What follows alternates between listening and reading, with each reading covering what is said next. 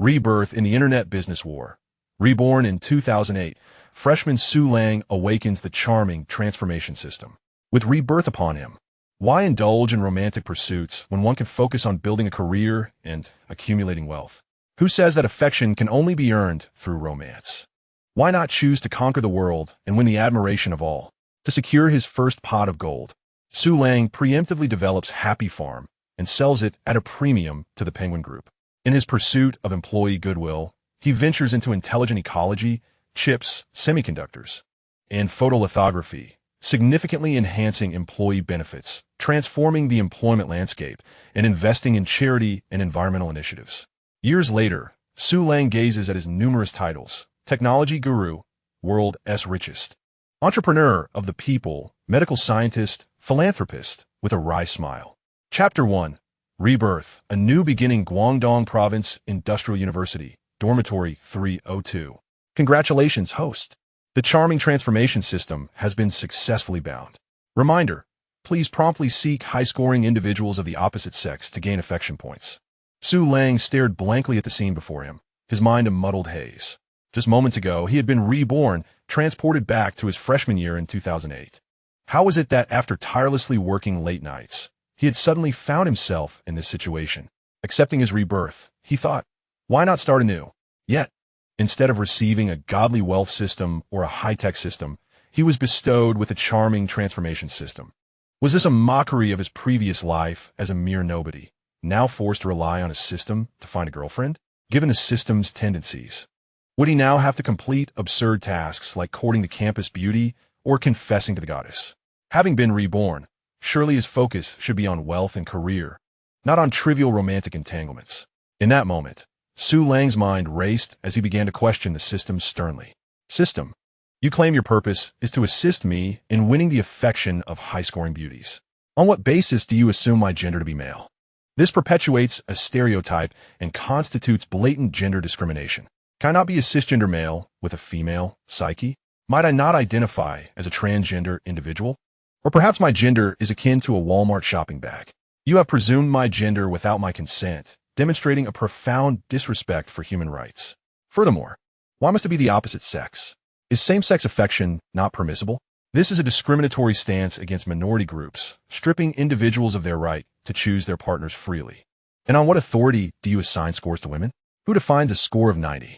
Who grants you the power to determine a woman's worth? If beauty equates to a high score, what of inner beauty and talent? Reducing living beings to cold, numerical values is a severe objectification of women.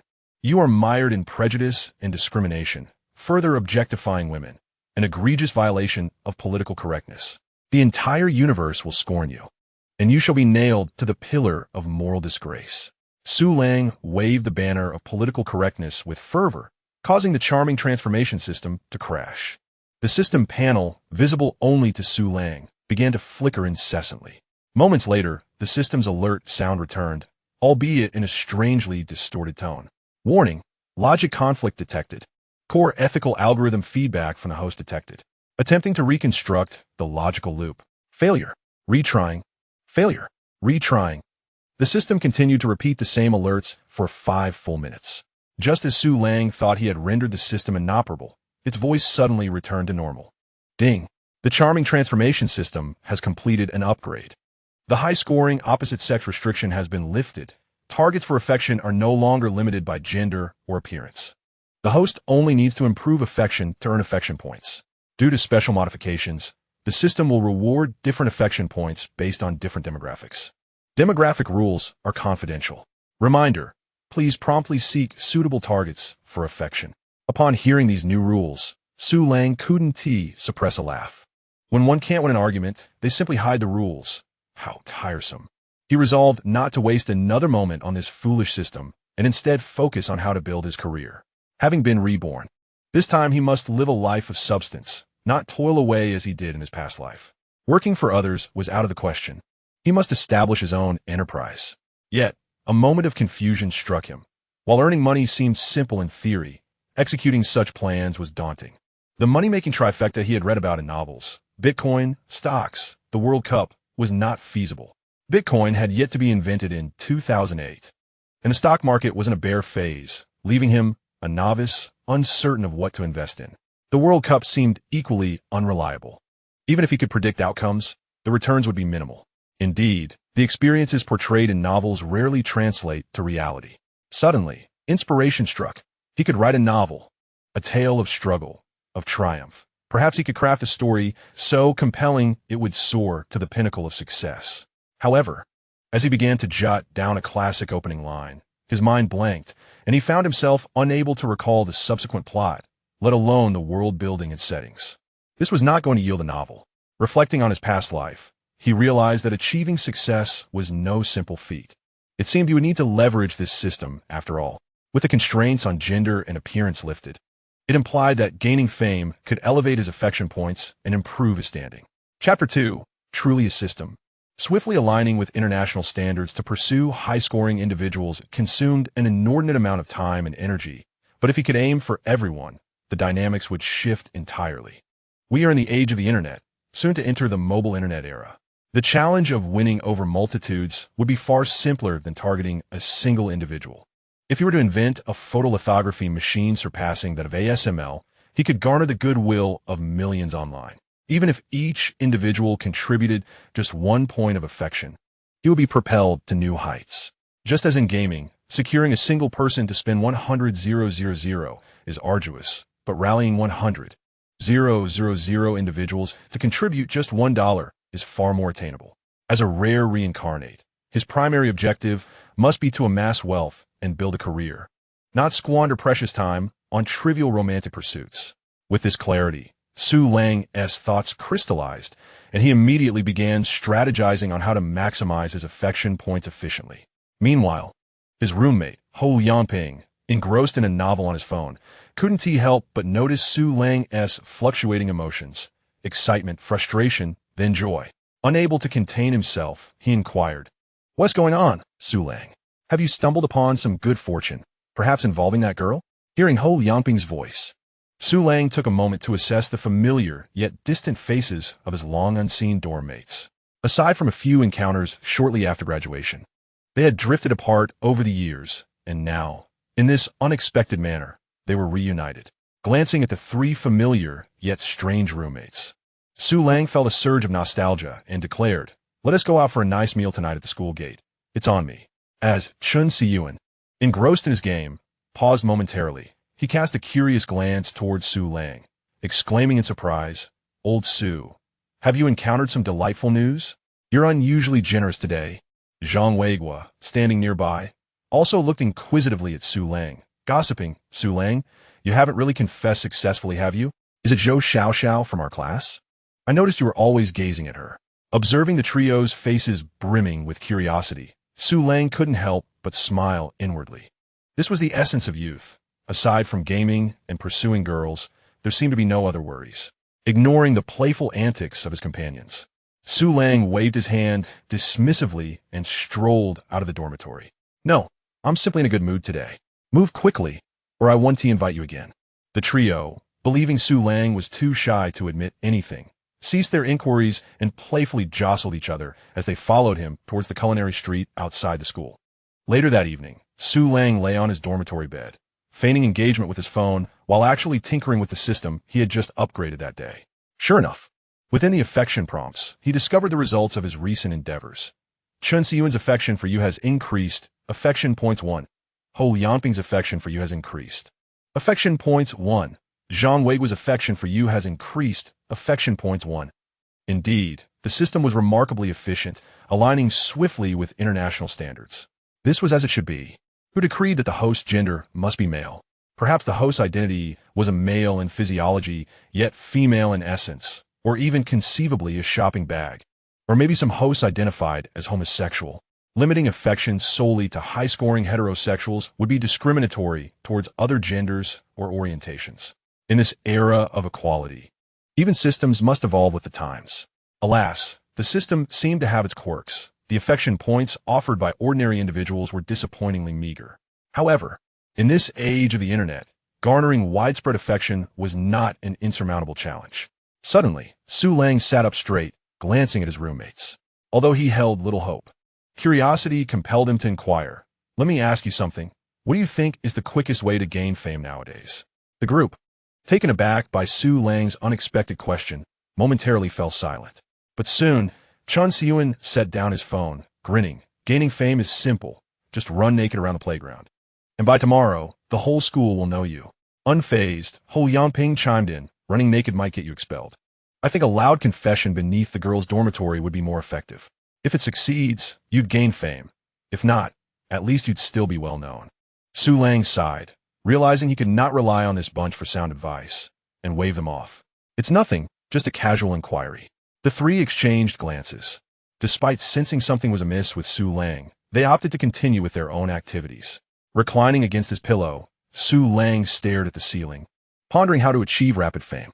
It was September 2008, a time when smartphones were not yet ubiquitous, and familiar social media platforms had yet to emerge. People primarily frequented various forums, message boards, blogs, and the nascent social networking sites. To break through the noise of the internet, conventional methods of writing articles seemed futile. It was uncertain how long it would take to gain recognition, and success was not guaranteed. The greatest advantage of being a reborn individual lay in the information gap. Rather than any other skill, crafting articles or engaging in social media would be outmatched by seasoned internet veterans. Su Lang approached his desk, where a somewhat bulky laptop sat, the one his parents had purchased under the guise of supporting his studies when he began college.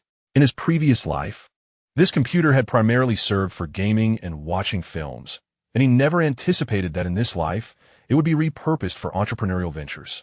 Pressing the power button, he listened to the familiar whir of the fan as the well-known XP system booted up. He adeptly connected to the campus network, opened the browser, and searched for recent hot news, hoping to uncover any overlooked information. Suddenly, a pop-up news alert appeared in the lower right corner of the screen. Wall Street Journal. Lehman Brothers sinks in a subprime mortgage crisis. With the American Treasury Secretary explicitly stating no bailouts, stock prices plummet to a 14-year low. Su Lang's hand froze over the mouse. The name Lehman Brothers was familiar even to those outside the financial sector. The 2008 global financial crisis began with the collapse of Lehman Brothers. He vividly recalled the deluge of news reports about Lehman's bankruptcy, if memory served. It took merely days from the onset of the crisis to their ultimate filing for bankruptcy protection. With Lehman Brothers' downfall, panic would swiftly spread to every corner of the globe, leading to historic stock market crashes worldwide. Su Lang's eyes sparkled with realization. Currently, the discourse surrounding Lehman's investment bank was fraught with turmoil, yet most experts and analysts continued to espouse the notion of too big to fail, believing the American government would intervene to rescue Lehman.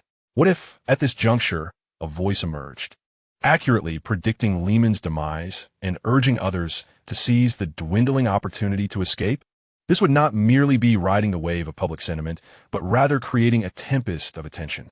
If the prediction proved true, it would yield immense traffic and gain him countless admirers. The admiration and credibility stemming from such an image would undoubtedly grant him a significant influx of affection points. This was the perfect opportunity to leverage the information gap. Without hesitation, Su Lang opened several of the country's largest forums and well-known financial communities. After a brief contemplation, he resolved to use the same account name. Everyone is drunk. I alone am awake 1990 to maximize his prestige. The addition of 1990 was necessary, as omitting it would result in a message stating the name was already in use, necessitating a numerical suffix. After swiftly completing the registration, Su Lang began drafting his post. To capture attention, the title must be sensational, and the content must be resolute. Taking a deep breath, he quickly typed a line of text in a Word document. This post serves as proof. Lehman Brothers will declare bankruptcy within 5 days. In the main body, Su Lang first listed some online analyses detailing the company's liabilities before arriving at the fatal conclusion. Do not trust any expert's bottom-fishing advice or the notion of too big to fail. Lehman Brothers' debts are an insatiable abyss, and no one can fill it. We are now in the countdown to bankruptcy. This is merely the beginning of the crisis. Once Lehman Brothers announces bankruptcy, it will trigger a global financial storm. Now is the last chance for everyone to escape. Su Lang quickly reviewed his work. The tone was sufficiently audacious, the conclusion shocking, and the title captivating, perfectly aligned with internet demands. After finalizing the content, he proceeded to copy and paste it across all popular websites. Xu Lang tirelessly registered, logged in, and posted, disseminating this alarming message across all forums and websites under the same username. The following morning, Xu Lang followed his trio of roommates, chattering incessantly as they made their way to class, his thoughts already soaring in the digital realm. In 2008, the internet still relied on 2G networks. 3G and 4G had yet to be introduced, let alone 5G. For someone like Xu Lang, who had experienced the mobile internet era, the current speed felt agonizingly slow. With a simple refresh of his posts on his phone as 2G network, the anticipated outcome materialized. The comment section of his sensational posts had erupted into chaos. Few people truly believed in their own prophecies. Only a handful of comments indicated that the original poster's ideas were somewhat intriguing or expressed a desire to remain neutral. The overwhelming majority, however, were unanimous in their scorn and ridicule. Some derided him as a mere attention-seeking jester, while others mocked his apparent ignorance of finance. And a few even vehemently countered his assertions with data. As he read the vitriolic comments on the screen, Xu Lang could not help but smile, relishing the fierce criticism. Let them hurl their insults. The more vehemently they attack, the greater the eventual astonishment will be when the tide turns in his favor. What he craved was precisely this sensation of enlightenment amidst the collective intoxication of the masses. When Lehman Brothers finally succumbed, all the derision would metamorphose into shock and, ultimately, an unadulterated admiration that would significantly bolster his reputation. Shortly after 4 individuals entered the lecture hall, the class bell rang, and an elderly professor took to the podium, launching into an extensive lecture on the principles of management. Xu Lang gazed at the blackboard and felt an overwhelming sense of confusion. Having been away from academia for over a decade, the knowledge seemed almost foreign to him. In that moment, he silently rejoiced that his rebirth had occurred during his university years, had he been thrust back to his senior year of high school. Confronting the complexities of advanced secondary education would have truly been disastrous. The thought of having to reacquaint himself with high school material would surely cost him countless brain cells, leaving little energy for his ambitions. Bored, Xu Lang twirled a pen in his fingers, his gaze inadvertently falling upon a figure in a white dress seated in the front row. It was Zhou Xiaoxiao, the very person they had discussed the previous day. Zhou Xiaoxiao was indeed striking, with fair skin and flowing hair that framed her face, making her one of the most beautiful students in their predominantly female business management program. Were the systems still the same, perhaps he would have been prompted to approach her, but having been reborn with a new perspective and a system at his disposal, he resolved that his ambitions must not be clouded by romantic entanglements. Women would only hinder his pursuit of success. Diverting his attention from Zhou Xiaoxiao, Xu Lang could not resist lamenting his current field of study. Guangdong Province Industrial University, by its very name, suggested a prestigious institution strong in the sciences. Yet he found himself enrolled in business management. At the time of choosing his major, the combination of business and management seemed impressive, evoking visions of immediate promotion to a managerial position upon graduation, marrying a wealthy partner, and achieving the pinnacle of success. The reality, however, was a stark contrast. It turned out to be a catch-all discipline with a vast and scattered curriculum, best described as a jack-of-all-trades, master of none. Since he found a lecture incomprehensible and of little practical use, Xu Lang chose to tune out and instead began mentally strategizing his next moves. The current buzz was insufficient. He needed to fan the flames further. Over the coming days, he must consistently generate content and deepen his persona. He quickly formulated a plan in his mind. Starting today, he would post a countdown on various forums each day, refraining from extensive analysis, merely presenting a cold, hard number accompanied by an audacious and confident tone to reinforce his character. Although he could not recall the exact date Lehman would declare bankruptcy, he vaguely remembered it would not be long before they sought bankruptcy protection. Once Lehman announced its bankruptcy, that would mark the moment he harvested the goodwill he had been cultivating. For the next 2 days, aside from eating and sleeping, Xu Lang dedicated all his time to the internet, updating his prophetic posts on platforms like Tinya, Mop, and numerous stock forums, while also gathering information to refine his future plans. On September 13th, the post read, "The countdown to Lehman's bankruptcy is no more than 4 days." On September 14th, he proclaimed, "The countdown to Lehman's bankruptcy is no more than 3 days. If you don't act now, you may miss your chance." Chapter 4. The fermentation of public opinion, with Su Lang's nearly frenzied postings and apocalyptic countdown, the online discourse erupted into chaos. His accounts, the enlightened one, became the target of widespread disdain across various platforms, as countless finance professionals and netizens launched relentless attacks against him. A well-known financial blogger published an article titled, "Where is the Limit of Attention-Seeking?" commenting on the viral Lehman bankruptcy theory, directly naming Su Lang as someone willing to sacrifice his reputation for clicks, suggesting his account be suspended. The comment section was rife with vitriol. Has the original poster just escaped from a mental institution? If Lehman falls, I'll live stream eating my keyboard. How could the government of the lighthouse nation allow Lehman to collapse? Does the original poster even understand economics? Why hasn't this slanderous post been deleted? As the insults piled up and the post gained traction, Su Lang found himself invigorated rather than enraged. It was not that he derived pleasure from the abuse. Rather, the volume of condemnation signified heightened attention. The more ferociously they criticized him now, the more painful their reckoning would be in a few days, and the more stable his persona would become. Only by weathering this storm could he reap the greatest rewards and amass substantial goodwill. On the morning of September 15th, 2008, Su Lang rose as usual, ignoring his still-sleeping roommates, and logged into his accounts, which had amassed thousands of disparaging comments. He paid no heed to the appalling insults in the comment sections and simply posted a pre-written update. The enlightened one, the countdown to Lehman's bankruptcy ends in less than 48 hours. Cherish the remaining time. After posting, Su Lang shut his computer and turned away. It mattered not whether the announcement came today or tomorrow, as it would not derail his plans. Meanwhile, on the other side of the globe, in Manhattan, the headquarters of Lehman Brothers remained ablaze with light despite the late hour. In a conference room on the 31st floor, CEO Richard sat slumped in an expensive leather chair, his bloodshot eyes fixed intently on the telephone on the table.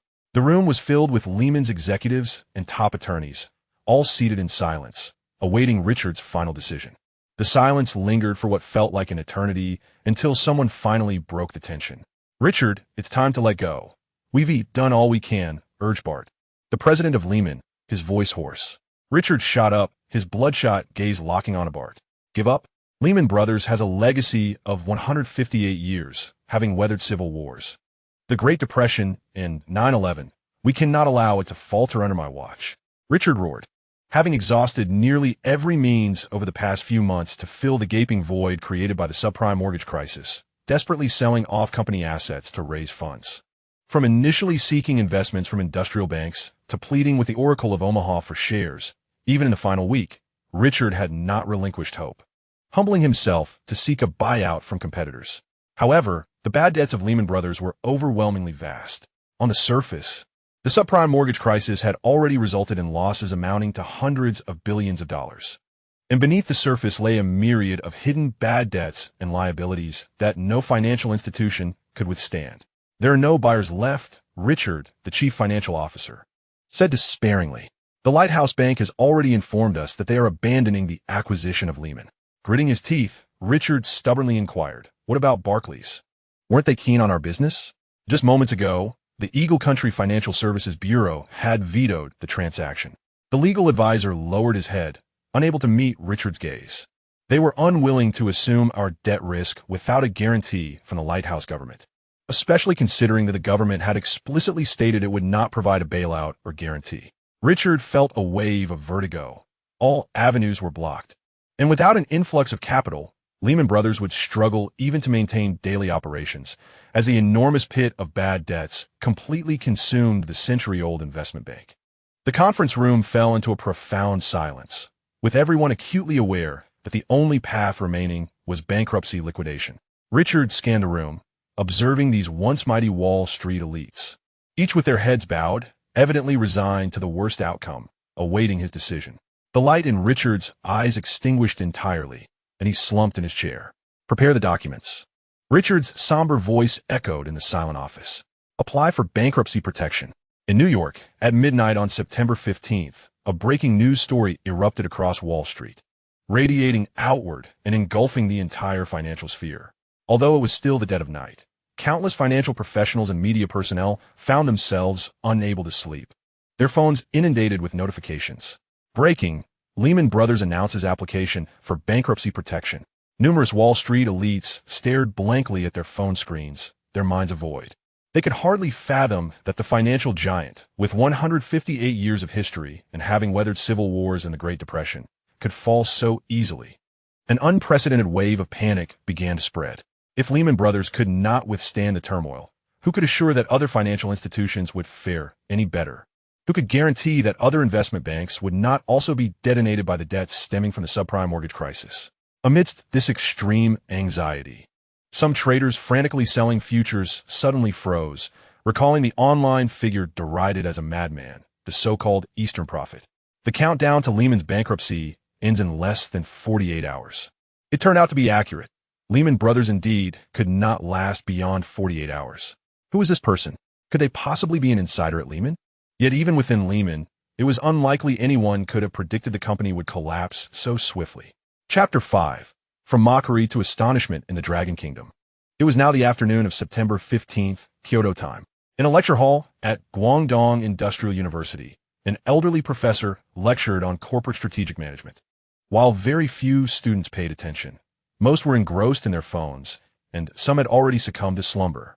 Su Lang sat in the back, continuously checking online news, convinced that if history had not changed, significant news would emerge in the coming days. Should no news surface by the end, it would signify that the time of his rebirth was not familiar, and everything in the future would alter. In that case, Su Lang would have to delete his posts and flee, pretending that none of it was his doing, overturning his previous plans and rethinking his future strategy. Just then, a notification from Penguin Communication popped up on his phone. Breaking, Lehman Brothers announces application for bankruptcy protection. Upon reading the news, Su Lang's pupils dilated, and he clenched his fists tightly. It had arrived. At long last, his plan was coming to fruition. As this incident continued to develop, and once the world became aware, he would garner immense attention and admiration. Su Lang immediately switched back to his browser, opening the accounts that had been inundated with scathing comments. Indeed, the previously rampant insults had begun to wane, replaced gradually by comments expressing astonishment. Perhaps the news had yet to fully circulate, and many remained unaware, resulting in only a modest influx of new comments, about 12 per second. However, as the news continued to spread and domestic media followed suit, the story of Lehman Brothers rapidly reached the Dragon Kingdom, with new replies flooding in at a pace of over 10 per second. Countless netizens flocked to this once-mocked domain. The OP is amazing, I bow to you. I was wrong. I should not have insulted the OP. I lack discernment.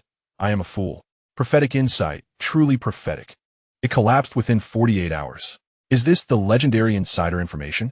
Who is the OP?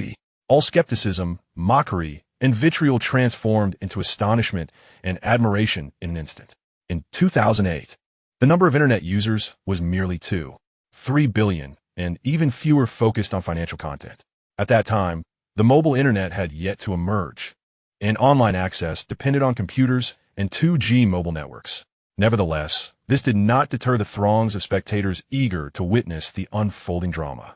Initially, a post with only a few hundred replies surged to prominence within mere minutes, surpassing 10,000 replies and rapidly approaching 20,000. There were many posts predicting Lehman Brothers' downfall. However, only Su Lang had accurately foreseen that the firm would collapse within days. Countless netizens refreshed their pages incessantly, eager to witness this prophetic post and leave their mark. Such fervent activity caused temporary disruptions in several forum servers, even causing Su Lang's phone to freeze. After rebooting his phone, Su Lang gradually calmed his excitement before accessing the upgraded system he had dubbed Charming Transformation. Now, all preliminary conditions had been met. He merely needed the final step. If this system functioned as he envisioned, everything would be a success. Su Lang trembled as he opened the system, immediately checking the favorability indicators. Qin Jingfeng's favorability towards you has increased by 1 point. Tian Yaisai's favorability towards you has increased by 1 point. Du Yifan's favorability towards you has increased by 1 point. It worked, although each netizen contributed merely 1 point of favorability. The sheer volume resulted in nearly 1,000 points from this initial wave alone. And as the news had yet to reach its full impact, at least until the evening, when the majority would learn of this development, and subsequent financial crises would emerge, only then would the collective admiration peak. Su Lang gazed at the rapidly rising numbers on the system panel, unable to suppress a broad smile. This wave was immensely profitable. Not only was he reaping favorability points, but he had also crafted the persona of a sage, enabling further operations surrounding this account, even if merely to advertise his future products. He could save millions in advertising costs. Online, as time progressed, news of Lehman Brothers' bankruptcy spread further. Those who had previously boasted the loudest in the threads were now publicly chastised by well-meaning netizens. "See a stock's beacon. Come take your beating. Didn't you say you'd eat your keyboard live if Lehman fell? There are no tears on Wall Street. Stop playing dead. What happened to your lengthy analysis?" Previously, stock forums and financial blogs were filled with discussions from experts and analysts confidently asserting that the venerable investment banks would undoubtedly endure. Yet, in a matter of moments, these voices fell silent, transitioning from grandiloquent proclamations to a frantic deletion of posts in a desperate attempt to dissociate themselves from the unfolding crisis. However, the internet possesses an indelible memory. Many individuals began to share screenshots of these so-called authorities who claimed that failure was impossible, resulting in a cacophony throughout the financial community. The once esteemed reputations of these experts swiftly crumbled, while unique I alone AM Awake 1990 rose to prominence amidst the ruins of their credibility. Moreover, the media, sensing the surge of traffic, swiftly followed suit with sensational reports from various portals, such as Xinlong Finance, Suva News, and Wangi Headlines. Headlines such as Mysterious Eastern Prophet predicted Lehman's bankruptcy 5 days in advance, and Wall Street shocked. Chinese netizens warned 5 days prior began to dominate the headlines, giving rise to wild conspiracy theories. I find myself questioning whether this ID belongs to a core member of Wall Street's upper echelon. For how else could they possess such foresight? Could this be the fabled prophet with a knack for accurately predicting timing? The entire digital landscape shifted dramatically. As I alone AM Awake 1990, once the target of ridicule, transformed into an oracle, garnering astonished reactions from international audiences. Chapter 6. The oracle returns online at this juncture. Su Lang's mind was far from the classroom, as he stealthily slipped away from his dormitory, sensing the watchful eyes of his 3 roommates. Though he had become a sensation online, such fleeting fame could vanish as swiftly as it had arrived. He needed to capitalize on this momentum to convert the burgeoning traffic into devoted followers, maximizing his appeal. Taking a deep breath to quell his excitement, he endured several frustrating disconnections before finally accessing the bustling websites overflowing with replies and private messages, disregarding the glaring red notification of 999. He promptly began composing his next post. The collapse of Lehman Brothers is merely the beginning. Systemic financial risks are imminent. The stance of the Lighthouse Nation's government will undergo a complete transformation, encompassing but not limited to the rescue of other financial institutions and direct market intervention. Do not heed their words. Observe their actions. There is no need for lengthy analyses or convoluted data. Maintaining an aura of enigmatic sophistication was sufficient. At this moment, I alone AM Awake 1990 had transcended the ordinary realm of social media, capturing the attention of countless individuals. The instant the new message was disseminated, the already vibrant online atmosphere erupted once more. Having accurately foretold the demise of Lehman Brothers, Su Lang's ID had gained significant renown. Yet his latest prediction sparked skepticism among the masses. While most users were inclined to believe the initial assertion of an impending financial storm, after all, if a titan like Lehman could fall, lesser institutions would likely fare no better. The latter prediction regarding the government's intervention was met with considerable doubt. The overwhelming majority remained unconvinced, especially given that just the previous day, the Treasury Secretary of the Lighthouse Nation had emphatically stated that taxpayer funds would not be used to bail out Wall Street's avarice, which had led to Lehman Brothers' final demise. This was the Lighthouse Nation, the epitome of a free market.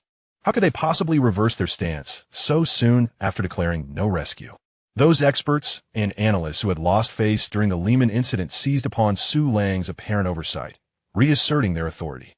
They did not dispute the existence of the financial crisis, but boldly refuted Su Lang's prediction of governmental intervention. Renowned financial commentator Gu Hai Luopan swiftly penned a rebuttal, dismissing the notion that a single accurate prediction regarding Lehman's bankruptcy granted Su Lang insight into the decisions of the Lighthouse Nation. The strength of the lighthouse nation lay in its adherence to free market principles. The collapse of Lehman Brothers exemplified this very principle. Government intervention was utterly inconceivable. Should it occur, he would eat his hat live on air. Another economics professor with overseas experience joined the fray, deriding Su Lang's audacity. Some individuals mistakenly believe that a single stroke of luck equates to a profound understanding of economics.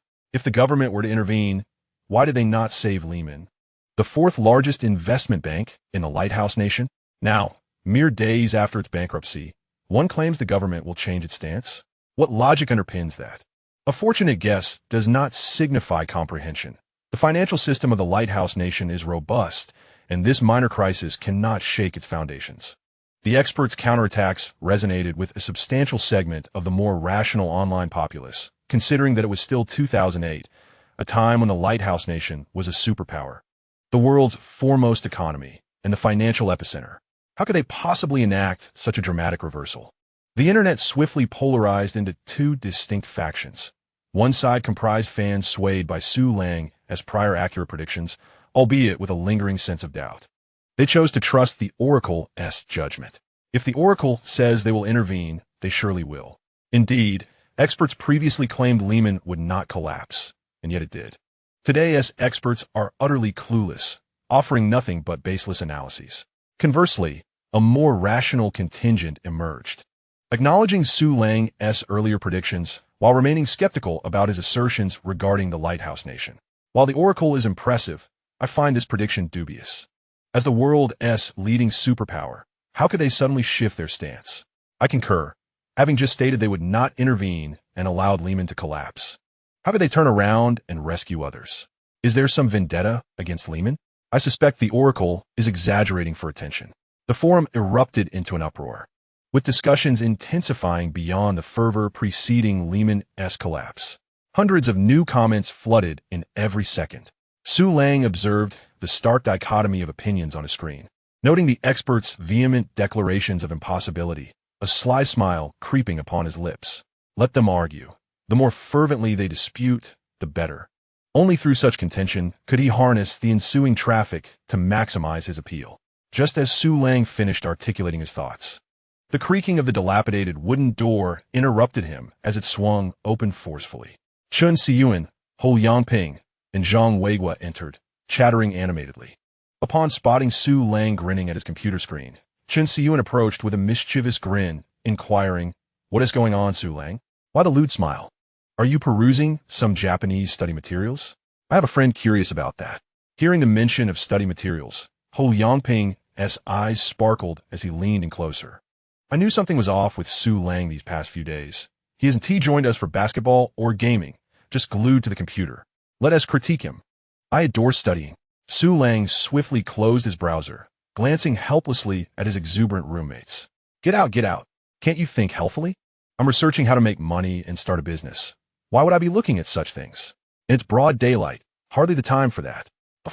The trio chorused in disbelief. Researching international affairs, yet you haven't even grasped the dynamics with the girls in our class. Clearly, they were unconvinced and continued their inquiries. Come on, spill it. Are you chatting with someone from another department? We're your strategists. We can help you out. Yes, we're professionals. With us around, you're bound to succeed. In the small dormitory, chaos erupted in an instant. While the others might have been indifferent, the mention of girls sent a jolt of energy through these exuberant 18-year-old university students. Su Lang, feeling helpless, had no choice but to plead for mercy once more, exerting considerable effort to convince everyone that he was not engaged in a chat with a girl. Chapter 7. This system truly has some substance. Upon realizing that he was indeed not lying, the three friends lost their playful demeanor. Shen Siyuan lit a cigarette, took a deep drag, and remarked to the group, "Ah, how dull. Shall we head to the internet cafe for some CS?" The mention of the internet cafe sparked interest in everyone. In 2008, a time before smartphones became ubiquitous, visiting an internet cafe for gaming was a delightful activity, a romance unique to that era. The trio's gaze eventually settled on Su Lang. "Su Lang, are you in?" Su Lang, meeting their eager eyes, suddenly recalled that since his rebirth, he had been preoccupied with various matters and had not taken the time to indulge in the leisurely university life. Let us go. Today, whoever loses treats everyone a cola. I'll show you the prowess of the king of guns. Wow, Su Lang, quite the bold claims. Today, I'll make you weep in defeat and show you who the true king of guns in room 302 is. Ignoring the online rumors, Su Lang joined his friends as they headed swiftly towards the back gate of the school and the internet cafe. Late at night, in room 302, aside from sporadic conversations, the only light came from the glow of mobile screens. Su Lang lay on his bed, summoning the translucent system interface visible only to him. Upon opening it, a line of bold, red text flashed violently, nearly blinding him. Reminder, please locate a target for strategy as soon as possible. Only by establishing a profound emotional bond with the target can you obtain high-quality affection sources.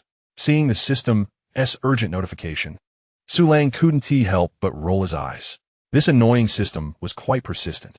Ignoring the red prompt, he skillfully navigated to the affection statistics. After a day of build-up, the displayed affection points were astonishingly abundant. He could not even scroll to the bottom, although each individual only contributed a mere point. The sheer number was staggering. Even if only 1 in 1,000 of the viewers admired him, it would still equate to an astronomical figure. Current available affection points, 28. 512. Gazing at the nearly 30,000 affection points, Su Lang quickly calculated in his mind. If he were to pursue targets according to the system's original design, from acquaintance to ambiguity, and finally to a solid relationship, the process would not only be lengthy, but fraught with uncertainties. Even if he managed to max out the affection points of target, he would only gain a maximum of 10,000 points in return. To achieve this paltry score, he would need to invest significant time, energy, and money, while also navigating through complex emotional entanglements, which could hinder his money-making and career endeavors. Conversely, if he chose an alternative path, casually boosting his online affection while focusing on his career, he would accumulate far more points. Each online viewer might contribute only a trivial amount of affection, but with hundreds of thousands of viewers, the total would undoubtedly surpass that of a single individual. A slight smile crept onto Su Lang's face. Indeed, this was the correct approach to the system. Once more disregarding the system's protests, he directly accessed the attributes panel, which clearly listed 3 core dimensions of enhancement options. 1. Spirit. Enhance brain processing speed, strengthen logical thinking, improve concentration, and achieve effects such as photographic memory and instantaneous learning. 2. Physique. Augment physical health, build immunity against diseases, and reach extreme levels of strength, making even Captain America a mere opponent. 3. Charm. Influence others' first impressions of the host. Enhance charisma, appearance, and approachability, achieving a level where the host is adored by all. As Su Lang contemplated the significance of these 3 options, he initially dismissed charm. He did not need to follow the system's plan.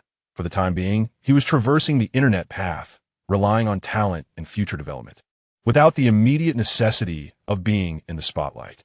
Besides, at 18, he was a bona fide young man, and with a bit of grooming, he could be considered quite dashing for the time being. Next, he considered physique. Youth itself was an asset. At 18, his body was at its peak, and he had yet to attain fame that would make him a target for harm. Thus, strengthening this attribute was not urgent. The only viable option remained, enhancing his spirit. There were many significant tasks ahead, and while he possessed the advantages of rebirth, it merely provided him with a grasp of the overarching direction for the future.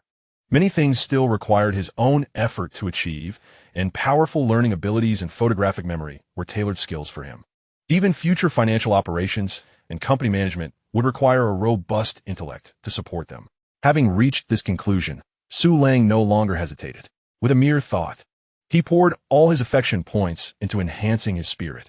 In the next moment, a refreshing sensation surged from the back of his head, swiftly spreading throughout his cerebral cortex. It felt as though he had stepped into an air-conditioned room after enduring sweltering heat, or as if he had finally released a breath held for far too long. In that instant, Su Lang felt as though his brain had been upgraded to a more advanced CPU, significantly enhancing both his cognitive abilities and reaction speed. Knowledge that had been on the verge of being forgotten suddenly resurfaced. An event from after 2008, which had previously eluded him, now vividly materialized in his mind.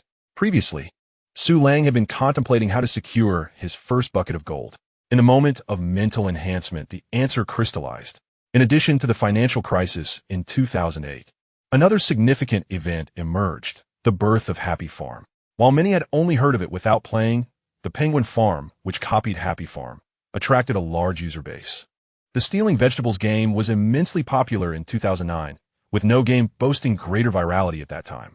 Happy Farm launched in November 2008, and there was still a little over a month until its release. If he could seize this pivotal moment to develop Happy Farm, he could sell it for a substantial sum once it peaked. This would not only yield a vast amount of affection points, but also provide him with a significant initial capital, achieving two objectives in one stroke. With this thought in mind, Su Lang made his decision. He would pursue the development of Happy Farm. Such a simple yet explosive game was perfectly suited for someone without resources like him. The only challenge lay in how to develop it. Su Lang's gaze returned to the system, focusing on the three-dimensional status bar. Originally, the spirit, physique, and charm attributes are all at 6, 6, 6. After investing nearly 30,000 affection points, they now stood at 9, 6, 6. It might appear to be only a 3-point increase, but it had bridged the gap between the ordinary and the extraordinary. If calculated in terms of IQ, his previous level was around 110, but now, after the enhancements, it undoubtedly exceeded 140, reaching the level of genius. Chapter 8. A terrifying learning speed the following morning. The shrill sound of an alarm clock pierced the air in room 302. Chun Si-Yuan, groggy, reached out to silence it, suddenly realizing something and bolting upright to check the time. Oh no, it's 7:45. I'm going to be late for the 8 a.m. class. His shout startled Ho Yangping and Zhang Weiguo awake. The trio had played games at the internet cafe until late and had been on their phones until the early hours, leaving their heads buzzing. As Ho Yangping hurriedly fumbled into his pants, he glanced at the empty bed across from him. Where's Su Lang? Why didn't he wake us? It is likely that they went to secure seats. Hurry, hurry, or we shall be late. The three rushed through their morning routines like warriors, sprinting towards the teaching building and astonishingly arrived at the classroom within 15 minutes. As they scanned the room, their expressions froze in surprise. The classroom was filled to capacity, yet there was no sign of Su Lang. How peculiar! Where could Su Lang have gone? With class in session, he was nowhere to be found. Chun Si-Yuan and his companions, bewildered, found a place to sit and sent Su Lang a message on OO. Su Lang has already begun skipping classes at the start of the semester. What a character. It is strange indeed to skip class at this hour. Where could he be? He was so mischievous yesterday. Could it be that he truly found a girlfriend? Meanwhile, at the library of Guangdong Province University of Technology, the atmosphere was a stark contrast to the clamor of the teaching building, serene and quiet. At a large study table, a young man engrossed himself in several obscure and challenging textbooks. Deep understanding of computer systems, learning programming languages from scratch, object-oriented programming principles, and high-performance databases. To the average computer science student, these tomes might seem tedious, yet Su Lang was skimming through them at an astonishing pace. Whenever he encountered critical information or concepts that eluded him, his fingers would tap furiously on his notebook, as if validating or recording something significant. The sound of pages turning echoed through the still library, accompanied by the rhythmic clatter of typing. Su Lang flipped through pages at a speed that most could only dream of. In mere seconds, he would turn a page, a feat that would leave others grappling just to read the text. However, this peculiar method of study was a source of joy for Su Lang. With nearly 30,000 points of favor invested and a mental acuity of 9, his mind functioned like a finely tuned computer. In the instant he scanned the pages, the dense lines of code, logic diagrams, and algorithmic formulas seemed to spring to life, seamlessly combining and recording in his mind. There was no need for repeated contemplation. What appeared intricate and convoluted to others was for Su Lang as simple as elementary arithmetic. Understanding, deconstructing, reorganizing, and applying knowledge occurred in a heartbeat, granting him swift mastery over various programming concepts. The symphony of page turns and keystrokes created a mesmerizing tableau, causing many diligent students nearby to glance over in curiosity. Opposite Su Lang sat a girl with thick glasses, her brow furrowed in disdain as she observed him. Since he had taken his seat, the noise had not ceased. This individual was truly restless. This was hardly a place for serious study. She mentally criticized Su Lang, pondering how anyone could read in such a manner. Finishing an entire book in under an hour seemed implausible. Surely, he was merely pretending to be diligent to placate himself. She shook her head, initially intending to remind Su Lang to be quiet out of consideration for others, but curiosity got the better of her.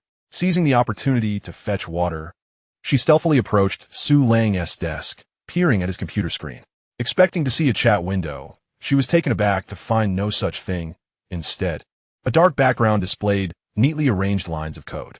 To her astonishment, Su Lang was indeed reading while simultaneously typing code, clearly not engaging in self-deception.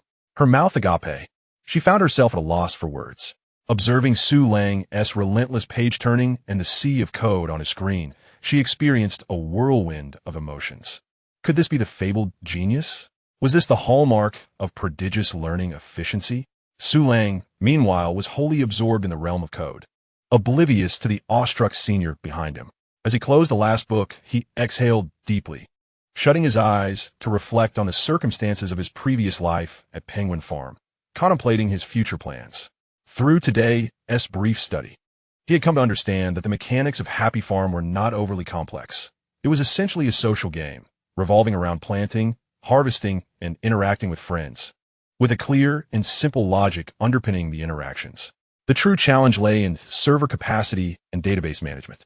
Creating a standalone version would pose little difficulty, but replicating the viral success of his previous incarnation, capable of accommodating millions of users simultaneously, was no simple task. Su Lang shook his head, glancing at the time, now evening, and decided to set aside those thoughts. He would first prepare the groundwork. After all, if his past experience with Happy Farm could be leveraged, coupled with the system enhancements he possessed, there was no reason he could not succeed. As dusk settled, Su Lang entered dormitory 302, burdened by a hefty stack of books. The moment he stepped inside, his three roommates turned in unison to face him, with Chen Siyuan sporting a mischievous grin, blocking Su Lang's path. "Come clean, Su Lang. You skipped compulsory classes today. Did you go out on a date?" Zhou Yangping chimed in, scrutinizing Su Lang's face. "Look at you, all flushed. Something's up. Has it gone well? Share your joy with your brothers." Su Lang sidestepped Chen Siyuan and approached his desk. "What a load of nonsense. I was at the library studying." The three simultaneously emitted a chorus of disbelief. "Come on, Su, we're all friends here. This isn't amusing. You're skipping class to pretend to study at the library? That excuse is too flimsy." Su Lang sighed in exasperation and placed the books he had borrowed on the desk. "This is my triumph for today. I want to learn programming." Chapter 9, Happy Farm. Initiated Chen Siyuan, Zhou Yangping, and Zhang Wei will lean closer to inspect the titles. Programming principles, data structures, and algorithm analysis, high-performance website architecture, database management. Just reading the titles alone was enough to give anyone a headache. The dorm fell silent for a few seconds as the three stared at the pile of books. Then back at Su Lang, as if he were an extraterrestrial. "Holy moly, Su, you're serious? Su Lang, what has gotten into you?" Seeing their bewildered and skeptical expressions, Su Lang pulled out a chair and explained, "I'm not joking. I'm genuinely preparing to start a business." "Start a business?" The trio was momentarily dumbfounded, their faces reflecting disbelief. Su Lang nodded and gestured towards his computer. "Yes, I've come to realize that even after graduation, given our current qualifications and majors, we won't find any good jobs. It's better to prepare for our own ventures now." Their confusion deepened as they glanced between Su Lang and the stack of programming textbooks. This was all too sudden. They had just begun their freshman year and were still acclimating to university life. And now he was discussing entrepreneurship? Zhou Yangping was the first to chuckle, waving his hand dismissively. "Come on, Su, how old are we? Should we be enjoying college life, dating, and playing games? Starting a business is something for after graduation. We have nothing right now." Zhang Wei would join in. "Yeah, Su Lang, starting a business requires a lot of money, right? We're relying on our families for our living expenses. How can we even think about starting a business?" Though Chen Siyuan remained silent, his expression conveyed his skepticism. What could a group of freshman students possibly accomplish? They knew nothing, had no money, and how could they embark on an entrepreneurial journey under such circumstances? Confronted with the skepticism of three individuals, Su Lang remained undeterred, turning away to engage with his computer, immersing himself in the realm of learning. The three exchanged glances, and Chen Siyuan swiftly ushered Hou Yangping and Zhang Wei onto the balcony, shutting the door behind them. "Do you not find that old Su has been rather off lately?" Chen Siyuan whispered, casting furtive glances back at Su Lang inside the dormitory. I concur. Something is indeed amiss. Both Hou Yangping and Zhang Weiguan nodded in agreement with Chun Siyuan's assertion. Pondering with his chin in hand, Chun Siyuan mused. Do you think he might have been rejected in a confession and is now seeking solace in his studies? That seems plausible, Zhang Weiguan exclaimed with sudden realization. It's a common trope in dramas. Those heartbroken often engage in extreme actions, fervently pursuing their careers only to later reclaim their dignity. The trio exchanged glances, peering through the glass door at Su Lang's silhouette, their eyes filled with sympathy for a freshman who faced rejection. How unfortunate, indeed. In the ensuing 3 days, Su Lang vanished entirely from his classes, adopting a life confined to a triangle of the library, cafeteria, and dormitory. Chun Siyuan and his companions watched as Su Lang disappeared early each morning and returned late at night, neglecting even his major courses. They could only shake their heads in resignation, increasingly convinced that Su Lang had suffered a significant emotional blow. Meanwhile, in the corner of the library, Su Lang was fervently typing away at lines of code. Bolstered by an extraordinary mental acuity, he absorbed the majority of programming knowledge within just 3 days, feeling no pressure in developing the Happy Farm game. Drawing from his past experiences, Su Lang found no need for intricate game planning. He merely replicated the logic, values, and interactive designs he had once encountered, even optimizing them further. As he perused materials and repeatedly debugged, various functional modules were swiftly encapsulated. Within a mere 3 days, the game that would captivate the nation had begun to take shape. On the other side of the globe, Wall Street in the United States was plunging into true financial chaos. From the moment Lehman Brothers declared bankruptcy, panic spread uncontrollably, with the stock market crashing as it recorded the largest single-day drop since 9/11, shattering the meager confidence of investors. In the trading hall, countless individuals wept, watching their fortunes evaporate in an instant. Amidst this despair, many suddenly recalled the mysterious prophecy from the East.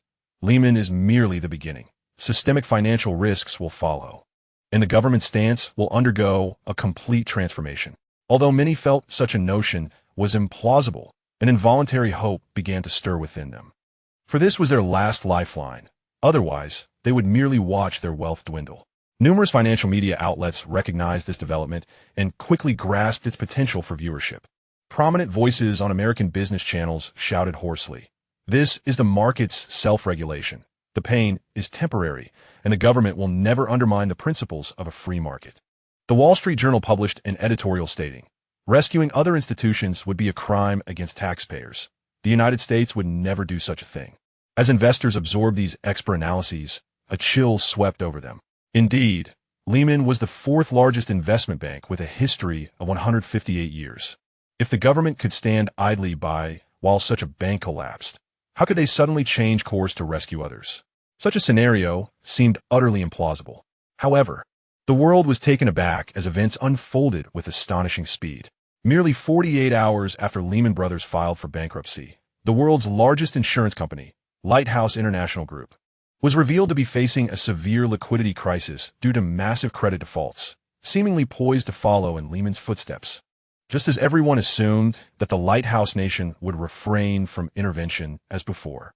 An urgent breaking news bulletin stunned the world. The Lighthouse government has announced an emergency loan of $85 billion to take over Lighthouse International Group, acquiring a 79.9% stake. In that moment, the government's unprecedented decision to intervene caught everyone off guard.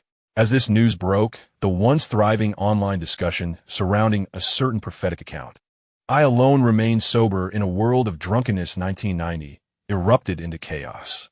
All skepticism and disbelief from netizens, as well as the doubts of experts and financial analysts, became stepping stones for this enigmatic account. Chapter 10.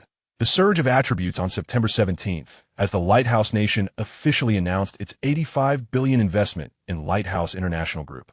The already tumultuous internet erupted into a frenzy. If the initial accurate prediction of Lehman's bankruptcy could be attributed to sheer luck, then the second prediction, made against the backdrop of the government's insistence on non-intervention, was no longer explicable by chance. To have accurately foretold two seemingly impossible events in succession at such critical junctures was a rarity that defied probability, far less likely than winning the lottery multiple times. The servers of major forums buckled under the strain as countless users sought the mysterious figure behind the account. I alone remain sober in a world of drunkenness 1990. This cannot be an ordinary person. I suspect they must be someone involved in core decision-making. Even Lighthouse insiders could not be this accurate. It's outrageous. If I had heeded their advice, I wouldn't have suffered such losses. At that moment, I alone remain sober in a world of drunkenness 1990 achieved near-mythical status. With fervent fans even establishing support groups, fervently promoting Su Lang across various platforms, elevating him to the status of a deity. While the world was engulfed in uproar, Su Lang sat calmly in his dorm chair, gazing at the system panel visible only to him. Although he had anticipated the outcome, witnessing the continuous influx of favor points still left him somewhat astonished. Current favorability, 60,521 points.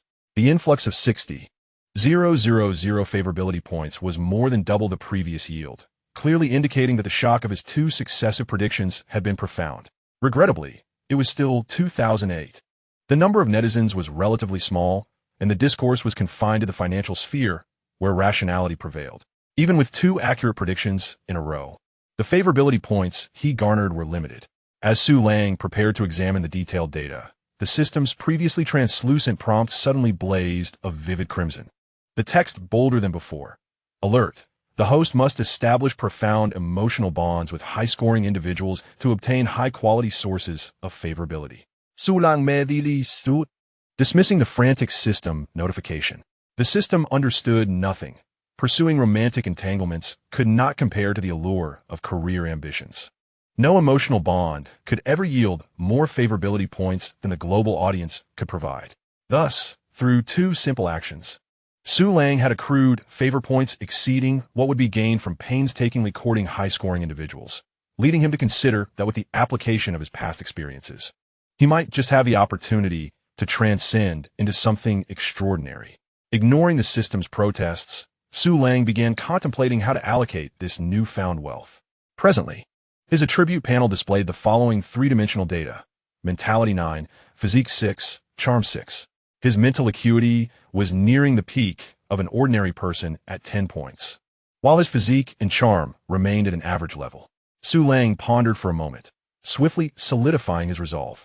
The forthcoming plan, in addition to the high-intensity work of early entrepreneurship, necessitated extensive business outreach. Mere intellect, devoid of physical presence, proved insufficient. Personal charisma held significant weight for an entrepreneur, especially for an ordinary university student striving to persuade others. A flicker of inspiration ignited within Su Lang as he directed 30,000 points to further enhance his mental acuity, while allocating the remaining points to bolster his physicality and charm. In an instant, an unprecedented wave of refreshment surged through him, cascading throughout his body. Su Lang felt a warm current nurturing him, his previously clear thoughts crystallizing further, and the fatigue accumulated from days of study and programming dissipated entirely, leaving him brimming with vitality. Spirit, 10, physique, 8, charm, 8. Su Lang scrutinized the data displayed on the panel, his brow furrowing slightly. He had invested 40,000 points into his mental attribute, yielding a mere increase of 1 point. Indeed, as anticipated, the elevation of these three dimensions became progressively challenging, and it was likely that each subsequent increment would require astronomical figures. His earlier optimism now seemed rather naive. Nonetheless, even such a modest enhancement at this stage could instigate substantial changes. With a spirit level of 10, he had already reached the upper echelons of normal human capability. According to the system's estimations, he had ascended to the status of a national-level genius. Although he could not yet compare to the likes of Newton or Einstein, those unparalleled luminaries who shaped epochs, he was confident that, given sufficient time, he would inevitably catch up. In light of this, it seemed he had chosen the correct path, had he continued to forge connections with high-scoring individuals. Breaking through the limitations of ordinary existence would have proven exceedingly arduous. Su Lang rose and approached the full-length mirror by the dormitory door. The reflection before him had not undergone drastic changes. He still bore the familiar visage. Yet, the aura he exuded had transformed entirely. His skin now appeared fair and radiant. and the once slight physique now subtly revealed flowing muscle contours. Even his height had noticeably increased. The system was indeed formidable. Such a simple enhancement had led to such remarkable transformations. One could only imagine the changes that awaited him once all attributes reached the threshold of human limits. The more he contemplated, the more exhilarated Su Lang became, feeling invigorated to the point of foregoing rest, as he once again immersed himself in the development of Happy Farm. When evening self-study concluded, Chun Siyuan and the others entered the dormitory. In that moment, the air seemed to solidify, and the trio stood stunned before Su Lang. Despite having been apart for merely a day, the transformation was striking. Although his facial features and height remained relatively unchanged, his charisma had undergone a revolutionary metamorphosis. The once unremarkable roommate, capable of seamlessly blending into a crowd, now stood out prominently, exuding an air of distinction. Wow, Su Lang, have you secretly undergone cosmetic surgery? How have you changed so drastically? Ho Yangping gazed at Su Lang with an expression of disbelief, while Zhang Weiguo circled him in astonishment. Something was amiss, profoundly so. How could a mere half-day absence yield such a dramatic transformation? Quickly, spill the beans. What's your secret? Chun Siyuan exclaimed, pinching Su Lang's arm in sheer incredulity. Su Lang, where did those muscles come from? The last time I saw you, you had none of this. Faced with the barrage of inquiries from his three roommates, Su Lang felt a twinge of surprise. It appeared he had overindulged in his enhancements. While his mental acuity might not be immediately evident, the improvements in physique and charm were glaringly obvious. Su Lang nonchalantly brushed Chun Siyuan's hand away, adopting an air of nonchalance as he began to weave an elaborate tale. What is so astonishing about it? Didn't the ancients say that knowledge brings beauty and wealth? When you immerse yourself in the ocean of knowledge, that confidence and composure naturally transform your aura. The trio regarded Su Lang's earnest yet fanciful discourse, their initial skepticism wavering as they observed the well-worn academic texts scattered about and the earnest glimmer in his eyes. In that moment, they struggled to formulate a rebuttal. After all, it had only been a day. Even cosmetic surgery could not yield such swift results. Wow, so studying can actually make you more handsome? I need to hit the books too, Chun Siyuan grumbled, picking up a copy of Mastering Programming. But after glancing at it, he felt a wave of despair wash over him. What with all this English? Forget it. I'll stick with being ugly. Seeing that his friends had finally ceased their inquiries, Su Lang exhaled a quiet sigh of relief. It seemed that moving forward, such drastic enhancements would need to be approached gradually. Significant changes could indeed attract unwelcome attention. Chapter 11. The Art of Conversation in the ensuing days. Su Lang maintained his routine of developing his Happy Farm project. Armed with the mental fortitude of a normal human's limit, 10 points, his programming skills had reached an astonishing level. Furthermore, given that Happy Farm was a relatively simplistic game, he swiftly completed it. Beholding this smoothly running draft version on his screen, Su Lang felt an overwhelming urge to shout in celebration, yet he restrained himself, mindful of the library's decorum. With the code finalized, the next steps involve artistic design and server considerations. Artistic resources were easily attainable. A few students from art colleges could produce such Q-version images, and there were ample online materials available for modification. The genuine challenge lay in securing a server.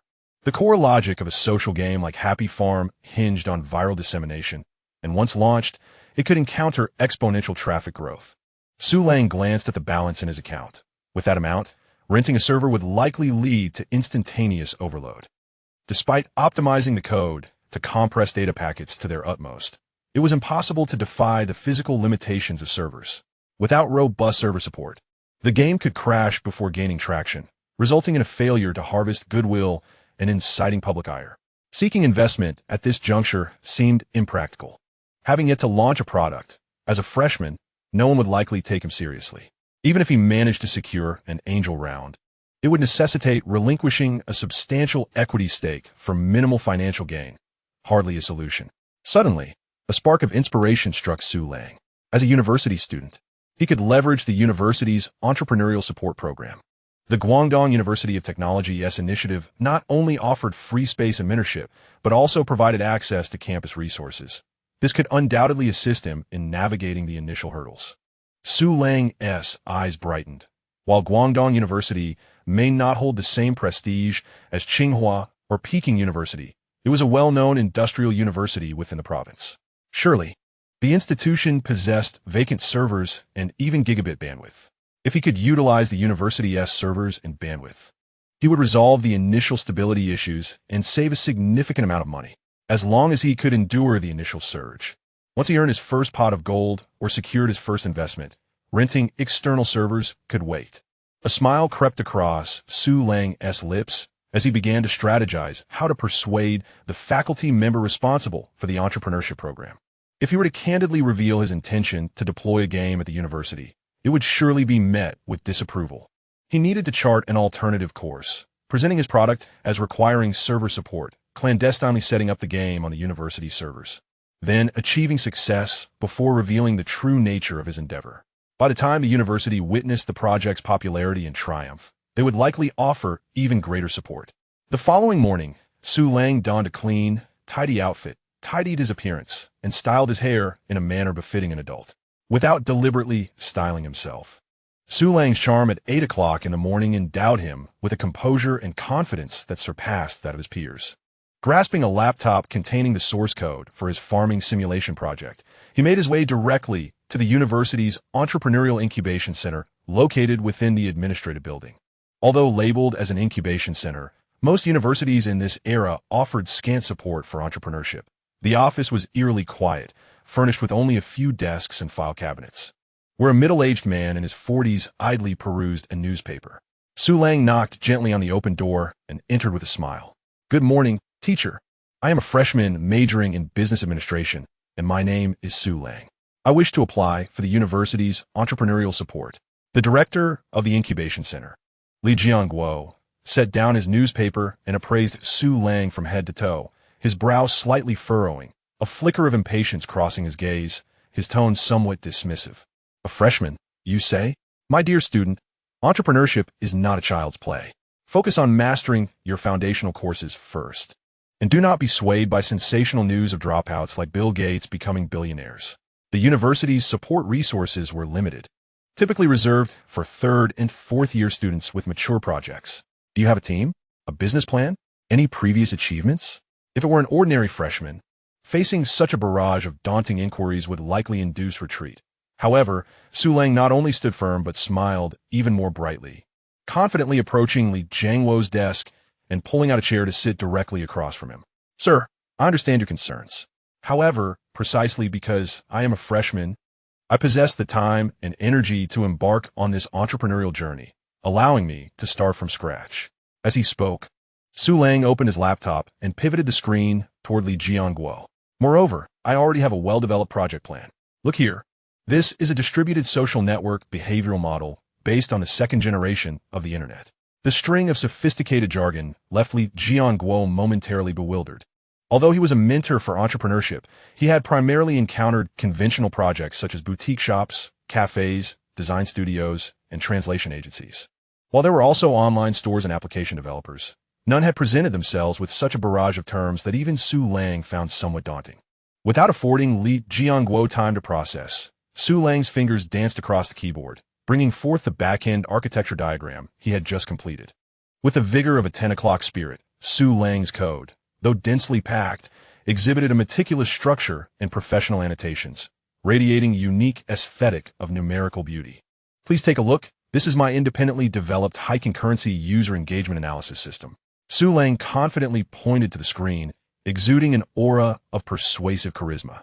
The project's objective was to enhance peer stability and high-stakes decision-making capabilities through immediate feedback and social viral mechanisms, leveraging a distributed architecture and online collaboration while simultaneously accumulating early users.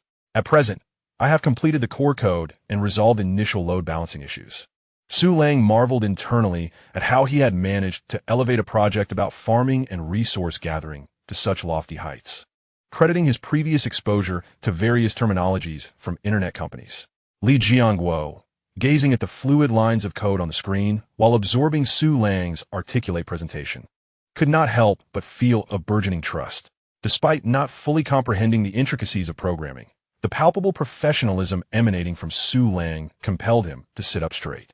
Once Su Lang concluded his presentation, Li Jianguo, astonished, began to inquire further. Did you write all of this by yourself? Indeed, Su Lang replied.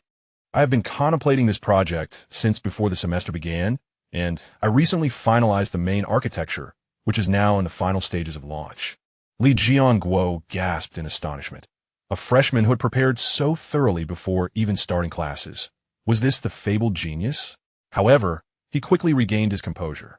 Though Su Lang spoke with conviction and appeared competent, there was no guarantee that he had accomplished this alone. It was plausible that he had merely altered open source code found online or received assistance from others. After all, each year, numerous students attempted to deceive the system with borrowed ideas for funding or credits. Li Jianguo had encountered such cases before and would not be quick to trust. Su Lang, your entrepreneurial idea is indeed intriguing. However, the university's resources for entrepreneurial support are quite precious, and I must exercise caution. Adjusting his glasses, Li Jianguo refrained from issuing a direct endorsement. How about this? I may not be well versed in technology, but I can consult someone who is. Please wait a moment. Without hesitation, Su Lang agreed. Observing Su Lang's unwavering resolve, Li Jianguo felt a renewed sense of belief and picked up the desk phone, dialing a number. Hello, Chun. Are you available? If so, please come to my office. There's a freshman project I need your expertise on. After hanging up, Li Jianguo turned to Su Lang with a smile, tinged with scrutiny. I have summoned a senior from the computer science department, Chen Kai, a technical whiz who recently received an offer from Tencent. If your project passes his evaluation, I will endorse your application. Su Lang noted that, continuing to elaborate on his project while awaiting Chen Kai's arrival. Approximately 20 minutes later, a young man wearing a plaid shirt and carrying a backpack entered the room. Teacher Li, I'm here. What project do we have this time? Chen Kai's casual tone suggested he was already accustomed to assisting Li Jianguo. Chen, this is Su Lang, a freshman from the business school. He claims to have independently developed an entrepreneurial project and wishes to apply for the university's support. Please evaluate whether this project holds merit. Although Li Jianguo spoke lightly, Chen Kai understood that Li Jianguo's true intent was for him to assess the young man as capabilities. Turning to Su Lang, Chen Kai raised an eyebrow in surprise before pulling a chair to sit beside him. Su, did you really complete the entire project by yourself as a freshman? That's impressive. I remember when I was a freshman, I couldn't even write code without a multitude of errors. Chen Kai teased while observing Su Lang's demeanor. Noticing that Su Lang remained unfazed, he proceeded with further inquiries. By the way, Su, what programming language did you use for your project? It seems to involve database concurrency. As Chen Kai began questioning, Su Lang turned the laptop toward him, articulating his project's concepts, logic, challenges, and requirements in detail. As Chen Kai listened to Su Lang's explanation while examining the code, his expression gradually shifted to one of seriousness. The code on screen was not the haphazard, chaotic work of a novice that he had anticipated. Rather, it was a rigorously structured, clearly annotated, an impeccably encapsulated piece of engineering-level code, an exemplary standard that even he struggled to achieve. Did you write all of this yourself? Chen Kai could not suppress his curiosity. Of course, Su Lang replied calmly. Chen Kai set aside any initial skepticism and began to scrutinize the business logic, his finger resting on a segment of the database configuration. Why have you implemented read-write separation here and added a layer of distributed memory object caching in front of the database? In major domestic internet companies, this would not raise an eyebrow, but to see it in a freshman's project is truly remarkable. Su Lang smiled, his tone calm, yet imbued with profound confidence. Senior, the core of my project will involve a vast number of instantaneous concurrent requests. To ensure its stable operation, I have utilized Chen Kai was taken aback. How could a freshman possess such knowledge and adeptly apply it to a project? Skeptical, Chen Kai pressed on, probing into several challenging aspects. Without a hint of hesitation, Su Lang swiftly provided answers, and their interaction resembled that of a student consulting a teacher rather than an evaluator and a candidate. Once all his queries were addressed, Chen Kai suddenly felt a dryness in his throat. This was a freshman, yet his own status as a senior felt diminished. With such architectural thinking and programming prowess, he would have believed Su Lang to be his peer had he not been informed otherwise by Li Jianguo. An uncanny silence enveloped the office, and Li Jianguo observed the dazed Chen Kai at the computer, his brow furrowing in concern. What is the matter, Chun? Is there an issue with Su Lang's project? Teacher Li. Chun Kai inhaled deeply before shaking his head. There is no problem with this project. Su Lang's programming skills are exceptional.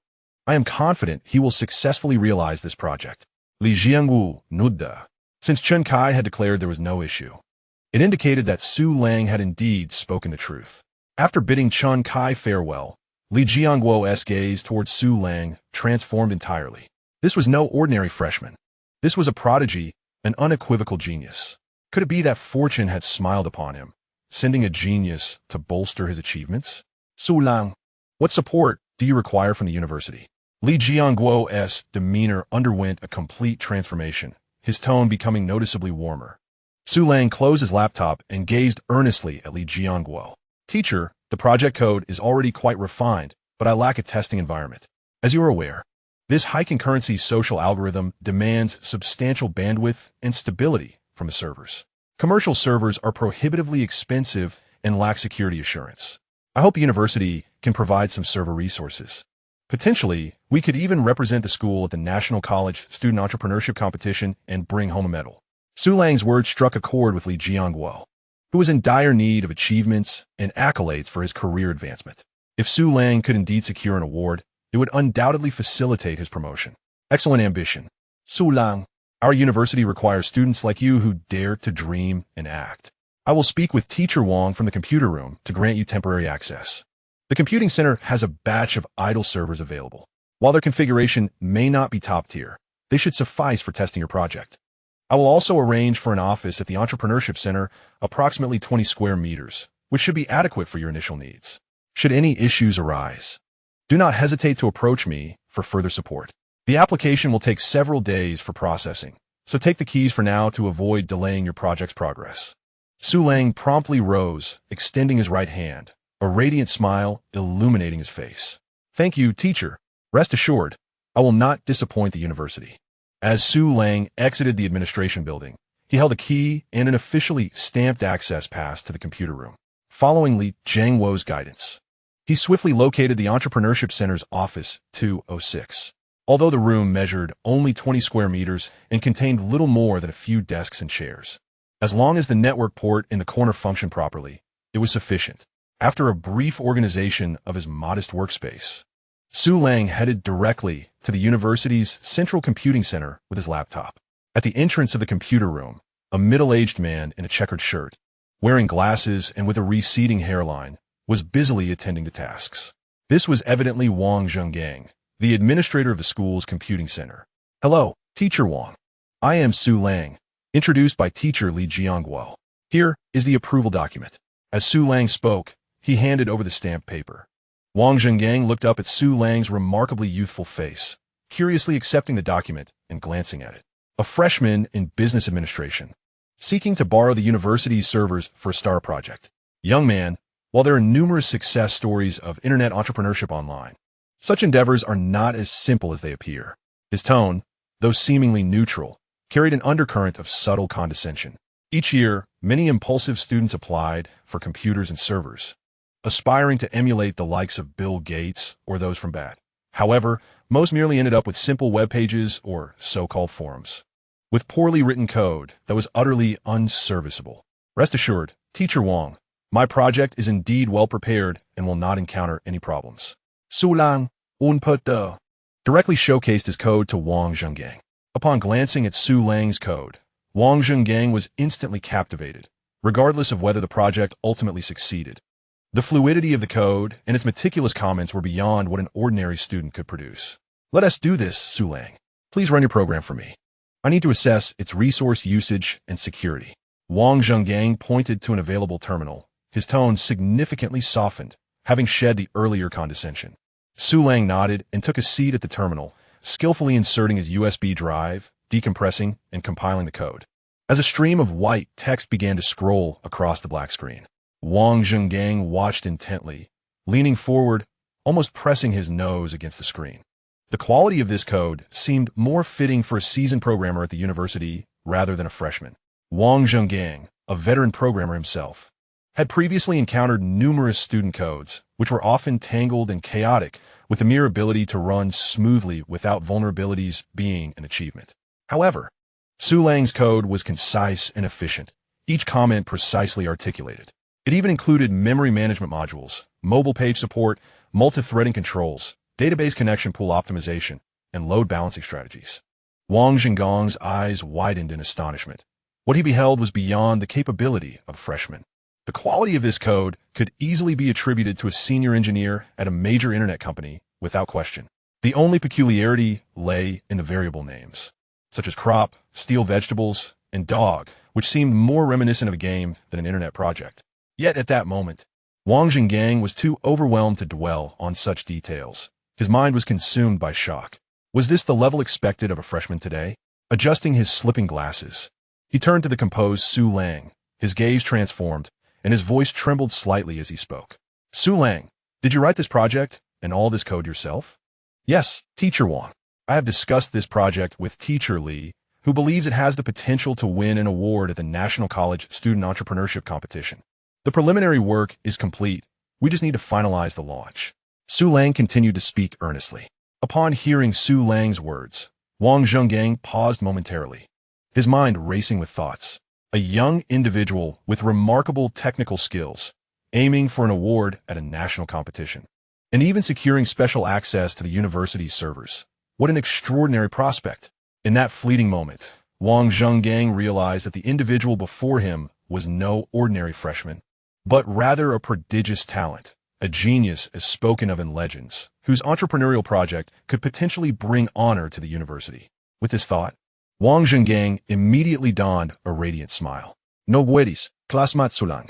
You can rest assured about your coding skills in this project. I will promptly grant you access to the server permissions.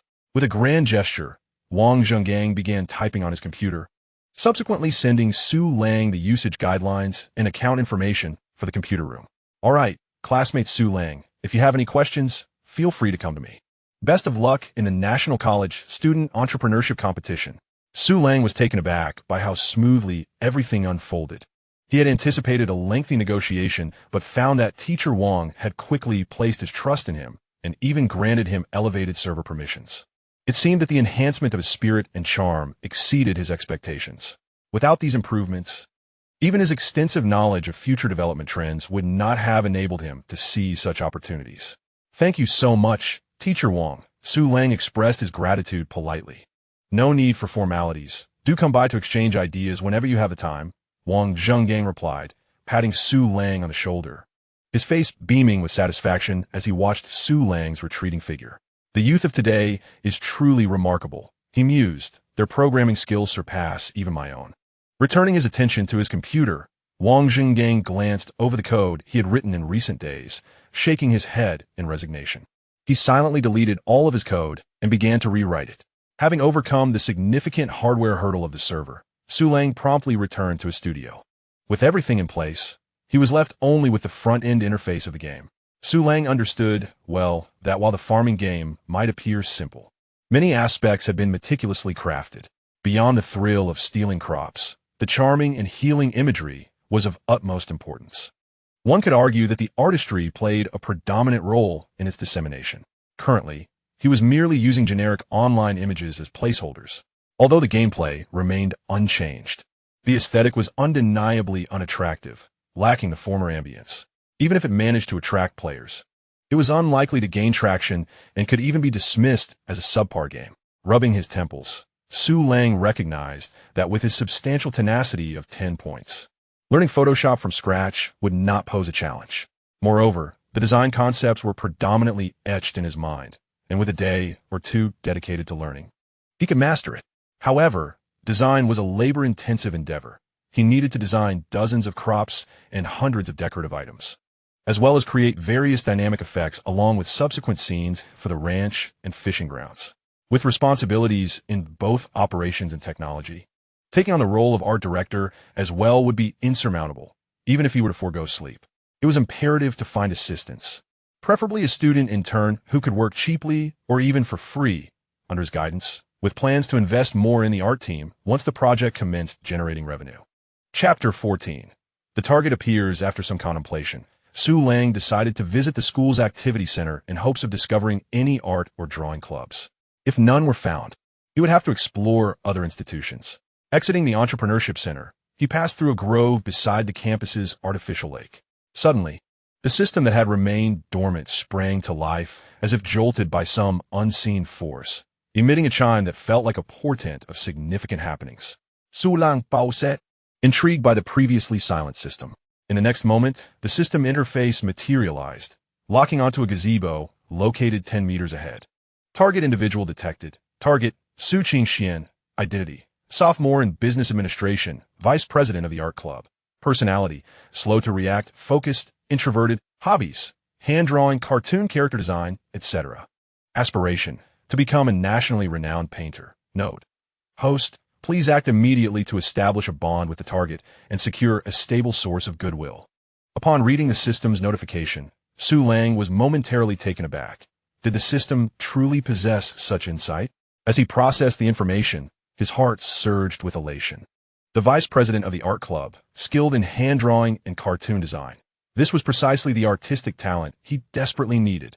Yet, the name felt oddly familiar. Wait, Su Qingxian. Was she not a senior from his department? Discussions in the dormitory had often revolved around this senior, lauded as a stunning beauty. Albeit somewhat introverted and not particularly adept at communication, preferring to paint alone. Su Lang's eyes brightened. An aptitude for drawing indicated her suitability for design work. Her focus suggested she could endure solitude to complete tasks, and her introverted nature implied she might be easily persuaded to assist him for free initially, with compensation to follow once the project gained traction. This was as if the universe had tailored a perfect candidate for him. Thank you, dear system, for recognizing my current needs.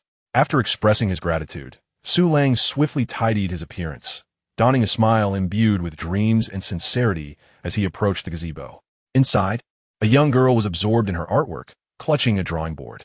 Dressed in a simple beige knit sweater, her long hair was casually tied back, with a few stray strands framing her delicate face, exuding an ethereal beauty.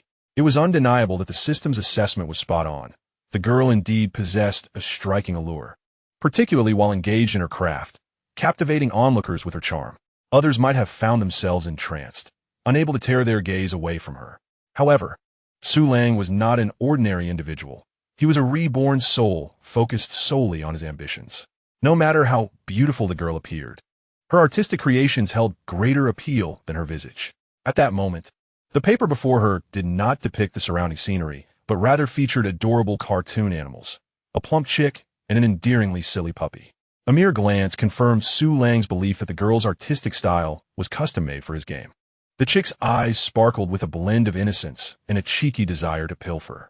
Su Lang's warm voice suddenly broke the silence, startling Su Qingxian into a brief state of shock as she hastily closed her sketchbook, her large, watery eyes reflecting panic as they turned towards him. Upon noticing the tall, handsome boy with a gentle smile standing behind her, her alarm began to dissipate. "Are you speaking to me?" Su Qingxian blinked, her voice soft and melodious. "Apologies for startling you," Su Lang replied, carefully stepping back to maintain a safe social distance. "I am Su Lang, a freshman in the business administration department. I am currently working on a project and, coincidentally, am conceptualizing similar designs. Your drawing of that cartoon puppy is precisely what I envisioned, perhaps even better. Your artistic skills are truly impressive." As Su Lang's flattery reached her ears, Su Qingxuan's fair cheeks flushed slightly. Being introverted and not particularly skilled in social interactions, she had few friends. Though she often received compliments, they usually pertained to her looks, with rare acknowledgement of her artistic talent. "I'm merely doodle. The others in the art club are far more talented," she murmured shyly. "Truth be told, while my project is nearly complete, it lacks a touch of artistic flair."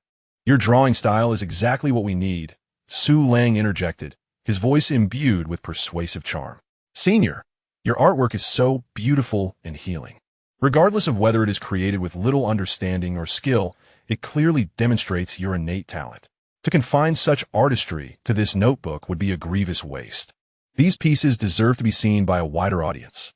Su Lang stepped forward, his gaze intense as he focused on Su Qingxian, seeking to propel her towards her dreams. "Senior, I mean it. I'm working on a small game, and I am currently in need of cartoon characters akin to those in your drawings. Just imagine. If your characters were incorporated into the game, countless netizens across China would see them, they would laugh at them, and they would fall in love with them. What a wonderful prospect that is. The notion of countless admirers left Su Qingxian feeling overwhelmed. She simply enjoyed drawing and had never contemplated such grand possibilities. Although Su Lang's vision was enticing and his sincerity ignited a flicker of understanding within her, her inner trepidation instinctively urged her to decline. It was as if Su Lang sensed her hesitation. He interjected just as she was about to speak. "Senior, please don't rush to refuse. Perhaps we could try it out first. If at any point you feel discontented or wish to withdraw, you're free to do so. We are not bound by any employment contract. You can simply sketch a few images to start." He continued, "My game genuinely requires your cartoon characters. I have searched extensively for the right person." As Su Qingxian gazed into Su Lang's hopeful eyes, her refusal lingered in her throat before transforming into a mere whisper. "Well, I suppose I could give it a try." "Fantastic. Thank you, Senior," Su Lang declared without hesitation. "Let us head to the school's entrepreneurship center. We must explore the material requirements." Chapter 15. The Adorably Mischievous Farm Compendium. 10 minutes later, within Su Lang's entrepreneurial studio, Su Qingxian sat upon a somewhat wobbly chair, her gaze wandering in bewilderment. Her mind began to clear. "Wait, where am I? Just moments ago, I was by the lakeside sketching, and now I have agreed to assist someone in creating game assets, including an entire set of crops and game interfaces." Suddenly, she realized that she might have been misled. Should she refuse now and leave immediately? As Su Qingxian hesitated, contemplating how to decline, Su Lang pulled a blank sheet of paper from stack and handed her a sharpened pencil. "Senior, let us start by sketching a carrot. It doesn't need to be too formal. It should be somewhat cartoonish, evoking a delectable yet slightly mischievous essence that makes people want to steal it." Mischievous? Su Qingxian was momentarily taken aback. What an unusual combination of words. Yet, after Su Lang's explanation, a similar image formed in her mind, and her pencil began to dance on the paper. The quiet archive room was filled with the sound of paper rustling, and Su Lang stood by, captivated by the enchanting scene before him, his heart inexplicably quickening. No need to ponder. It must be the thrill of seeing his aspirations drawing nearer. Su Lang mentally admonished himself, focusing solely on the design drafts, steering his gaze away from Su Qingxian. A few minutes later, Su Qingxian paused, uncertainly offering her sketch to Su Lang. "Is this the feeling you wanted?" Though the paper bore only a black and white outline, devoid of color or embellishment, one could discern a cartoonish carrot grinning widely, its eyes squinting in delight, emanating a playful charm. The style exuded a soothing quality, inviting one to gaze upon it repeatedly. A perfect fit for a vegetable stealing game. "Remarkable work, Senior. You're truly a genius at drawing. It feels as though you have imbued this carrot with a soul." Su Lang's exaggerated praise made Su Qingxian's fair cheeks flush, filling her heart with warmth. Previously, many had complimented her beauty, yet few had acknowledged her artistic talent. Even her family often deemed her work childish. Clearly, this junior not only possessed good looks, but also a keen understanding of her. "By the way, Senior, do you know how to use photo editing software? This carrot is splendid, but to incorporate it into the game, it must be designed digitally. My computer is currently occupied with game development, and I'm not adept at using editing software." Su Qingxian glanced at the black laptop running code on the table, and then at Su Lang's earnest, pleading expression. The naive girl, fresh in her university journey, found it challenging to resist such persuasion. The refusal that hovered on her lips suddenly felt impossible to utter. I have a laptop and a drawing tablet in my dorm. Perhaps I can help you design it." Seeing the petite lamb before him, Su Lang swiftly approached and took her soft hand in his. "Thank you, Senior. You are truly wonderful. Without your assistance, I would be unable to complete this project. I'm immensely grateful. How about this? Since tomorrow is the weekend, you could bring your equipment, and we can finish our project together. We can discuss any additional designs needed at that time." Faced with Su Lang's radiant smile, Su Qingxian found herself at a loss for words, merely nodding in agreement. Upon leaving the entrepreneurship center, it suddenly dawned on her. "Wait, what am I doing? I was by the lakeside sketching. How did I end up with this task? And now my weekend is occupied. Is it too late to refuse?" However, recalling Su Lang's sincere smile, his admiration for her art, and his promise that countless netizens would see her creations, Su Qingxian sighed in resignation. She would simply complete the drawings tomorrow and could decline afterward. The next morning, as the sun began to rise, Su Qingxian slung a pink computer bag over her shoulder, cradling her drawing tablet in her arms, and stepped out of her dormitory, met by the curious gazes of her 3 roommates. Although she still felt as if she had been misled into accepting a task, she resolved to stand by her promise. Strangely enough, the thought of creating those mischievous illustrations filled her with a flicker of anticipation. Pushing open the door to the entrepreneurial studio, she immediately spotted Su Lang seated at his computer, typing away at code. "Good morning, senior."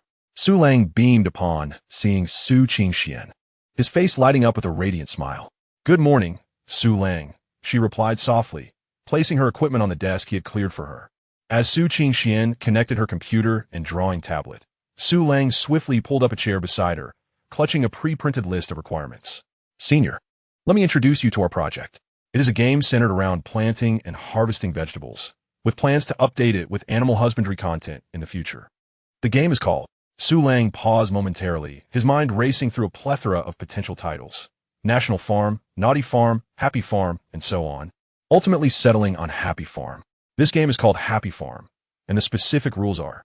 Listening to Su Lang's introduction, Su Qingxian's mind brimmed with questions.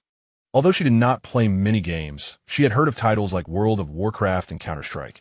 However, she had never encountered a game like Happy Farm before. Her large, expressive eyes were filled with curiosity as she turned to Su Lang. "Su Lang, do you really think people will play this game? Planting vegetables, watering them, removing pests, and then waiting for them to mature for harvest. Could this be too mundane? Is there truly anyone who would engage in such a game? Furthermore, is this act of stealing crops not somewhat unethical? Would it not incite anger among players?" Su Lang gazed at Su Qingxian's clear eyes and couldn't help but chuckle. "Senior, this is precisely the allure of this game. Who said games must be intricate and troublesome? Simplicity can equally captivate. Trust me, this game is destined for success." Upon finishing his words, Su Lang pointed at the demand list on the paper. "Senior, we need to first design some basic crops, such as hay, radishes, cabbages, and pumpkins. Each crop must have 4 stages: seed, sprout, mature, and withered, along with the fruits produced." He continued, "We also need to design a dog, one that appears adorably foolish, and depict it in the act of catching a crop thief." Chapter 16. The busy startup work. Observing Su Lang's confident and resolute demeanor, Su Qingxian, despite her lingering skepticism about the entertainment value of this seemingly dull game, nodded obediently and began sketching on her tablet. As Su Qingxian immersed herself in her work, Su Lang returned to his position to commence his tasks. The game was in development, the art was being created, and the server setup was underway. The pressing question now was where to launch it. This was a lightweight social web game without a client, necessitating a substantial social platform for viral dissemination. Su Lang swiftly opened his browser for exploration, and the first thing that caught his eye was the penguin logo of OO Space. If they could integrate with OO Space now, it would be a game changer, leveraging the immense traffic from OO communications to achieve instant popularity, replicating the success of OO Farm from his previous life. However, the challenge was that OO Space was not yet a development platform. Third-party developers had no access. Su Lang recalled that it was not until 2009 that OO Space began its pilot openings, and by then, it would be too late. Next, he considered Facebook, which had launched its open platform in 2007 with remarkable success, prompting domestic social platforms to transition into development platforms. Yet, as a freshman with nothing to his name, and considering the current internet landscape, the issues of payment channels and language posed significant hurdles. At this stage, venturing abroad was clearly an unwise move. Beyond these 2 giants, the remaining options were scarce, either mismatched in user demographics or lacking in numbers. The only truly suitable choice at this juncture was the campus network that had previously thrived with Happy Farm, which would later be renamed RenRen. In 2008, the campus network was at its peak, boasting tens of millions of university students and recent graduates, with a user base that was both substantial and compatible. Young, with time on their hands, equipped with computers, eager to try new experiences, and most importantly, possessing strong social connections. This type of social interaction among acquaintances was a natural paradise for a crop-stealing game. After all, the thrill of pilfering a stranger's crops versus stealing from a roommate, or witnessing a crush's crops being stolen, offered a level of engagement that was incomparable. Moreover, the campus network had just secured massive funding and was in urgent need of quality third-party applications to enhance user retention and expand. It was exceptionally open and welcoming to third-party developers. Su Lang hesitated no longer and promptly applied for a developer account, subsequently creating a new application on the campus network's open platform, filling out the information with expertise. Game, Happy Farm category, social casual game. Next came the integration of technical documentation. The interface documentation of 2008 was still quite rudimentary, with many interfaces being incomplete. But none of this posed a challenge for Su Lang, who possessed 10 points of mental acuity. Retrieve user-friend list interface, dynamic posting interface, payment system integration. At this time, the campus network utilized Campus Beans, a form of virtual currency that developers could integrate, sharing profits based on a certain ratio. The only downside was that the profit-sharing ratio was somewhat unfavorable, with the platform taking a significant cut. However, for Su Lang at this stage, traffic was far more crucial than profit. Once the user base was established, monetization would naturally follow. Su Lang's fingers danced across the keyboard as he began coding the interface for compatibility with the campus network. Simultaneously employing viral marketing techniques he had encountered in his past life to introduce hooks for rapid dissemination. For instance, automatically posting a success in stealing crops, inviting friends to join in exchange for fertilizer, and gifting a free apple to friends daily. These tactics, which had become cliched in later years, represented a groundbreaking strategy in the nascent internet landscape of 2008. As the morning sun grew increasingly fervent, streaming through the glass windows of the Entrepreneurial Center 206, Su Lang sat at the left of two adjacent desks, his hands flying over the keyboard, the screen alive with lines of code. Beside him, Su Qingxian, wearing pink headphones, leaned slightly forward, her serious gaze fixed on her notebook screen, her brows occasionally furrowing and then relaxing, a few strands of hair gently swaying against her pale ear. Time slipped by unnoticed, and before long, it was nearly noon. Su Lang stretched and glanced at the time in the lower right corner of the screen. He turned to the focused and captivating Su Qingxian. "Senior, it's noon. Let us go grab some lunch." Su Qingxian removed her headphones, her expression dazed as she looked up. "Oh, has it really gone to noon so quickly?" Su Lang chuckled, standing up and decisively shutting her laptop. "You are so dedicated to your work. You didn't even notice the time. As the saying goes, a person is iron and food is steel. To thank you for your help, I'll treat you to lunch." Su Qingxian instinctively declined. "No, I have my own meal card." Yet Su Lang did not allow her to refuse. "You've helped me so much. If I don't treat you to a meal, wouldn't that be laughable? Come on, let us go, or soon there won't be any good dishes left." Watching Su Lang stride confidently ahead, Su Qingxian could only let out a resigned sigh and jogged to catch up, the two of them heading towards the dining hall in a follow-the-leader fashion. At that moment, the dining hall was bustling with activity, and many patrons cast curious glances at Su Qingxian, immediately followed by envious glares directed at Su Lang, wishing they were the one beside her. Countless eyes of curiosity, scrutiny, and even jealousy were upon her, making Su Qingxian feel slightly uncomfortable and eager to finish her meal and leave. However, Su Lang appeared oblivious to the stares, leading Su Qingxian in line for food. Every time Su Qingxian attempted to swipe her meal card, Su Lang's hand would swiftly intercept, swiping his own card instead. "Su Lang, I really have a meal card. You don't have to do this," Su Qingxian protested softly. "I said I'm treating, so I'm treating. Come on. There are empty seats over there." Su Lang completely disregarded her murmurs. With a heavy tray in hand, Su Qingxian could only sigh in resignation once more, lowering her head and following Su Lang forward. The afternoon slipped by quickly amidst their busy endeavors, and before they knew it, the sun had set. Su Lang turned to Su Qingxian, who was still focused on her work. "Senior, how are your drawings coming along? I've sketched several crops. Take a look and see if they're acceptable," Su Qingxian replied, a hint of apprehension in her voice as she turned her laptop to show Su Lang. Chapter 17. Senior, you cannot escape my grasp. On the screen were two rows of freshly completed material designs. The first row depicted a seed stage fruit, a small sprout adorned with two green leaves, alongside the stages of maturity and withering. In the second row, there was a round, bright red radish grinning foolishly, a lovely green cabbage, and a golden pumpkin. Su Lang gazed upon the artwork before him, his eyes instantly sparkling with delight. It must be said that this artistic style was far more engaging than the original version from his previous life. It preserved the authenticity of the objects while adding the adorable charm of chibi design. Such an approach was more likely to captivate the youth, significantly enhancing its dissemination. Su Lang had not anticipated that in his quest for a free designer, he would encounter someone with such an innate flair for design. It seemed that the products of his system were indeed exquisite, and he hoped that next time it would recommend more talents to him. Senior, you're a genius. This is truly remarkable, capturing exactly the effect I desired. Su Lang praised sincerely, almost raising his thumb in a gesture of commendation. Su King-Xuan, caught off guard by this sudden praise, felt her cheeks flush slightly. Oh no, it's nothing. I simply painted according to your request.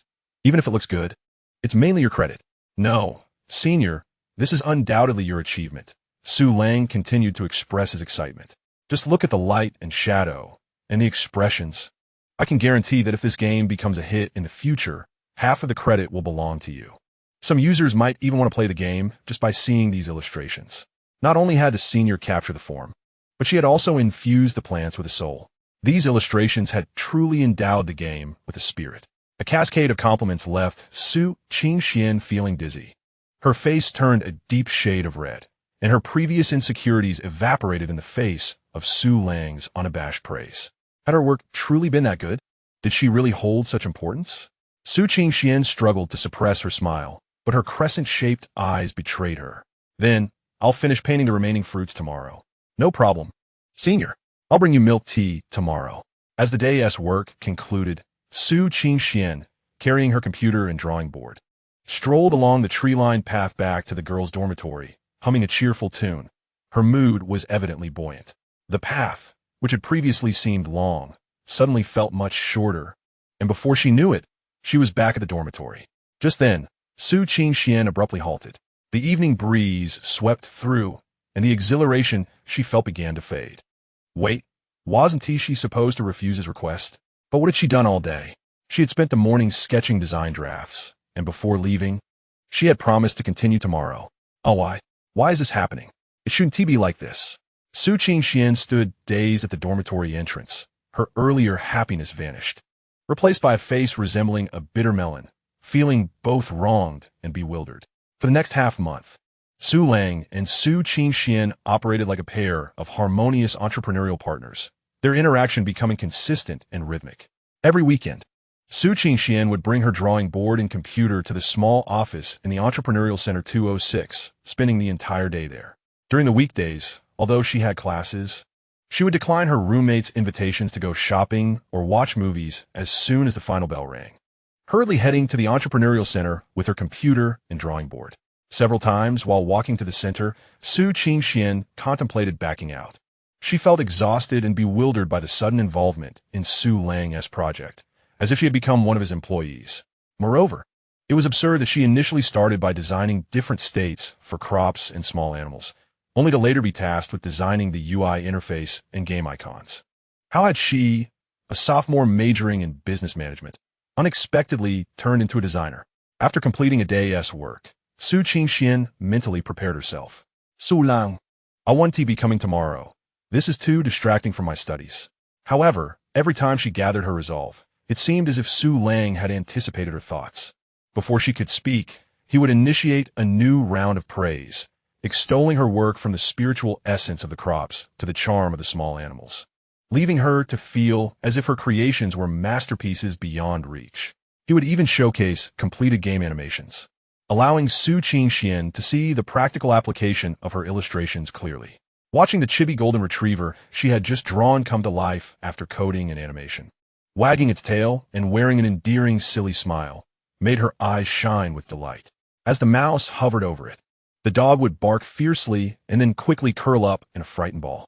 Su Qingxian's face blossomed with a smile as warm as spring. It's moving. It looks so adorable.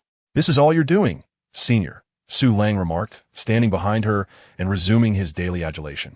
Without your artistic touch, this little dog wouldn't possess such spirit. You gave it a soul, making it so charming.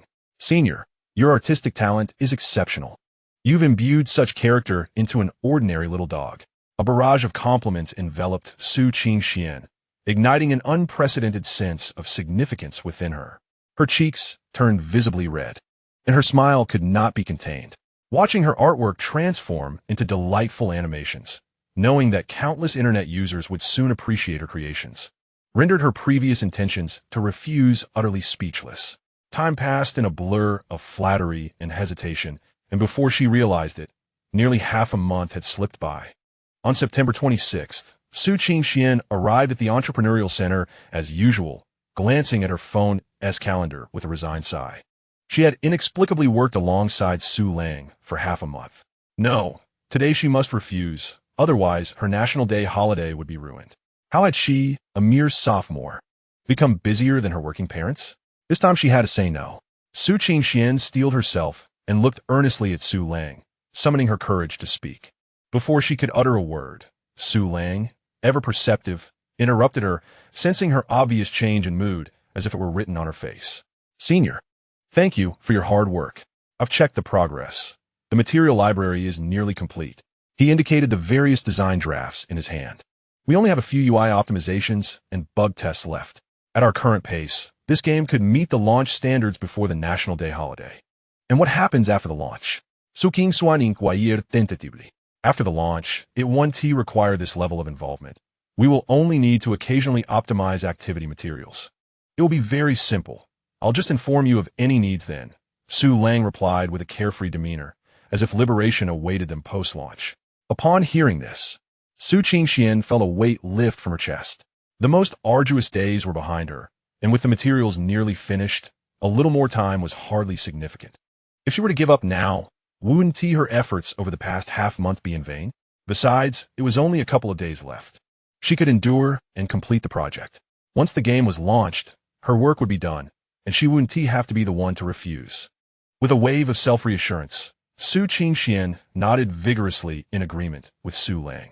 After completing our tasks over the next couple of days, we shall finish everything before the National Day holiday.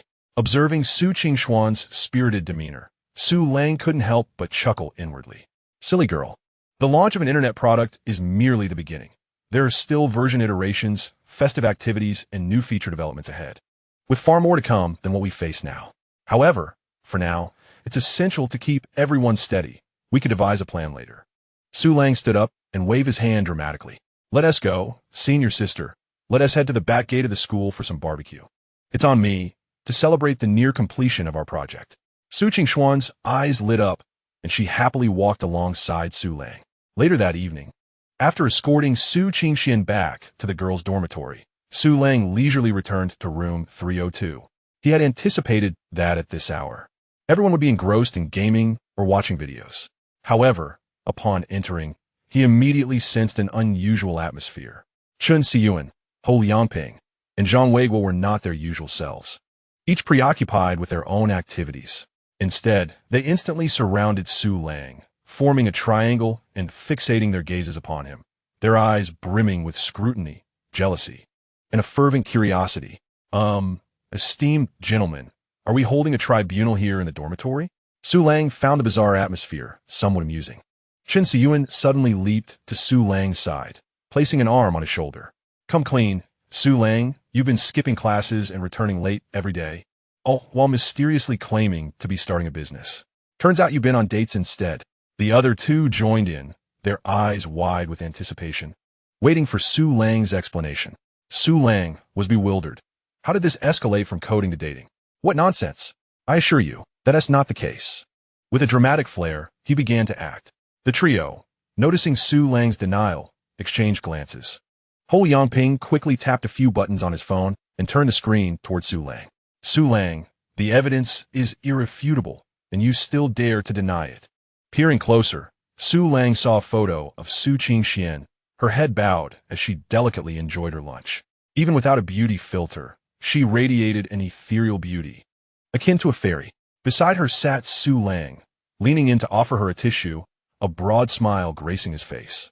Sunlight streamed through the window, casting a glow on their profiles, the handsome young man and the enchanting young woman, creating an atmosphere palpable even through the screen. Who took this? Monkeys, was it you? Your photography skills are wasted elsewhere. That is a fine shot. Please send me the original later, Su Lang mused, nodding as he admired the professional angle of the candid shot. Damn. Chun Si-Yuan and the other simultaneously raised their middle fingers. Su Lang, are you even human? You claim you're not dating. Yet who is this beautiful girl? You sly dog, keeping such a stunning girlfriend under wraps. Indeed, if she is not your girlfriend, then who is she? Su Lang, we are brothers. Must you keep secrets even from us?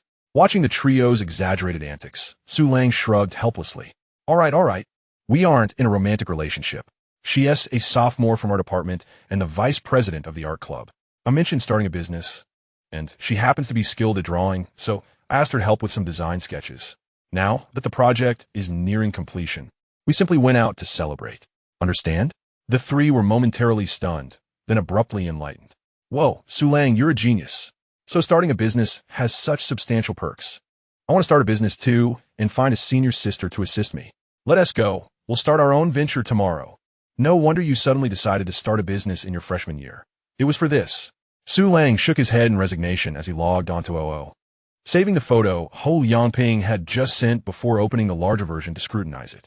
He couldn't deny that this silly girl was indeed beautiful, possessing a natural, unrefined charm, complemented by her unique, endearing personality.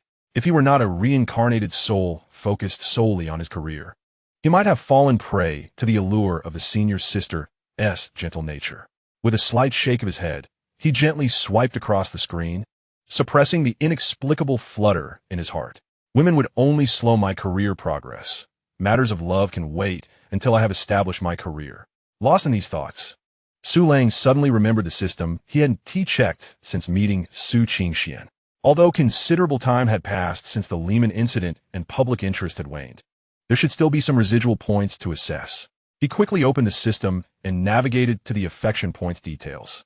Current available affection points, 12512. Indeed, after the buzz of the event faded, coupled with its classification as a financial news item, the subsequent interest was not as substantial as anticipated. The affection points accrued over this time were not as plentiful as those gathered in just half a day previously. Su Lang scrolled through the affection point records, rapidly scanning the names.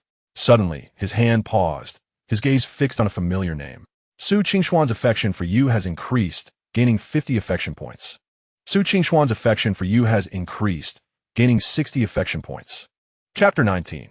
The suspicion of Su Qingxuan's roommates. Su Lang roughly estimated that throughout these past 2 weeks, despite Su Qingxian's various complaints and the subtleties of her expressions, she remained quite honest in her feelings. The cumulative affection points had surprisingly surpassed 2,300. Unfortunately, the system had become so malfunctioned that it refused to display any specific values, likely to prevent him from exploiting it further. However, even without visibility based on prior estimates, such a substantial accumulation of affection points indicated that their mutual fondness had undoubtedly surpassed 60. While it may be an exaggeration to label them as a couple, they certainly could be considered close friends. Gazing at the over 2,000 points, Su Lang couldn't help but feel grateful for his earlier decision. Spending half a month wooing a campus beauty like Su Qingxian, meticulously engaging in flattery and treating her to meals and drinks, had culminated in this reward of over 2,000 points. Conversely, through the prophecy of Lehman Brothers, he had garnered tens of thousands of affection points in mere days. This strengthened Su Lang's resolve in his chosen path. Clearly, the system's so-called strategy for courting was a pitfall, exceedingly inefficient. To level up attributes through romance, he would need to pursue multiple beauties of Su Qingxian's caliber and maximize their affection to reach his current standing. Ultimately, it was more reliable to focus on building a career and earn the affection of the entire online community. Content. Su Lang closed the system panel and rolled over to sleep, feeling no guilt for having utilized the system. If the system could speak, it would likely be vehemently protesting. Host, do you wish to hear what you're saying? 2,000 points in half a month is insufficient. This is not romance. It's manipulation in the workplace. In such circumstances, you should be grateful for the over 2,000 affection points you've accumulated. Regrettably, the system could not voice its grievances and remained silently seething in the corner. In the girls' dormitory, room 502, as Su Qingxian pushed open the door, the previously tranquil atmosphere transformed into a lively buzz, with 3 pairs of eyes intently directed at her. Startled by the sudden attention, she felt an inexplicable flutter in her heart, despite having done nothing. Lin Xiaoke, her roommate across the way, quickly approached, her curiosity piqued. Qing Xian, come clean. Are you in a relationship? As her roommate Wang Lu, adorned with a facial mask, leaned in with a face full of gossip, she exclaimed, Qing Xian, you truly are something. I heard it's a handsome freshman. You usually seem so quiet. Who would have thought you were secretly dating a freshman? Su Qingxian was momentarily taken aback, her mind swirling with questions. A freshman? Did she even know any? The only one she could think of was Su Lang. The image of Su Lang flashed through her mind. Though a bit domineering, he often boasted about being a painting genius, his face perpetually adorned with a confident smile. Her cheeks flushed a visible shade of crimson as she waved her hands in a flustered denial. And no, I'm not dating anyone. Please stop making things up. Seeing her blushing countenance, which seemed to scream guilt, her 3 friends became even more convinced. Wang Lu marched over, brandishing a photo sent by an unknown source, thrusting it before Su Qingxuan's eyes. Look, Qingxian, don't deny it. This is the first time we've seen you so close to a boy while dining together. Look at how sweetly you both are smiling. Is this not a relationship? Gazing at the picture of the 2 of them, seemingly a perfect match, Su Qingxian, despite feeling that it was indeed quite a nice photo, hurriedly waved her hands again. This is a misunderstanding. We're not dating. I'm just helping him with some projects. What kind of projects? Lin Xiaoke leaned in, her voice dripping with mischief. Are these projects of an amorous nature? She emphasized the word love with a playful lilt. Saoya, another roommate who had been sipping water, nearly choked, coughing violently. Although Su Qingxian often appeared somewhat naive, she was not foolish. Understanding Lin Xiaoke's insinuation, her face burned with embarrassment, and she playfully punched Lin Xiaoke's arm. Oh, Xiaoke, what nonsense are you saying? His name is Su Lang. He's a freshman in our department, and he's embarked on an entrepreneurial venture to develop a small game, which is why he asked for my help with some design drafts. Entrepreneurship? A freshman? Zhao Yu finally caught her breath, glaring at Lin Xiaoke before turning her puzzled gaze back to Su Qingxian. Qingxian, is it true that this freshman is starting a business? You're not being deceived, are you? Be careful not to be taken advantage of. Exactly. Wang Lu chimed in. Boys have so many tricks up their sleeves these days. I suspect he is using the guise of entrepreneurship as a pretext to get close to you. The entrepreneurship is a ruse, but your heart is the real target. Faced with her roommate's skepticism, Su Qingxian felt a wave of anxiety wash over her. She could only recount her experiences from the past 2 weeks, from their initial meeting at the gazebo to the design work at the Entrepreneurship Center, and Su Lang's remarkable talent alongside the almost complete game. The game is called Happy Farm. Though the gameplay is quite simple, I designed the graphics, and they look particularly delightful and lively when animated. As she spoke, she couldn't help but pull out her phone to showcase a few saved images of her designs. Look at this carrot. Isn't it charming? And this little dog. Her 3 roommates leaned in to examine the images. Though they were still unfamiliar with the game, they were undeniably struck by the charming, cute art style. Oh, it really is adorable. Qingxian, you've done such an amazing job. Indeed, seeing these images makes me want to play. They were all astonished, given the circumstances. It seems Su Lang truly was pursuing entrepreneurship. Could he be a genuine prodigy, possessing such professional skills as a freshman? At that moment, Zhao Yu, who appeared the most mature in the group, suddenly realized a crucial point. Wait a minute, Qingxian. You mentioned you go there every day after class and spend all weekend helping Su Lang with his drawings for half a month now? Jis, Su Qingxuan nadith.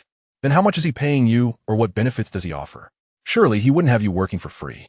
Zhao Yu, knowing her roommate well, feared Su Qingxuan's naivety might lead her to be taken advantage of. Chapter 20. The trio seeking compensation. Zhao Yu's inquiry left Su Qingxian momentarily bewildered. Hey, I don't think we discussed that, but Su Lang often treats me to meals and drinks milk tea and barbecue. He also said he could showcase my work to a national audience. The room fell silent, her 3 roommates staring at her with rising indignation. What? No salary? Just meals and drinks? Isn't that exploitation? Lin Xiaoke exclaimed. Exactly. If Qingxian wants to be treated, there are plenty of boys willing to do so.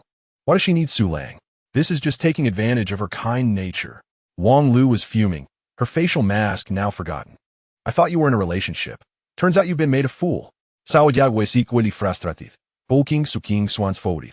This is unacceptable. We cannot let this slide. Lin Xiaoke slammed her hand on the table. Tomorrow afternoon, when we have no classes, we will confront this Su Lang together. Yes, we must go. Wang Lu echoed. Wait, let me first investigate Su Lang's background to see if he is genuinely pursuing entrepreneurship or merely deceiving Qing Xian, Zhao Ye interjected. Stopping her impulsive friends, Lin Xiaoke and Wang Lu paused, curiosity piqued. Yaya, how do you plan to find out? Zhao Ye smiled alluringly. I'll simply ask a senior. After all, beauty has its privileges. With that, she deftly operated her phone, clearly gathering information. 10 minutes later, Zhao Ye, wide-eyed in disbelief, stared at her friends. It's true. He is genuinely starting a business. I heard it's a key support project personally approved by teacher Li Jiangguo. Su Lang's computer skills are highly regarded, even praised by senior students in their 4th year. Upon hearing this, Lin Xiaoke and Wang Lu exchanged glances of astonishment. It was indeed real, and a key supported project at that. Could Su Lang truly be the genius he was rumored to be, possessing professional skills as a freshman? Even if it's a key entrepreneurship project, that doesn't mean Qing Xian should work for free. Lin Xiaoke snapped back to reality, regaining her assertiveness. Exactly. We must ensure Qing Xian receives her due. Wang Lu reaffirmed. Watching her roommates rally with fervor, Su Qing Xian felt a wave of panic. Please don't go. It's really not like that. I'm helping him voluntarily, and Su Lang is genuinely talented and kind. Her 3 roommates, seeing Su Qing Xian still defending Su Lang, felt their frustration boil over. It's settled then. Tomorrow afternoon, we will confront Su Lang together. Su Qing Xian sighed weakly, watching her resolute friends. She could only silently wish for Su Lang's well-being. The next afternoon, Su Qing Xian, with her laptop bag slung over her shoulder like a beleaguered spouse, trailed behind the formidable trio of Lin Xiaoke, Wang Lu, and Zhao Ye, who strode ahead with fierce determination, their eyes filled with a vengeful spirit, as if they were about to confront a villain. Qing Xian, don't say a word. We can't let Su Lang deceive you again, Lin Xiaoke warned. Exactly. If we don't get answers today, we want to leave, Wang Lu added. With a pained expression, Su Qing Xian wished to intervene, but seeing her friends so enraged, she swallowed her words, silently praying the confrontation would turn ugly. When they arrived, Su Qing Xian pointed to the slightly ajar iron door of the Entrepreneurship Center. It's right here. Without waiting for Su Qing Xian to knock, Lin Xiaoke boldly pushed the door open. Is it true that you deceived our Qing Xian, Su Lang? Before she could finish her sentence, Lin Xiaoke's voice faltered, as the scene before her was starkly different from her expectations. Gone was the imagined lewd and cunning youth. Instead, she beheld a handsome young man, clad in a simple short-sleeved shirt, his well-defined muscles subtly revealed, intently focused on the screen before him. Upon hearing a sound at the entrance, Su Lang turned curiously, a polite and gentle smile gracing his lips. At that moment, his charm and charisma, rated at an impressive 8, combined with a striking aura of 10, transformed him into a figure reminiscent of an elegant nobleman, causing the anger of the 3 girls to dissipate somewhat. Lin Xiaoke, Wang Lu, and Zhao Ye exchanged glances, surprise reflected in their eyes. This freshman exuded an extraordinary presence that rivaled the so-called campus heartthrobs. Beauty is justice, they mused, and their prepared opening lines slipped from their minds. Ahem, Saodia, as the eldest among them, quickly reacted, pinching the suddenly speechless Lin Xiaoke to regain control of the situation. So, you must be Su Lang, Zhao Ye stepped forward. Her tone softened, yet still accusatory. We are Qingshuan's roommates, and we've heard that you had her working for you for half a month without so much as a verbal promise. Exactly, Lin Xiaoke interjected, finally finding her voice. Are you bullying our honest Qing Xian? This is exploitation. We demand an explanation today, or we will report you to the counselor. Su Lang was taken aback by their rapid-fire questioning, his gaze drifting to Su Qing Xian, who was standing at the back. Her head bowed, as if wishing to vanish into the ground. Suddenly, everything clicked into place. Ah, so her friends had come to her defense. It appeared that Su Qing Xian was quite well-liked and had not been mistreated by her roommates despite her beauty and gentle nature, which eased Su Lang's mind. Wait a moment. What was he thinking? A group of second-year girls attempting to play this card against him. A a seasoned socialite? They were far too naive. Su Lang pulled over several chairs and poured each of them a glass of water, his movements graceful and composed, showing no signs of distress over the situation. Ladies, please take a seat and do not be agitated. I believe there may be a misunderstanding here. Previously, he had been troubled about how to secure Su Qingxuan's assistance, and now he found himself with unexpected allies. He quickly retrieved a document from his drawer and presented it to Zhao Ye and the others, speaking earnestly. Firstly, I have never regarded Senior Qingxian as free labor. I view her as my partner in this venture, my entrepreneurial associate, and an invaluable asset to my career. You arrived just in time, as I had prepared this document to present to Senior Qingxian for her signature before the project launch. Chapter 21. The fruit of their labor, Zhao Ye skeptically picked up the document, which bore the title Happy Farm Project Partnership Agreement. Su Lang leaned against the edge of his desk, explaining with sincerity and professionalism. You may not be familiar with internet entrepreneurship, but for a startup team, what is most precious is not a fixed salary, but the rights to future profits. I cannot currently provide thousands of yuan in cash for wages, as all funds are invested in server maintenance. However, this does not mean I am offering no compensation to Senior Su. This agreement is specifically drafted for her. He pointed to the document. To express my sincerity, I have appointed Senior Su as the Chief Art Director for the Happy Farm Project, granting her a 5% equity stake in it. 5% is rather paltry. It would be more straightforward to receive a salary, Lin Xiaoke scoffed. Su Lang's my confident. You cannot say that, Senior. Are you aware of how many users are on the campus network? Tens of millions. If even 1% of them play this game, that would amount to hundreds of thousands of users. If our game becomes popular, that 5% could be worth tens of thousands, even hundreds of thousands or millions. Remember, when Baidu and Taobao were first established, no one believed in them, but look at them now. Equity alone is worth over 10 million. And many of the original 18 founders of Taobao are now billionaires. You need not worry. With the school backing me, I have no intention of deceiving you. I truly consider Senior Su as a partner in this venture, not merely a worker. Su Lang's artful rhetoric and vision for the future, bolstered by his charisma and spirit, swayed not only the naive Su Qingxian, but even the previously indignant trio. After all, they were merely second-year students, unfamiliar with the harsh realities of society. Moreover, they were in the midst of an internet boom, with numerous tales of instant wealth circulating among students. Chief Art Director, 5% equity, earning millions seemed feasible, perhaps even leading to wealth in the tens of millions. It all sounded so fantastical, yet they found it difficult to counter his arguments. As Zhao Yu examined the well-structured and clear agreement in her hands, her anger subsided significantly. Given Su Lang's thorough preparation and the endorsement of Teacher Li, it certainly did not seem like a deception. In the presence of the four witnesses, Su Qingxian, albeit reluctantly, signed her name, albeit with a long face. Though they had secured the compensation Su Qingxian deserved, Zhao Yu could not suppress her lingering doubts. Su Lang, are you so certain your game will succeed? If no one plays it, this will merely be a worthless piece of paper, right? When will it be launched? Can this game really generate that much revenue? Lin Xiaoke also pressed, her tone noticeably less assertive. Su Lang chuckled, waving his hand dismissively. Rest assured, the project will launch this week, and revenue will follow swiftly. Suddenly, Su Lang realized that the three girls before him were the perfect seed users for his game. He glanced at Lin Xiaoke, Wang Lu, and Zhao Ye, each radiating beauty in their own right. As attractive individuals, they undoubtedly had extensive social circles, familiar friends, potential suitors, and admirers. If they enjoyed the game, their friends would surely be inclined to join in as well. This was the first wave of promotional traffic. With a brilliant idea forming in his mind, Su Lang returned to his computer and opened the recently debugged test version of the game. To alleviate your concerns and demonstrate that I am not merely spinning dreams, allow me to showcase the game I have developed. As our game is set to launch tomorrow, why not experience it firsthand?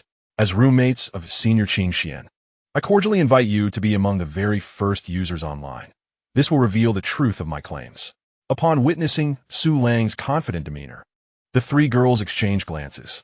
Lin Xiaoke leaned in eagerly. All right, but if it turns out to be a lousy game, I'll want to hold back.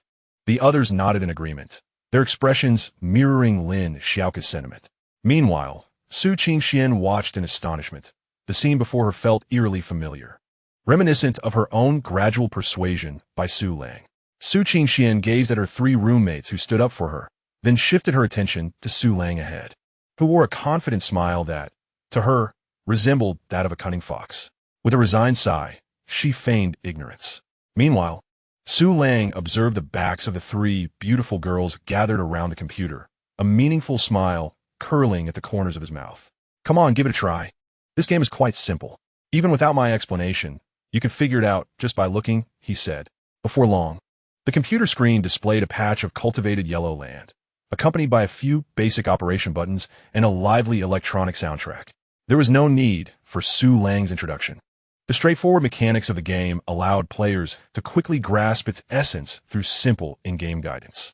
Noticing that the three had already engaged with the game, Su Lang continued to elaborate. This is a social farming game among acquaintances. Over here is the shop. Buy seeds and plant them. Xiaoya clicked the mouse, planting a small cabbage, which transformed into a tiny mound of soil with a countdown. Maturation time, 2 minutes. Is that it? Do we just wait? This seems rather dull, Wang Lu remarked, furrowing her brows after witnessing Xiaoya's actions. Don't rush. Planting isn't the goal. Interaction is the heart of this game. Su Lang replied with a mysterious smile. Now look at the friend list on the right. Xiaoya opened it to find a dozen friends listed. All test accounts Su Lang had arranged. Click on that little hand icon. Give it a try, Su Lang suggested. Skeptical, Xiaoya moved the mouse and clicked the hand icon. In an instant, the screen transitioned to Su Lang's test accounts farm, showcasing several large, plump, and adorably designed red carrots, all marked with a pickable status. Xiaoya instinctively clicked on a carrot. A crisp, melodious sound rang out, and the screen displayed a large 1, followed by a line of small text. You have stolen a large carrot from account 11. At that moment, Xiaoya experienced an indescribable sensation. The combination of stealing the carrot, the sound effect, and the notification brought an inexplicable thrill. I want to try too, Lin Xiaoka, feeling envious, took over Xiaoya's mouse and reopened the friend list. Oh no, I was bitten by a dog and lost a lot of coins. Huh, this pumpkin looks too cute. It's all drawn by Qingxian. Is this how the game works? Stealing from each other while planting? It seems quite enjoyable. Within just a few minutes, the Entrepreneurship Center buzzed with a lively atmosphere, as Su Qingxuan's three roommates immersed themselves in the game for the first time. Su Lang stood aside, watching the trio revel in their newfound enjoyment, a smile gracing his lips. Happy Farm is quite simple. There is no steep learning curve, just a leisurely experience. The only challenge is remembering your harvest time and your friends' maturation times. Particularly exhilarating is the thrill of waiting for someone else's crops to ripen just to steal them, alongside the possessive desire and thrill of theft that one can freely express in the game. How about it, 3 seniors? Is this game satisfactory? Su Lang observed as the three began discussing which crops yielded more experience and how to prevent others from stealing their produce, offering timely reminders. They suddenly realized how easily they had become immersed, feeling a bit embarrassed. It is indeed interesting. The operations are simple yet addictive, especially with that art style. I can't get enough of it, Lin Xiaoka admitted. Su Lang immediately seized the opportunity to redirect the credit towards Su Qingxian. All of this is thanks to Senior Qingxian. He pointed at the still bashful Su Qingxian, who was lowering her head. Every carrot, every blade of grass. Even that biting dog in this game was drawn by Qingxian, a true testament to our collaborative effort. Once the game goes live on the campus network tomorrow, I hope the 3 of you can help promote it, considering how hard Qingxian has worked. Absolutely. Qingxuan's artwork is too beautiful. It would be a travesty if no one played it. Don't worry, Su Lang. The 3 of us have hundreds of friends on the campus network. Once it launches, I'll encourage them to join in. I'll also inform my classmates to support Qingxian. Seeing this, Su Lang promptly took out his phone. It's settled then. Let us add each other on OO, and I'll create a group. If you find any bugs or have suggestions, just mention them in the group, and I'll address them immediately. By the way, I have 3 other roommates. I'll bring them in too. After sending off the 3 spirited yet cheerful roommates of Su Qingxian, Room 206 returned to an unexpected tranquility. Su Qingxian sat in her chair, twisting the hem of her clothing, her head bowed, resembling a student who had committed a misdeed. Before Su Lang could speak, Su Qingxian spoke first, her voice small and trembling, her large eyes filled with guilt. Su Lang, Ima saw thee. I didn't mean to bring them here. I never intended for you to give me any salary or compensation. Just being able to draw and have so many people see my art makes me very happy, truly. Seeing the clumsily apologizing girl, fearful of inciting his anger, Su Lang felt his heart race. In his past life, he had witnessed too many conflicts born of greed. Yet encountering a pure and innocent girl like Su Qingxian was rare. With a sigh, he reached out, placing his hand gently on her head and ruffling her hair. The sensation was unexpectedly soft. Silly girl, why apologize? This project is indeed the result of our joint efforts. Bringing them here today is a good thing. It will expedite the promotion of our project. Moreover, I truly mean it. Once the game takes off, you will certainly benefit from it. You deserve it. Su Qingxian was momentarily taken aback by this sudden gesture, the warmth radiating from above, causing her cheeks to flush crimson. She instinctively stepped aside. Su Lang, witnessing her flustered reaction, retracted his hand with a smile. All right, I'm done joking. Let us check for any remaining issues. We're going live tomorrow. Su Qingxian softly replied, returning to her computer, her mind swirling with thoughts about the recent events that felt somewhat off, yet she couldn't pinpoint why. As evening approached, Su Lang stretched and turned his gaze back to Su Qingxian, who was diligently working on her designs. Senior, let us head out early today. Our project goes live tomorrow, and we need to monitor it to prevent any issues. Su Qingxian nodded, quietly responding, and began to gather her things to leave. Just as she was about to head back to her dormitory, a sudden realization struck her. Oh no, I was planning to end everything once the game launched and return to my previous life. Why did it turn into a project shared with Su Lang? Now my roommates are involved too. This meant she had a stake in the game, implying that she would have to continue assisting Su Lang with the design, leaving no room for refusal. Caught between her supportive roommates and the understanding Su Lang, Su Qingxian could only let out a resigned sigh, murmuring to herself, "Oh no, Xiaoka, Lu, yeah, you're not helping me. You're trapping me." Now there's no way out. In dormitory 302, the three boys had just finished dinner. Chun Siyun was gaming with his shirt off, Ho Yangping was chatting mischievously on OO, while Zhang Weiguo was engrossed in an online novel on his phone. Upon witnessing Su Lang's unexpectedly early return today, the three friends were filled with curiosity. He typically returned late at night. How was it that he was back by just past 6? Su Lang pulled out a chair, settled in with his legs crossed, and wore an enigmatic smile. After about a minute, Chun Siyun could no longer contain his curiosity. Old Su, what's with that look on your face? Did something good happen? Su Lang gazed at the three of them and suddenly revealed a mysterious grin. You all know I've been working on a project with senior Su Qingxian, right? Guess who I encountered today? This piqued everyone's interest, prompting them to gather closer, eager to hear more. Su Lang's lips curled into a sly smile as he began his tale. This afternoon, I met 3 of Senior Su's roommates. They are all stunning, each with a unique style. One has a doll-like face, another exudes a mature charm, and the last one looks particularly fiery. And the most crucial detail. Su Lang paused deliberately, observing their reactions. Noticing his sudden silence, the 3 grew anxious, urging him to continue. Come on, spill it, they exclaimed. Su Lang, seeing their eagerness, resumed. The best part is, I heard they're all single. Wow, really, Su? You're not just boasting, are you? The trio's composure shattered, their faces turning a shade of crimson. When have I ever lied to you? Su Lang gulped, pulling out his phone to show them the newly added profiles of the 3 girls. Don't believe me? Take a look for yourselves. Chun Siyun, Ho Yangping, and Zhang Weiguo immediately crowded around, their heads nearly touching as they peered at the screen. Soon, they were met with images from the girls' social media. Lin Xiaoka in a floral dress, posing playfully in a flower bed, Wang Lu singing at karaoke in a tank top, and Zhao Yicot in a side profile while reading in the library. Glug! The sound of someone swallowing echoed clearly in the otherwise quiet dormitory. They're all so beautiful, truly worthy of being roommates. Su Lang, or rather Su Ge as they now insisted, was bombarded with requests. When will you introduce us, Su Ge? Yeah, you already have Senior Su. Why not introduce these 3 lovely ladies to us? The 3 were practically bouncing with excitement, their gazes fixated on Su Lang. Su Lang reclaimed his phone, observing his overly enthusiastic friends with amusement, ready to reel them in. So what do you think? I didn't deceive you, did I? My project with Senior Su is about to launch, and those 3 girls are eager to help with the promotion. He contemplated for a moment, deciding that such a wonderful opportunity should not be squandered on outsiders, but rather shared with his dorm mates. Here's the plan. I'll add you to the group for product promotion. Show some enthusiasm, help promote Senior Sue's game, and let your talent shine. The girls will surely notice your dedication, and who knows, this could spark something special. 3 freshmen, single for 18 years and yearning for romance, could hardly resist such temptation. Suge, my benefactor, Chun Si-Yuan exclaimed, throwing himself at Su Lang's legs without shame. Just add me to the group.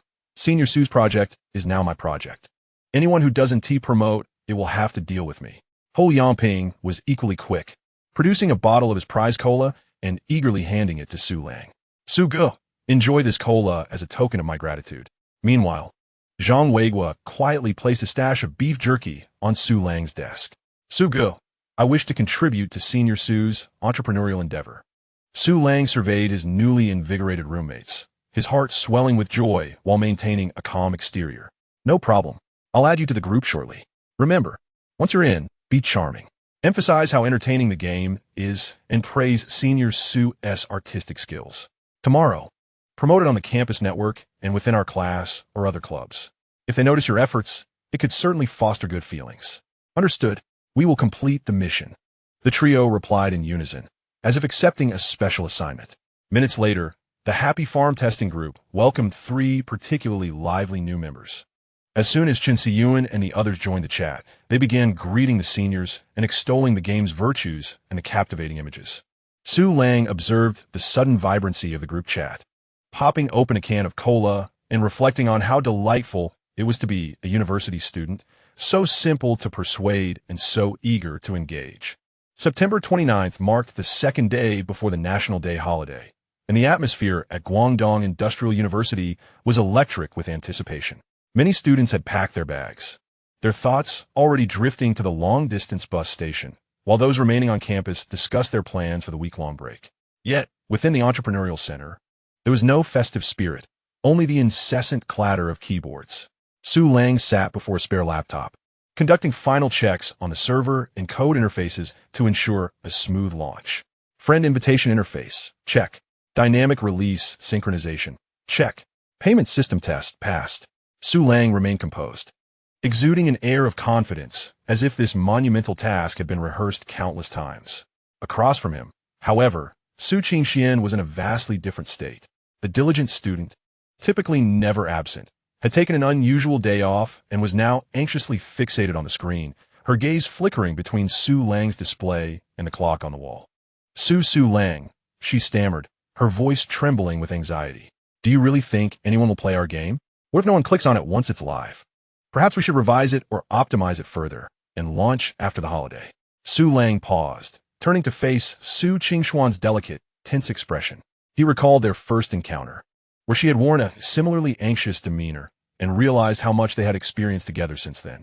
With a gentle smile, he pulled a piece of candy from his pocket, one he had acquired from his enthusiastic roommates, and unwrapped it, offering it to her. Open up. Caught off guard, Su Qingxian instinctively opened her mouth, and a rush of sweetness filled her mouth. Is it sweet? Su Lang in quit playfully. Sweet, she nodded reflexively, but then her cheeks flushed with embarrassment and irritation. Su Lang, I'm not a child anymore. Su Lang pointed to the clock on the wall, where the second hand was steadily approaching the vertical position. All right, I understand our talented designer from Su University is not a child. Be confident. Our game is already fantastic. Even if we overlooked some issues, we can optimize them gradually. Trust me. As she savored the candy's sweetness, Su Qingxian absorbed Su Lang's confident demeanor, and her earlier anxiety began to dissipate. The two returned to their previous rhythm as time ticked by, and soon the hour hand struck 12 o'clock. Without hesitation, Su Lang firmly pressed the enter key, a confident smile gracing his lips. Happy Farm is officially launched. Meanwhile, in the girls' dormitory 502, Zhao Ya, Lin Xiaoke, and Wang Lu had just finished their meal when they shouted enthusiastically, "Sisters, let us get to work." This game was created by Qingxian, and we must uphold her reputation. Lin Xiaoke quickly logged into her campus network account, carefully selecting the most adorable image of a cabbage drawn by Su Qingxian, which she paired with a screenshot of the mischievous yellow dog from the game. She then posted it on her OO account.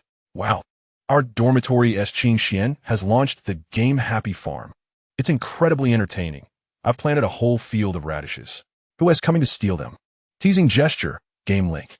Simultaneously, Wang Lu was busy sending messages in various community and alumni groups. How to spend a boring long holiday. Of course, by playing Happy Farm together. Hurry and log in, so I can steal your vegetables. Teasing gesture, game link. Xiaoya added. This is a fun little game created by our dorm sisters and a freshman. Come and give it a try. Teasing gesture, game link. Immediately, countless groups erupted in excitement. While Lulu's roommate actually created a game. I must support that. Xiaoya, I can't believe your dorm not only has stunning looks, but also such talent. I must show my support. Xiaoke, I've planted my crops, come and steal them. Watching the flood of friend requests, Lin Xiaoke snapped her fingers in delight. Meanwhile, in the boys' dormitory 302, Chun Si-yuan, Ho Yangping, and Zhang Weiguo transformed into relentless posting machines, zealously promoting the game across OO groups, forums, and message boards. Brothers, I've discovered a fun game, Happy Farm. Come steal from me. The beautiful campus goddess made this game. Come play, and you might win her affection. Happy Farm is so addictive. You can't stop playing. Want to find a girlfriend? Countless girls are playing. Come join us and get closer to your goddess. With the full force of these 6 individuals, news spread rapidly throughout the entirety of Guangdong University of Technology. Countless students, just finishing classes and preparing to eat, or boredly browsing the campus network, became aware of this intriguing little game, Happy Farm. Some were driven by curiosity. Others sought to meet beautiful girls. Some simply adored the charming art style, while others were just bored and happened to come across it. Regardless of their motives, they all flocked to the game link, eager to experience this wildly popular vegetable stealing game.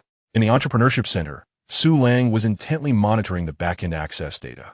User count, 11,050,100. In just 10 minutes, the user count surpassed the 100 mark.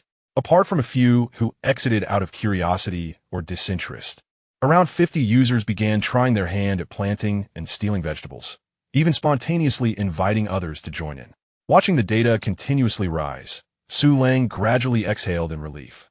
Based on the splendid figures, the initial task had been accomplished. He turned to Su Qingxian, who appeared to be working diligently, yet kept glancing at him like a curious kitten. Senior, everything is running smoothly. Let us go grab some lunch and continue our follow-up in the afternoon. Su Qingxian sighed in relief, her radiant smile emerging as she jogged alongside Su Lang. At that moment, in the boys' dormitory 3, room 306, Ludo Wei, a seasoned Dota player and sophomore, intended to take advantage of his lunch break to play a game with his roommate. Changzi log in. However, Zhang Chong, usually the most responsive, was unusually quiet. Ludo Wei turned in confusion, only to find Zhang Chong intensely focused on the screen, mouse in hand, murmuring to himself. It's almost right, just 10 seconds. 5 seconds. What are you doing? Counting down for a download? Ludo Wei leaned in with curiosity. The screen did not display a familiar download interface, but instead revealed a lush green field filled with bright red radishes, beside which a silly yellow dog was sound asleep. What is this? A childish game called 3799? Are we still playing such juvenile games? Ludo Wei couldn't resist mocking. Shoo, don't make a sound. I'm waiting. Zhang Chong didn't look back, his eyes glued to the screen. Lu Shiyu's radishes are about to be ready. I need to steal them first, so she remembers me. Hee hee. What? Steal what? Lu Shiyu's radishes? Ludo Wei was bewildered, momentarily at a loss. Just as he was processing this, Zhang Chong clicked the mouse with fervor and a small white hand darted across the screen. Congratulations, you stole Lu Shiyu's red radishes X2. Zhang Chong excitedly tossed the mouse aside, exclaiming, that's what you get for not replying to my messages. I'll steal all your vegetables today. In the next moment, Zhang Chong's OO started flashing incessantly, a cute avatar repeatedly lighting up. Upon opening it, he found a message from a friend named Lu Shiyu asking, Zhang Chong, why did you steal my radishes? Angry emoji. Zhang Chong grinned widely, immediately engaging in conversation with Lu Shiyu. Ludo Wei stood by dumbfounded. Wow, this game can be played like this? What game is this? Where did you download it? Ludo Wei could no longer contain his curiosity. No need to download. Just play directly on the campus network. Search for Happy Farm. I heard it was created by a student from our school, and many are playing it. Zhang Chong pointed to the dynamic bar at the bottom of the screen. Look, our class monitor just joined and is planting cabbages. In less than 5 minutes. The original Dota gaming crew in room 306 disbanded, and the two boys sat in front of one computer, shouting in excitement. Zhang Chong, you just added me and already stole my vegetables. Have some decency. Dewey, don't blame me for being ruthless. Your radishes are just too tempting. Hurry, Zhang Chong. I see the monitor S crops are ready. Let us raid him together. This kind of offline promotion required no internet connection. It spread quickly through casual conversations in the cafeteria or during dormitory breaks. The girls' dormitory was equally lively. Wow, this game's art style is so adorable. Sisters, come play. I discovered a really fun game. Hee hee, I've planted a row of flowers. If anyone dares to steal from me, I'll cut ties with them. From online to offline, extending from virtual friend lists to real-life roommate relationships. The social hooks designed by Su Lang, such as leaderboards, invitation rewards, and automatic updates, displayed a remarkable impact before the internet became saturated and mobile internet began to rise. In the afternoon, in the large lecture hall of the Business Administration Department, an elderly professor with graying hair passionately lectured on calculus in advanced mathematics. This monotonous course was akin to a lullaby for many students, some resting their heads on their desks, while others secretly played games or whispered among themselves. Soon enough, discussions arose among students about Happy Farm and Su Lang. Wait, you mean that Happy Farm game was created by a classmate of ours? Yes, it's Su Lang. He is amazing for developing a game since his freshman year. Who is Su Lang? I don't know him. Where is he? No need to look. He came during the days after military training ended, but hasn't been seen since. With a sense of admiration, the students in the class were abuzz with excitement over the remarkable prowess of their peers, who had seemingly abandoned their studies to indulge in a captivating game. Whispers of a stunning senior joining Su Lang only fueled their envy. The chatter grew increasingly animated, drawing the attention of nearby students who, unable to resist their curiosity, pulled out their phones to refresh the campus network incessantly. Even the old professor sensed the disruption and rapped his knuckles against the blackboard, demanding silence and urging everyone to focus on the lecture. Yet, concentration proved elusive as thoughts of disparity plagued the freshmen. How could there be such a vast difference among them? As twilight descended, the campus lights flickered to life, and with the conclusion of afternoon classes, the allure of the game Happy Farm became undeniable. Following a day of growing interest, more students became acquainted with this enchanting game. In the boys' dormitory room 404, Liang, a third-year student and member of the student council, looked disdainfully at his roommates as they shouted and cheered around the computer. He scoffed at the childishness of grown men engaging in virtual farming. For a diligent student like Liang, games interfered with his studies, even those with charming aesthetics. You just don't understand. This game is genuinely entertaining. One roommate called out without turning. Several underclassmen just added me as a friend. I need to harvest my ripe carrots before they get stolen. Liang let out a dismissive grunt, retreating to wash up, ignoring the antics of his eccentric roommates. Upon returning 10 minutes later, he glanced at the computer screen, drawn inexplicably to it. The display showcased a vibrant farm with golden pumpkins, a countdown indicating their ripeness. Intrigued, he found the art style rather appealing, far more engaging than typical minigames. The graphics are decent, and that dog is amusing. Since Dongzi mentioned harvesting, I might as well help him out. Taking a seat, he quickly grasped the simple mechanics of planting, harvesting, watering, and pest control. Even someone like him, who rarely played games, could master it effortlessly. After harvesting, he noticed many classmates playing from his friend's list. Just then, a loud exclamation erupted from behind him. Oh no, I forgot to harvest. Dongzi dashed to the computer, stunned to find Li Yang in the midst of pilfering his crops. Li Yang, equally embarrassed, hastily explained. I noticed you said you forgot to harvest, so I helped you out. With that, he fled under Dongzi's scrutinizing gaze, his mind still preoccupied with the game. Perhaps he would give Happy Farm a try. After all, so many students were playing it. What better way to socialize? Meanwhile, a cry of despair echoed from the neighboring room 405. A student lamented the loss of his anticipated carrot harvest, now diminished by theft, with system notifications taunting him. Your carrots were stolen by Old Wong next door. 1 carrot. Buy flour from the management department. 2 carrots. I just stepped out to take a phone call. It's only been 10 minutes, and they've stolen everything. What a bunch of scoundrels.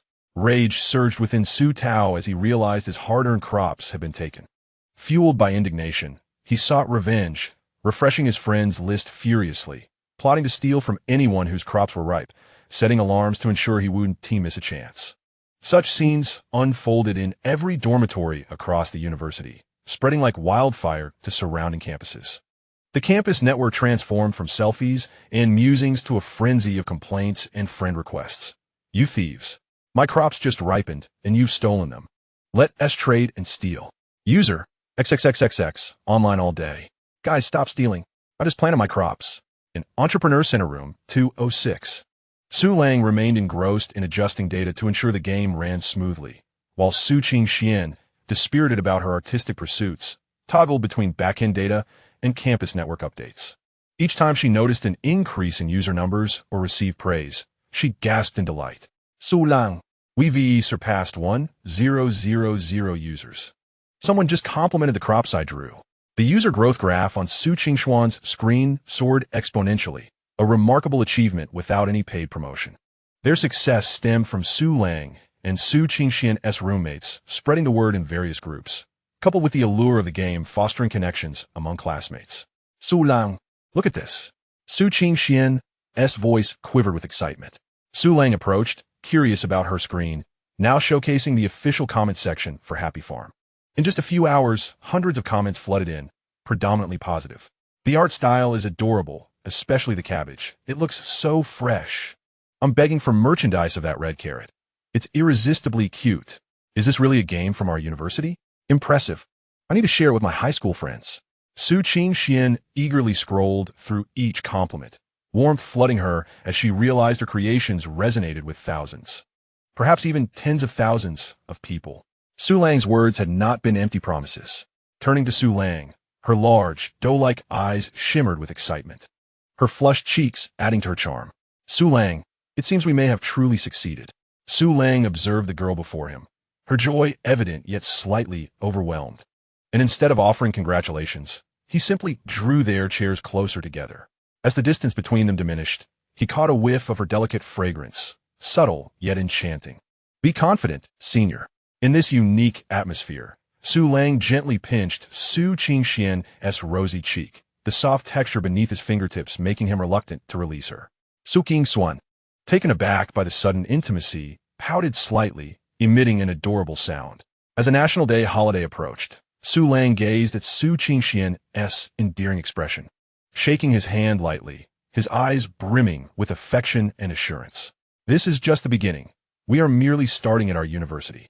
There are countless other institutions and opportunities ahead, not to mention the vast potential across the province and beyond. Soon, millions will engage with this game and witness your beautiful designs. With her cheeks firmly pinched, Su Qingxuan's mind finally rebooted, and she swiftly recoiled, escaping Su Lang's grasp. Her hands instinctively covering her flushed face, her heart racing as if it might leap from her chest. Su Lang, why did you pinch my face? She protested, though her tone carried no trace of anger, instead revealing a delightful shyness that was hard to ignore. This is a special reward for core employees, Su Lang replied, retracting his hand and lightly rubbing his thumb and forefinger together, seemingly savoring the sensation from moments prior. All right, enough of the foolishness. Come, let me treat you to a splendid meal to celebrate. Su Qingxian hurriedly steadied her emotions and followed closely beside Su Lang. I want barbecue and a bubble tea on the side. All right, if you eat so much, you'll turn into a little pig. Not a chance, humph. After ensuring Su Qingxian was safely back in her dormitory, Su Lang did not return to his own, but instead made his way back to the entrepreneurial center. After all, the product had just launched, and despite undergoing numerous modifications, Su Lang still felt a twinge of unease. In the emptiness of the entrepreneurial center, he suddenly felt a sense of hollowness within himself. Shaking his head, he dismissed these thoughts and focused once more on the screen displaying the server load bar that continued to run steadily.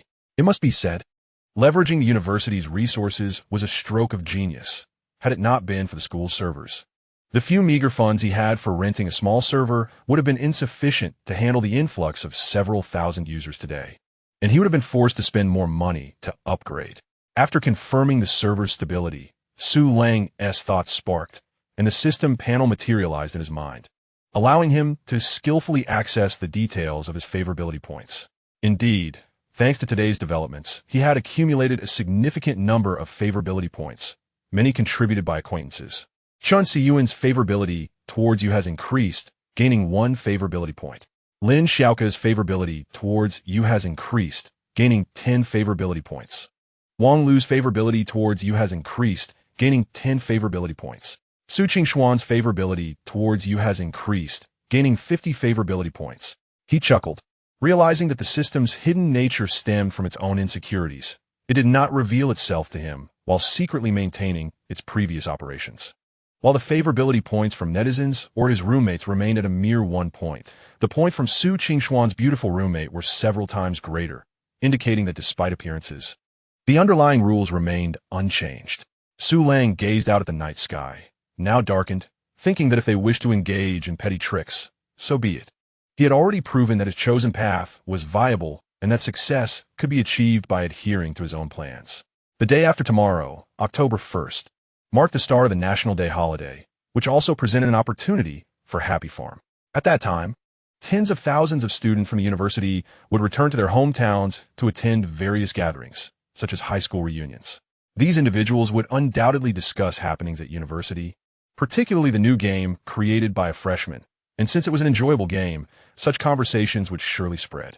Out of curiosity, many would likely give it a try, leading from a single point to widespread dissemination, making this week a golden window for the game's viral expansion. September 30th, the last day before the National Day holiday. The campus of a university was bustling with students dragging their suitcases, each face glowing with the joy of impending freedom. Meanwhile, in the entrepreneurial center, Su Lang stopped Su Qingxian, who was preparing to pack up and leave. "Senior, wait a moment. Su Lang, is there something else? I have a flight to catch tonight." Su Qingxian looked at Su Lang's trademark smile, her heart skipping a beat, tightening her grip on her bag. "Don't worry, Senior. Didn't you book a flight for 8 p.m.? You still have a few hours. You'll make it in time." Su Lang pointed to a segment of logical code he had just written on his screen. "With the holiday coming up, I thought this would be a perfect opportunity to launch an event called 7 Days of National Day Fun. Invite friends for grand gifts. For every new user invited, they receive a bag of regular fertilizer. Invite 5 people, and they get 10 bags of premium fertilizer. Invite 10 people, and they receive the exclusive hidden item, the limited edition Seed University Flower, only available during the National Day period." University flower? Su Qingxuan blinked in surprise. "Yes, once this flower is grown, it can be exchanged for a unique decorative plaque, University Star, which will sparkle at the entrance of the farm." Su Lang gently pushed Su Qingxian back into her seat. "Now, Senior, unleash your imagination and draw a flower that appears noble and rare, one that captivates at first glance." With Su Lang's insistence, Su Qingxian reluctantly took out her drawing tools, determined to produce something extraordinary. An hour later, a flower with layers of delicate lavender petals, surrounded by shimmering starlight, appeared on her screen, exuding the grandeur of a peony and the ethereal grace of an orchid. Su Lang, upon seeing Su Qingxuan's design, wasted no time with unnecessary words. He immediately cropped it and uploaded it to the back-end database. After finalizing the last requirement, he graciously released her. As they exited the entrepreneurial center, Su Lang looked at Su Qingxian, who was carrying a small suitcase, and inquired curiously, "Senior, where are you from? Is your trip home far?" Su Qingxuan posed momentarily. Then, without hesitation, revealed her background. "I'm from Su Province. What do your parents do?" "With your demeanor, surely you're not from a scholarly family or a wealthy lineage." Su Lang disait lightly. "Oh no, just a very ordinary family. My parents are regular civil servants." "I see. Please take care on your journey and be cautious. If you need anything, don't hesitate to call me," Su Lang advised, adopting a fatherly tone. "And remember to log into OO every day while you're home." Despite the holiday, with the game just launched, there might be urgent artistic needs or server issues, and I might need to summon reinforcements at any moment. Su Qingxuan, who had been reveling in the joy of the holiday, instantly turned glum upon hearing his words, quickly scampering away while mumbling under her breath. Chapter 27. The feeling of home after bidding farewell to Su Qingxian. Su Lang returned to the now empty entrepreneurial center and took out his phone to continue exploring the mobile version's functionality. In 2008, smartphones were just emerging, And most people still utilized basic feature phones with physical buttons, with internet speeds crawling along at a sluggish 2G, to ensure Happy Farm could function under such adverse conditions. Su Lang had invested considerable effort. As he viewed the screen displaying a few lines of rudimentary text and highly compressed pixel graphics, he couldn't help but shake his head at the contrast with the smartphones of the previous generation. The screen still felt too small, and the logic of operating through buttons was overly complex. After pressing a few keys on his phone, he surveyed the simplistic interface, noting that even with special one-click settings, the operations were still far more complicated than those on a computer. Su Lang sighed in resignation. It would have to suffice, as not every household had access to computers and the internet. The game spread would be too slow if it were limited to computer use. October 1st, National Day. The entrance of Guangdong Industrial University was teeming with students, laden with bags and boxes, dispersing in all directions. Although many students had departed for home the previous day, a significant number were still leaving this morning. Su Lang, with a simple backpack slung over his shoulder, boarded a bus heading towards Fuqing. As the bus pulled away, the bustling skyline of Yangsheng gradually receded, replaced by sprawling factories and lush trees lining the roads. 2 hours later, the bus gradually rolled into a serene little town beneath the Buddhist city, flanked by typical old buildings and numerous houses under construction. Relying on his memory, Su Lang traversed several familiar streets until he arrived at a somewhat weathered small building.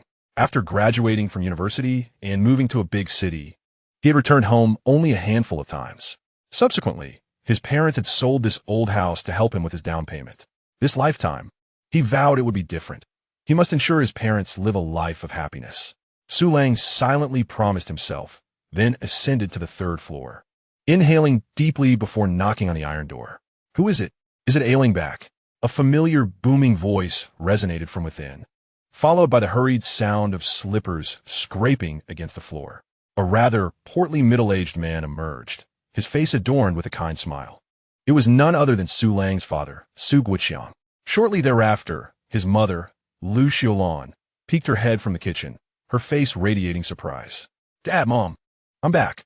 Su Lang gazed at his parents. His father's hair remained dark, his posture straight, while his mother had few wrinkles on her face.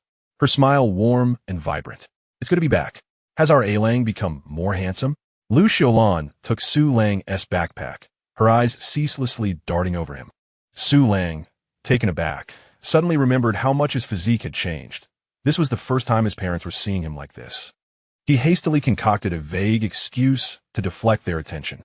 "Perhaps it's because I was busy studying in high school, with short hair and wearing uniform. Now that I'm in university, my hair has grown, and I've changed a bit after military training." Lu Xiulan and Su Guiqiang mulled over his explanation, ultimately finding it reasonable, and decided not to press further. "Quickly wash your hands. I made your favorite white-cut chicken and watercress soup. It's all warming on the stove." At the dining table, Su Guiqiang and Lu Xiulan inquired incessantly as they ate. "Ailing, are you adapting well to university life? Do you have enough money?" "I have enough, Dad. I've also taken on some work study at school." Su Lang hesitated to mention his entrepreneurial endeavors, fearing it might startle them. "Good to hear. Remember, studies come first. Don't tire yourself out." His mother refrained from saying much, continuously reminding him not to overexert himself.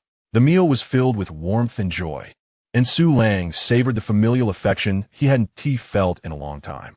After dinner, he instinctively headed to his room to check on the data for Happy Farm. But once he opened his laptop, he realized that his home didn't have broadband installed. It was still 2008, and broadband was costly. Moreover, without smartphones, his parents had no need for the internet. How careless of him to forget this detail. At that moment, Happy Farm was at its peak. If he didn't monitor the backend, a server crash or a bug in data processing could have dire consequences. Su Lang grabbed his phone and keys and called out to the living room. "Dad, Mom, I'm going out to meet some classmates." Su Guiqiang and Lu Xiulan exchanged glances as they watched their son dash away, deciding not to pursue the matter further. The Speedy Internet Cafe was the largest in town. Although it boasted the name Speedy, the actual internet speed was quite ordinary, and the computers were of average quality. Su Lang pushed open the heavy glass door, and a pungent mix of smoke and instant noodles assaulted his senses, accompanied by the cacophony of keyboard clattering and shouting. "I'd like to use a machine for 2 hours, please." Su Lang skillfully presented his ID and 5 yuan, receiving a card with his account details before heading upstairs. It was the National Day holiday, and many patrons were donning headphones, vociferously engaged in combat. Point A, drop the package. Total wipeout, hurry up. Unlike others, Su Lang did not launch a game, but adeptly opened a browser to connect to the backend management interface. Upon entering the backend, he was greeted by specific data. PC online users, 4532. Mobile access, 2554. To his astonishment, the number of users had nearly approached 10,000, even without substantial promotional efforts. Indeed, many were on the road or returning home without internet access, thus resorting to mobile play, albeit with subpar visuals compared to the PC version. A smile crept on Su Lang's lips as he silently praised the preparations he had made earlier. In 2008, most websites were not optimized for mobile, and mobile platforms were still in their infancy, lacking the stature of their PC counterparts. After briefly reviewing all the data, Su Lang began to sift through the backend logs to address minor lag issues caused by high concurrency and temporarily expanded the database capacity. Once he completed all tasks, he finally had time to log into OO and respond to messages. As soon as he went online, the icon in the lower right corner began to flash furiously, featuring an especially notable angry cat avatar. This was Su Qingxian's OO. Su Lang smiled faintly, replied briefly to Su Qingxian, and then opened the bustling high school class group, which remained lively even months after graduation. Some were lamenting college life, while others expressed envy towards their classmates in university. And one even shared an invitation link for Happy Farm. Chapter 28. The ubiquitous vegetable stealing game. Seeing this, Su Lang's eyes brightened. He anticipated that Happy Farm had spread so widely. As his online time dwindled, Su Lang decided to shut down his computer and began wandering around the internet cafe. Soon, he encountered a scene he had been hoping to see. A student-like young man was engrossed in playing Happy Farm, muttering to himself, "Darn, not ripe yet. Oh, this friend seems ready. I'll steal, huh?" Su Lang was astonished that merely 3 days online had resulted in encountering players of Happy Farm, not just in the OO group, but even within the local internet cafe. This suggested that perhaps during this National Day, Happy Farm would experience a surge. He needed to prepare in advance. On the Guangshan Expressway, the red tail lights formed an endless stream, a perennial theme during every holiday. Inside a long-distance bus headed to the Chaoshan region from the provincial capital, the air felt stifling, thick with a drowsy haze. Seated by the window, Li Jun gazed at the immovable traffic ahead, his expression one of helplessness. How long will this traffic jam last? Will we be free of it? In an era before the rise of mobile internet, there were hardly any means to alleviate boredom during such delays. Amidst his restlessness, Li Jun suddenly remembered the game his roommate had mentioned in their group chat the day before. What the heck? I'm bored anyway. Let us see if it's as fun as they say. With a mindset of mere curiosity, Li Jun opened the OO group, found the link his roommate had shared, and opened it in his browser. After logging into his School S account, a simple yet appealing page quickly loaded. Welcome back to Happy Farm. Announcement. The National Day Invitation event is in full swing, offering exclusive limited edition items. Without excessive embellishments or intrusive pop-ups, the design appeared quite engaging. Li Jun felt a surge of excitement as he followed the prompts, pressed the directional keys to start the tutorial, and after planting his crops, he proceeded to visit a friend's farm to steal vegetables. The page flickered briefly before loading a new screen. You have infiltrated Wang Dashuai's farm and discovered 2 large pumpkins. Will you steal them? Li Jun's fingers swiftly pressed the confirmation key. Steal successful. Experience 2. Pumpkins have been added to your inventory. Li Jun could not help but break into a smile. The sudden thrill of unexpected enjoyment amidst the monotony dissipated his frustration with the traffic jam.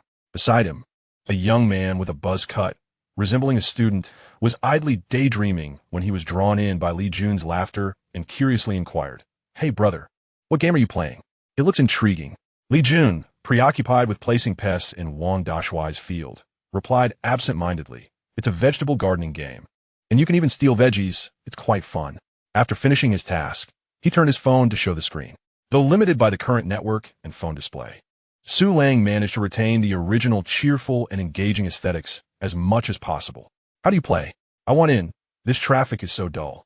Feeling bored, the buzz-cut youth pulled out his Motorola to pass the time. Suddenly, Li Jun recalled the invitation announcement, his eyes lighting up. How about this? I'll send you the link via text. You just need to log in to the campus network to play. Similar scenes unfolded in countless locations, some on green trains, others in traffic jams on highways. No need for high-end phones, no need for steep learning curves, and no requirement for lightning-fast internet. Simply opening a web page allowed for play, along with interaction with familiar individuals. Thus, the vegetable stealing game became one of the countless sources of amusement during the tedious journeys home. In su provincia, within a tranquil and upscale community, a cozy room was adorned with various plush toys, and an easel stood by the window. Su Qingxian lay on her bed, her feet swinging as she held a new Nokia phone, occasionally breaking into silly giggles. The screen displayed her chat history with Su Lang. Note, Su the Great, Senior. Have you returned home? Look, this is the white-cut chicken my mom just made. It's exquisite. Qingxian, angry emoji. Su Lang, why are you sending food pictures at night? I just brushed my teeth. Su the Great, you can eat after brushing. By the way, don't sleep in too much during the break, or you'll turn into a little pig. Reading that message, Su Qingxian, enraged, waved her little fist at the air and typed furiously. Qingxian, you're the little pig. Oomph. By the way, I was wondering if we could add a swing decoration of farm. Girls would probably like it. Su the Great, wow. The Senior is quick to respond. That's fine, but you have to draw a person on the swing. Let us make it look like you. Qingxian, why should it look like me? Su the Great, because you are the beauty of our game. If I weren't so reluctant, I'd definitely hang your picture on the game as homepage. The server would be overwhelmed. At this unexpected compliment, Su Qingxuan's heart skipped a beat. Although she had been praised by many, Su Lang's words made her cheeks flush. Qingxian, don't think I'll fall for your flattery. I want to work for you during the National Day holiday. Su the Great. Oh, you caught me. The Senior is too clever. Such tricks can't fool you. Qingxian. I am very smart. How could you possibly deceive me? Meanwhile, in the living room, Su Qingxuan's father, Su Jianjun, sat on the sofa reading a newspaper, while her mother, Chun Wan, brought in freshly cut fruit, her expression slightly pensive. Old Su, have you noticed? Qingxian has changed quite a bit since she returned. What's wrong? Isn't it good that her personality has become more cheerful? Su Jianjun flipped a page of the newspaper. Good? Look at her room. Su Mama pointed towards Su Yingguo's room. Previously, she either painted or read, quiet as a mouse. This time, she can't seem to part with her phone and occasionally giggles at the screen. Su Hyunhun posed, somewhat dismissive. She is in her second year of college. Being more outgoing is a good thing. Outgoing? More like spring fever, Su Mama replied knowingly. I suspect Qingxian is in a relationship, and the other person must be quite charming. What? Su Jianjun's expression darkened instantly. A relationship? What if she gets deceived? I need to ask her. Ask what? Don't scare her, Su Mama said, pulling Su Jianjun back. What father asks like that? Let us observe for a while. If she truly meets someone good, a relationship might be nice. Chapter 29. An early end to the holiday. Meanwhile, 1,000 miles away in Fuching Town without broadband, Su Lang could only rely on his phone to remotely monitor the server status. Wow, the user count has increased again. It seems to be a significant rise. At this rate, the holiday might see a small explosion in users. I should return to school tomorrow. It's too inconvenient here without internet. While replying to Su Qingxuan's messages, he glanced at the steep growth curve in the back end, a satisfied smile spreading across his face. At the kitchen door, Su Lang's mother, Lu Xiaolan, peeked out, observing her son grinning at his phone, then turned to Su's father, who was preparing vegetables. Dear, look at Lang. He has been back for 3 days, and aside from going out, he has only been at home grinning at his phone. Do you think he is in a relationship? Su Guiqiang glanced at his son's back and laughed. He is a college student. Dating is normal. With that level of happiness, you're not hoping for a grandchild, are you? Looks like it might happen after he graduates. The two exchanged knowing smiles, already envisioning a joyful future of 3 generations living together. At dinner, the Su family's table was laden with sumptuous dishes. Besides a leftover white-cut chicken from lunch, Lu Xiaolan had also prepared a steamed base. As she served the food, she chattered on, noting how he surely didn't eat as well in the school cafeteria and that he looked thinner. Su Lang took a bite of rice, looking at the mountain of food in his bowl, feeling warm inside. However, recalling the back-end data he had just seen, he decided not to linger. Dad, Mom, I need to tell you something. What is it? Running out of money? Su Guiqiang asked jovially. It's not about money. Su Lang hesitated, but finally spoke. I plan to return to school tomorrow. What? Lu Xiaolan exclaimed incredulously. Tomorrow is only the 3rd. Didn't you have 7 days off? Why are you going back so soon? Su Lang scratched his head, feeling helpless. He couldn't reveal the truth now, or his parents would think he was crazy. Their essay project group at school that needs to gather materials from the library. There's no internet at home, and my phone can't handle the work. He began to fabricate earnestly. Su Guiqiang and Lu Xiaolan exchanged glances, quickly piecing together the story. This was clearly not about studying. He was eager to return to a relationship. The confusion in Su Guiqiang's eyes vanished, replaced by a peculiar smile. Ahem, since it's a matter of study. It indeed shouldn't be delayed. Be careful on the road. Lu Xiaolan, though reluctant to let her son go, quickly shifted her thoughts to the potential daughter-in-law, turning her worries into joy. Yes, school is important. Tomorrow, Mom will pack some fruit for you to take back and share with your classmates. Su Lang observed his parents' unusually cooperative demeanor, feeling perplexed. What on earth was happening? Why the sudden change in attitude? Never mind. Misunderstandings are better than having to explain. After dinner, Su Lang refreshed the backend data on his phone again. The curve of online users continued to rise steadily. Following this trend, the count might surpass 10,000 tomorrow. Although his code had no issues, it was reassuring to keep a close watch during such critical moments. However, returning to school alone indeed felt a bit lonely. Su Lang's mind drifted to Su Qingxian's adorable face. Indeed, with the rapid surge in traffic, it is imperative to amplify our promotional efforts. Otherwise, sustaining this momentum would be quite the challenge. With this thought in mind, Su Lang's lips curled into a mischievous smile as he picked up his phone and tapped on the furious little cat avatar. Xudao Montak Vung, Senior. I have delightful news to share. Our happy farm is set to surpass 10,000 users tomorrow. Shortly after sending the message, Su Qingxian responded. Qingxian, so soon? Weren't we just over 3,000 before? How do we reach 10,000? Sudemo Wong. Hee, that means our game is thriving, and your design has garnered much admiration. Thus, I must inform you. Pack your bags and return to school tomorrow. We need to resume our work. Qingxian. Today is the 3rd. I haven't even enjoyed my time at home. I refuse to return, not even if you threaten me. Observing the palpable resistance emanating from the screen, Su Lang remained unfazed, his fingers dancing swiftly across the keyboard. Usu da aim moving. You're a partner in this game, which means you share ownership. Now that our game is flourishing, we must ensure its maintenance. How can we disappoint the users who cherish our game and the admirers of your design? In Su Province, within Su Qingshuan's bedroom, she read Su Lang's recent message, her teeth gritting in frustration. She contemplated several responses, deleting and retyping them repeatedly, uncertain of how to reply. Moments later, Su Lang's message arrived again. Suda Mo Wong. What if something goes awry with the game? I cannot manage it all alone. This is a project we embarked upon together. Can you truly bear to leave me to fend for myself? With her lip bitten in contemplation, Su Qingxian stared at her phone, her mind in turmoil. On one hand, there was the comfort of air conditioning and her mother's cooking. On the other, the responsibility of partnership and the image of that troublesome fellow battling alone. What partnership? He simply wanted free labor. Frustrated, she punched her plush bear on the bed before finally resigning herself to pick up her phone. Qingxian, fine, I'll return. But you must treat me to barbecue. Angry emoji. Seeing Su Qingshuan's message of surrender, Su Lang sighed in satisfaction, setting down his phone. This is the true spirit of partnership. Otherwise, one might think that this endeavor was easily attained. On October 4th, within a modest 50-square-meter residence in Chongning district of Magic City, the founder of 5 Points Network returned to the company after a mere 3 days of rest during the National Day holiday, accompanied by several key team members, to continue refining this social minigame that had absorbed the company's full dedication. Old Su, the parameters need further adjustment.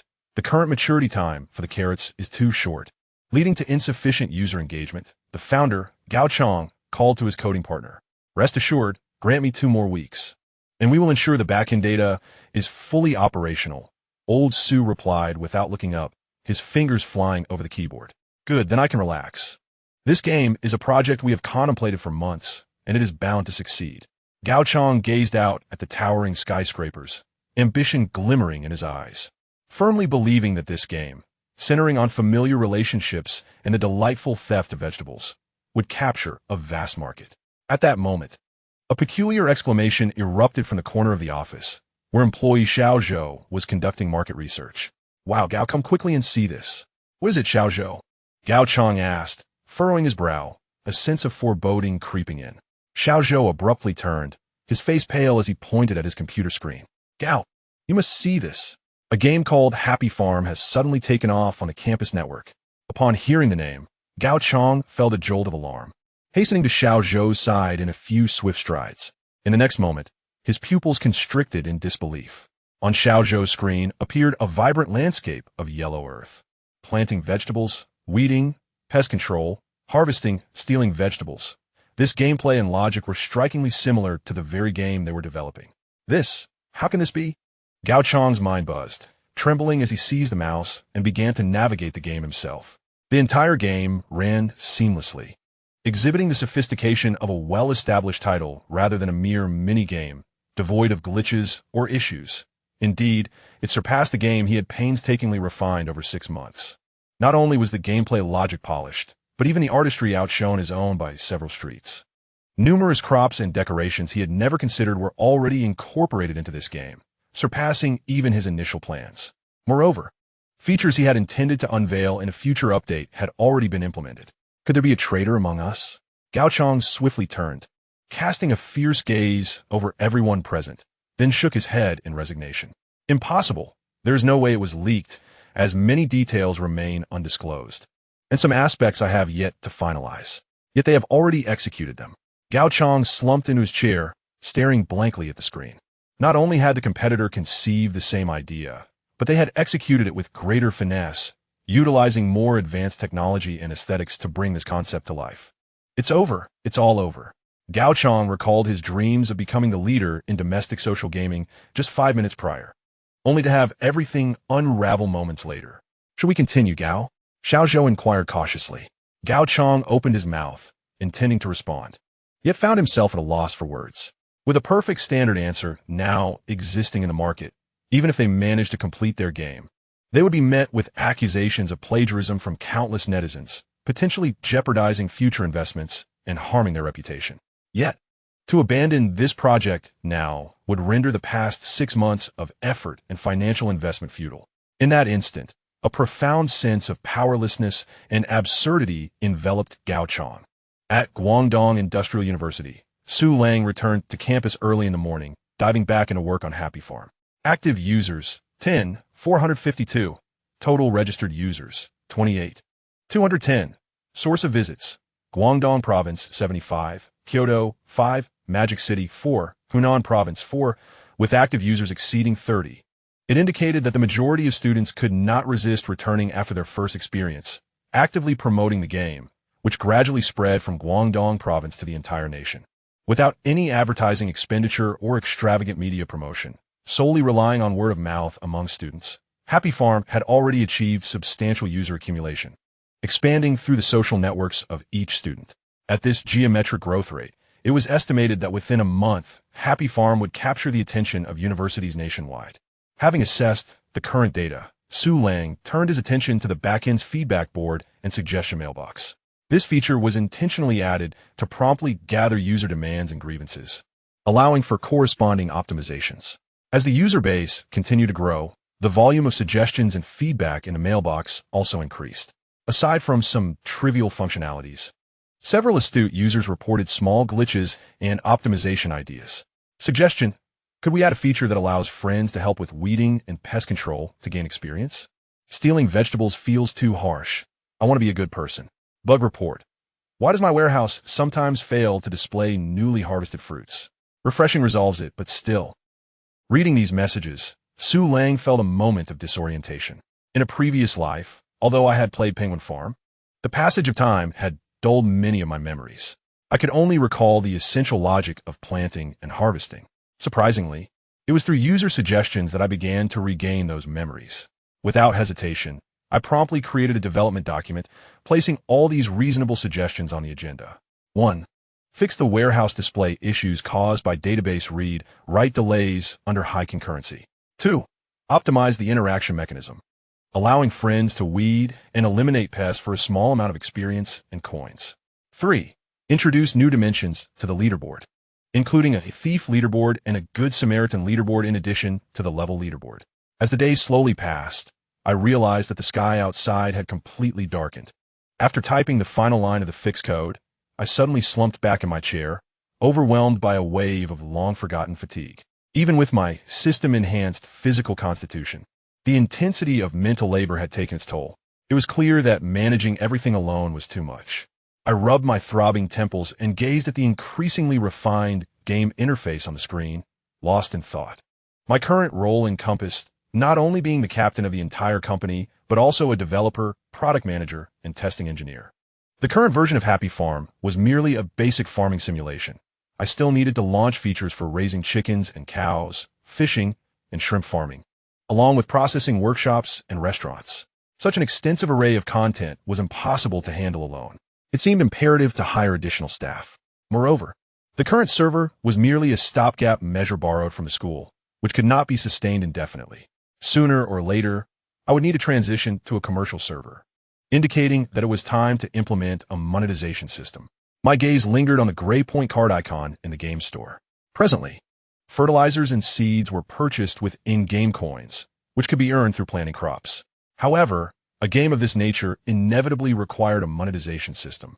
Previously, I had concealed the integrated campus bean payment system, considering the game's recent launch.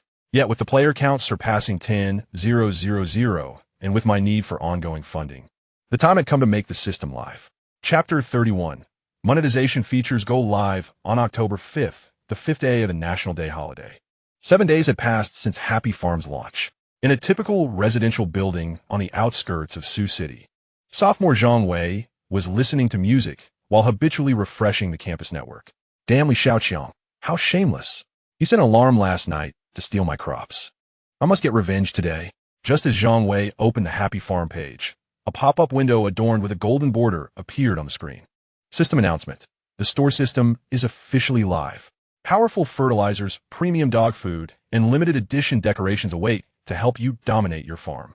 Zhang Wei instinctively frowned, feeling a twinge of disgust. Seriously? I finally find an engaging game, and now it starts trying to milk money? As a seasoned free-to-play player, he was inherently wary of any game that charged fees. In his experience, most games began with moderate charges, but gradually led to value inflation, ultimately depriving ordinary players of any meaningful gaming experience. With a critical eye, Zhang Wei clicked on the newly appeared store icon. To his surprise, the available items were mostly ordinary and would not significantly impact gameplay. Regular fertilizer, price, 500 game coins, reduces time by 20 minutes. Speed fertilizer, price, 1 campus bean, reduces time by 1 hour. Ultra fertilizer, price, 3 campus beans, reduces time by 25 hours. Premium dog food, price, 2 campus beans, increases the chance of dog attacks by 50, lasting 24 hours. Zhang Wei scoffed. 1 campus bean? So a bag of fertilizer costs $1? And that ultra fertilizer costs $3? Who would actually pay for this? Only a fool would spend money. I can just wait an extra hour to play. Not only Zhang Wei felt this way, the campus network's comment section was filled with similar grievances. Seriously? Why do games always behave this way, charging right after gaining popularity? This is too greedy. I firmly oppose it. However, most players maintained a nonchalant attitude, as planting and harvesting remained free, and the store only sold fertilizers without any rare seeds, which did not affect their farming experience. As for leveling up quickly or making it onto the leaderboard, they believed it was all a matter of chance. The items merely shortened time. It was no big deal. And it was unreasonable for a game to be free since updates required funding. Meanwhile, in a high-end internet cafe in Kyoto, Liang Bowen stared at the screen, watching the slowly growing crops with frustration, muttering under his breath. This damn game, why is leveling up so slow? Wei, is there any way to speed this up? As a wealthy heir, Liang Bowen had no financial concerns. He had booked the internet cafe for 5 days, instructing his underlings to boost his level to the top for bragging rights at school. However, he was astonished to find that this game lacked the monetization systems of previous titles. The only solution he could think of was for his subordinates to create multiple accounts to continuously steal crops and gain experience. Yet, this method yielded only limited experience, failing to create a significant gap. Just as Liang Bowen was lamenting his situation, one of his underlings exclaimed, "Brother Liang, look, Happy Farm has launched its store feature, where you can buy fertilizers to reduce planting time." Liang Bowen paused, instinctively looking over to see an announcement on the homepage. First recharge bonus. Recharge any amount to receive a limited edition dynamic decoration rainbow windmill, 5 premium dog foods, and 5 ultra fertilizers, available only during the National Day period. Any amount? The store feature has truly launched. Liang Bowen's eyes lit up, and without hesitation, he clicked to recharge. Soon, the payment page on the campus network popped up, conveniently offering options for online banking, Alipay, and mobile phone bill payments. While online banking and Alipay might pose challenges for others, they were no obstacle for a wealthy heir like Liang Bowen. Before long, a notification appeared confirming his recharge of 200 campus beans. With a gleeful grin, Liang Bowen rushed to the store and quickly converted all 200 beans into ultra fertilizer, eagerly applying it to his freshly planted pumpkins. With a burst of golden light, crops that would have taken over 2 hours to mature instantly ripened. Watching this unfold, Liang Bowen felt exhilarated, reminiscent of his past triumphs in legendary games where a single blow could send opponents home. The ensuing flurry of harvesting, tilling, replanting, and fertilizing led him to believe he could achieve maturity as swiftly as before. However, the system then revealed a notification. Each growth stage can only utilize fertilizer once. Consecutive use is prohibited. Upon reading this, Liang Bowen's expression darkened. He reopened the store, confirming the same restriction in the fertilizer description, something he had overlooked in his excitement. Taking a deep breath, he reassured himself that even if it was just a one-time use, reducing the time by over 2 hours each time would still accumulate to countless hours saved, ensuring he would emerge as the top player among his friends. In a certain region of Guangdong province, just returned home, Tian Fangfei instinctively opened the game, ready to sneakily harvest a friend's crops. The next moment, she squinted at the dazzling rainbow windmill at her friend's farm. "What is that? That windmill looks rather charming." Tian Fangfei quickly logged into OO to send a message to her friend. "Fei Fei, Shout I, how did you get that colorful windmill in your happy farm?" Shout I. "Fei Fei, did you sneak into my farm and steal vegetables again?" Tian Fangfei scratched her head instinctively, having forgotten that particular detail in her curiosity. "Fei Fei, haha. I just wanted to see what you had planted, but I stumbled upon a big windmill. Tell me, where did it come from?" Xiao Dai, feeling somewhat speechless, knew that Tian Fangfei was merely joking, yet she felt powerless, as this person was her roommate. Xiao Dai, it was a gift for the first recharge, along with fertilizer and dog food. You can recharge even just 1 yuan. It's quite convenient. Tian Fangfei paused, instinctively glancing at her happy farm, and indeed, she noticed the announcement prompt she had overlooked in her excitement. Recharge any amount to receive a gift. Curious, Tian Fangfei clicked to open the recharge interface in the store. Online banking, Alipay, mobile phone balance. Initially, she considered exiting, as not everyone had online banking or Alipay, but upon seeing the mobile phone balance option, she froze. While she lacked online banking and Alipay, she certainly had a mobile phone. Chapter 32. A continuous flow of funds without hesitation. Tian Fangfei began to operate her phone to recharge as instructed. Surprisingly convenient. Moments after sending the SMS, she received a notification of the deduction, followed by a message confirming her successful recharge. System notification. You have successfully recharged 5 campus beans. 5 yuan. Merely the cost of a meal, quite worthwhile. Tian Fangfei quickly found a perfect excuse to dismiss her earlier hesitation and began decorating her farm. Within a minute, the colorful windmill stood tall on her farm, and even the silly dog enjoyed premium dog food. Noticing the remaining rapid fertilizer, Tian Fangfei wasted no time and applied it all to her crops, reducing their growth time by 2.5 hours. Observing her transformed farm, she felt that the 5 yuan was indeed well spent. Her farm looked more beautiful, and even her dog and crops were treated to premium goods. Similar scenes unfolded across the nation, as the low threshold and convenience of mobile payments became a magical tool for Happy Farm's revenue generation. With no complications from online banking or Alipay and no guilt from directly withdrawing cash, users simply had their phone balances deducted, leading to seamless recharge success. 2 yuan, 5 yuan, 10 yuan. Countless small payments flooded into the campus network from all corners of the country, subsequently flowing into Happy Farm.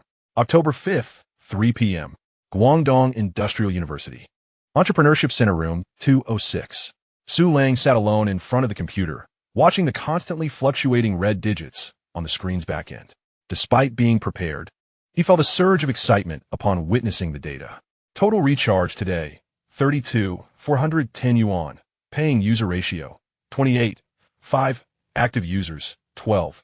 305. With a recharge rate nearing 30, active users had increased by 2,000 compared to the previous day, many of whom directly recharged 100 yuan. It seemed university students were still quite affluent. After all, they had purchased computers for college, and most had decent family backgrounds. Su Lang lightly tapped the table, his initial shock transforming into uncontainable joy. The mall feature had only been launched at midnight the previous night, and to see such data on the very first day was beyond expectation. However, Su Lang quickly realized that a significant portion of the recharge was due to the initial recharge bonuses, as the backend data indicated many users had only recharged 1 yuan for a bag of premium fertilizer. Yet considering there were only a little over 10,000 active users and just 30,000 registered users, such substantial recharge amounts from this small user base hinted at promising growth. If this growth trend continued, by the end of the month, active users could easily reach 100,000, ensuring that even without the initial recharge activity, daily revenues from regular item sales could stabilize comfortably in the 5-digit range. In 2008, a freshman had achieved over 10,000 yuan in daily income after spending a few weeks creating a simple game. It seemed almost fantastical. The only drawback was the high commission rates from the campus network, with UnionPay and Alipay also charging fees. Fortunately, the deductions were minimal, and with the campus network's 50-50 revenue share, they would still take home nearly half. However, if they adopted a mobile operator's recharge model, the first hurdle would be the 15 to 20 channel fee, followed by 10 to 15 for technical service fees from SP service providers, leaving them with only 30 to 40 after splitting with the campus network. While Su Lang pondered these matters, a sudden loud bang disrupted his thoughts. The office door was flung open, revealing Su Qingxian, who had been summoned back under false pretenses, dragging a large silver suitcase. Her stunning face was now contorted in frustration, beads of sweat dotting her forehead, and her usual sparkling eyes were now glaring fiercely at Su Lang, as if ready to accuse him of wrongdoing. Strangely, seeing Su Qingxian before him alleviated the fatigue that had built up over the past few days. Before Su Qingxian could voice her grievances, Su Lang interrupted her, standing up and pulling her wrist to lead her to the computer screen. "Quick, senior, come take a look at this." Su Qingxian, momentarily swallowed her words and turned her curious gaze toward where Su Lang was pointing. On the screen, a line of bold text read, "Total recharge today," followed by a dazzling figure of 33,510 yuan, surpassing what Su Lang had just seen by 1,000. Su Qingxian blinked, her heart already bracing for the surprise. But she still couldn't believe her eyes as she looked at Su Lang. "Su Lang, is this our game's recharge amount?" Su Lang nodded earnestly, of course. "Would I deceive you?" With Su Lang's affirmation, Su Qingxian gazed incredulously at the data before her. "Over 30,000? Did so many people recharge for our little game?" Her voice escalated by an octave, her previous frown vanishing, leaving her mouth agape and her eyes wide. "Is this really today's income? Just in half a day?" Su Lang found Su Qingxian's adorable reaction amusing and gently patted her shoulder. "Indeed, over 30,000. The mall feature went live at midnight yesterday, and I didn't expect such a surge of user recharges on the first day." With that, Su Lang placed both hands on Su Qingxian's shoulders, guiding her back to her designated workspace, which had been momentarily abandoned. "Senior, do you know why so many people are recharging?" "Why?" Su Qingxian asked, still in a daze. "Because of that colorful windmill." Su Lang earnestly began to elaborate. The backend data indicated that 80 of paying users were drawn in by the windmill from the initial recharge package, demonstrating its significant appeal to users. "Really?" Su Lang's surprise, combined with her earlier astonishment, caused Su Qingxian's lingering resentment to dissipate unnoticed, her expression returning to its charmingly cute self. "Of course, senior, your design played a crucial role. and I noticed many users left messages requesting more decorative items. Sensing the moment was right, Su Lang opened the well-prepared demand document. Since the users have taken such a liking to these decorative items, I believe we must seize the moment. The seaside villa you previously mentioned, with its garden featuring swings, along with that Halloween-themed pumpkin lantern set, can certainly be arranged. Chapter 33. The sudden crisis of network disruption. Su Lang's barrage of sweet talk and grand promises left Su Qingxian utterly bewildered.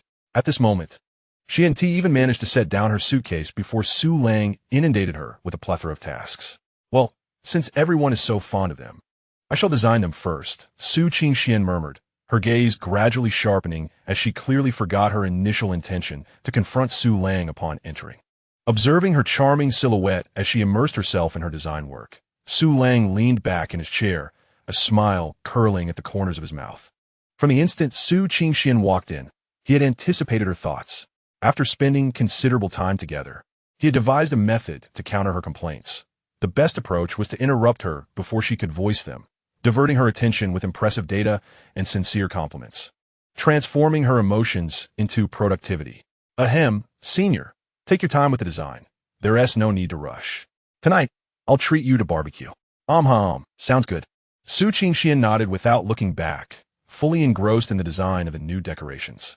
With Su Qingxian now entirely absorbed in her work, Su Lang also redirected his focus to his tasks. The office was once again filled with the sounds of keyboards clacking and styluses scratching against tablets.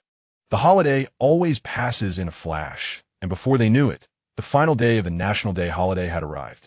As students returned to campus, dormitories across the nation buzzed with life once more. Those university students who had endured sluggish internet speeds at home eagerly returned to their dorms to connect their computers to broadband, logging straight into their beloved happy farm. The surge in returning students propelled a second wave of activity on the computer platform. Inside the Entrepreneurship Center, room 206, Su Lang sat before his computer, scrutinizing the fluctuating data panel with a furrowed brow. The notebook screen clearly displayed 2 lines of numbers: current active users, 21,450. Today's recharge revenue, 8,600 yuan. While the daily active users were consistently reaching new heights, the recharge amount, although not experiencing the explosive growth seen on the game's launch day, was steadily increasing each day. Remarkably, this was achieved without advertisements or extensive promotions, relying solely on word of mouth during a time when mobile internet was still in its infancy. Such statistics were undoubtedly impressive. However, Su Lang felt no joy. Instead, he frowned at the system panel visible only to him. Pan Shua's affection level increased. Affection points 1. Lu Xingha's affection level increased. Affection points 1. Su Qingxian's affection level increased. Affection points 50. Current usable affection points, 15. 512. Despite the game being live for nearly 10 days, with active users skyrocketing from a few hundred to over 20,000, the accumulated affection points since its launch had only increased by a mere 3,000, with Su Qingxian contributing half of that.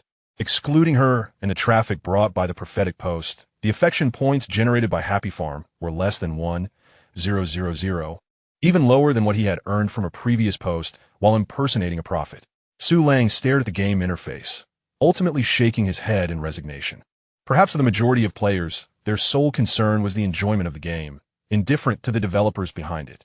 Some might even find it entertaining to criticize the developers for not adding or optimizing more features. Much like how players of a popular battle game as Past Life love the game, yet vocally condemn the planners, the company, and matchmaking systems. In light of this, it was clear that the gaming industry was not the most promising path. Even if one created a nationally popular game, it would not necessarily garner substantial goodwill. Fortunately, Su Lang had not intended to rely on gaming for his development. He merely sought to secure his initial capital through Happy Farm.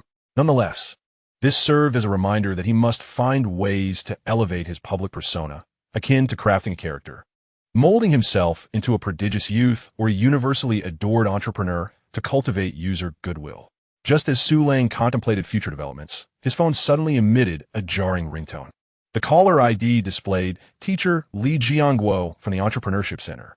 Su Lang felt a wave of confusion. Why would Teacher Li call at this moment? Despite his curiosity, he quickly answered the phone, a smile on his face. Hello, Teacher Li. Su Lang, where are you? Are you still at the Entrepreneurship Center? Teacher Li's voice crackled with anger, amidst a backdrop of noisy disputes. I'm here, Teacher Li. What is the matter? What is the matter? You dare ask? Su Lang, what exactly are you doing? Your project is threatening to cripple the entire Entrepreneurship Park's network. Just moments ago, several projects called to complain, stating that our data traffic is nearing its limit, monopolizing the bandwidth of the adjacent laboratory. A few guiding teachers from other entrepreneurial teams are currently in my office lodging complaints. They said everything was fine before the holiday. But today, suddenly the network is nearly paralyzed. Old Wong over there traced the issue back to your project. Su Lang, what on earth is going on? At this moment, Su Lang finally realized that while he had been preoccupied with user growth and daily recharges, he had neglected to monitor the server and bandwidth. He hastily opened the monitoring panel and, indeed, the network latency was soaring. The real-time concurrency of over 20,000 users was overwhelming. Each user's action required a request to the server, and this high-frequency interaction was consuming all available network resources. Su Lang immediately checked the campus internet news and saw numerous users beginning to complain about the game's lag, with some even struggling to collect crops successfully. On the phone, Teacher Li's tone grew increasingly grave. Su Lang, although I have high hopes for your project, the situation is becoming somewhat uncontrollable. To ensure the normal operation of the entire school's academic system, if you cannot resolve the bandwidth issue within half an hour, the network center will forcibly sever your server's external connection. Su Lang's expression instantly turned serious. For an internet product experiencing explosive growth, a sudden inability to log in would severely impact user experience, potentially leading to complaints from paying users. Teacher Li, please give me 10 minutes. I'll come to see you right away. After hanging up, Su Lang sighed helplessly. The school's resources had been stretched to their limits, and he needed to assess whether there was any room for negotiation. If not, he would have to switch to a commercial data center immediately. Purchasing servers and bandwidth required cash, and although money was flowing in daily, those funds were either stuck with the operators or tied up within the campus network, with withdrawals not possible until the following month or even later. However, time was of the essence, and he could not afford to wait for slow development. He needed to devise a plan promptly. Su Lang couldn't help but glance at a phone number saved on his device. If all else failed, you have to take that step. Chapter 34. Flourishing achievements in the administrative building. The Entrepreneurship Guidance Office was abuzz with several other project mentors surrounding teacher Li Jianguo, all clamoring about the issues of sluggish internet speeds and inaccessible web pages, urging him to address the situation promptly. Li Jianguo wore a look of resignation, never expecting that a project he had specially approved would lead to such significant issues. If it weren't for his prior commitment to Su Lang, he would have been inclined to sever the internet connection immediately. Just then, the office door swung open, revealing a remarkably charismatic young man. Su Lang, with his laptop in hand, approached Li Jianguo with an air of calmness, devoid of any hint of panic. Upon seeing Su Lang, Li Jianguo's irritation flared, and he reprimanded. Su Lang, what on earth is happening with your project? You need to halt it immediately. The entire network of the park is on the verge of collapse because of you. Mr. Li, please don't rush to conclusions. Let me first introduce my project, and then we can decide, Su Lang replied, exuding confidence as he gently placed the laptop before Li Jianguo. Taken aback by Su Lang's assured demeanor, Li Jianguo instinctively glanced at the screen. Displayed was a straightforward back-end management interface, prominently featuring two large dynamic graphs. One was a red line graph, and the other a green bar chart. Su Lang pointed to the red line, stating, "This represents the daily active users of my project. As of now, the number has exceeded 250,000, with registered users surpassing 60,000. Li Jianguo's expression shifted to one of seriousness, although not well-versed in internet startups. He understood that such a remarkable user count in such a short span since the product's launch was astounding.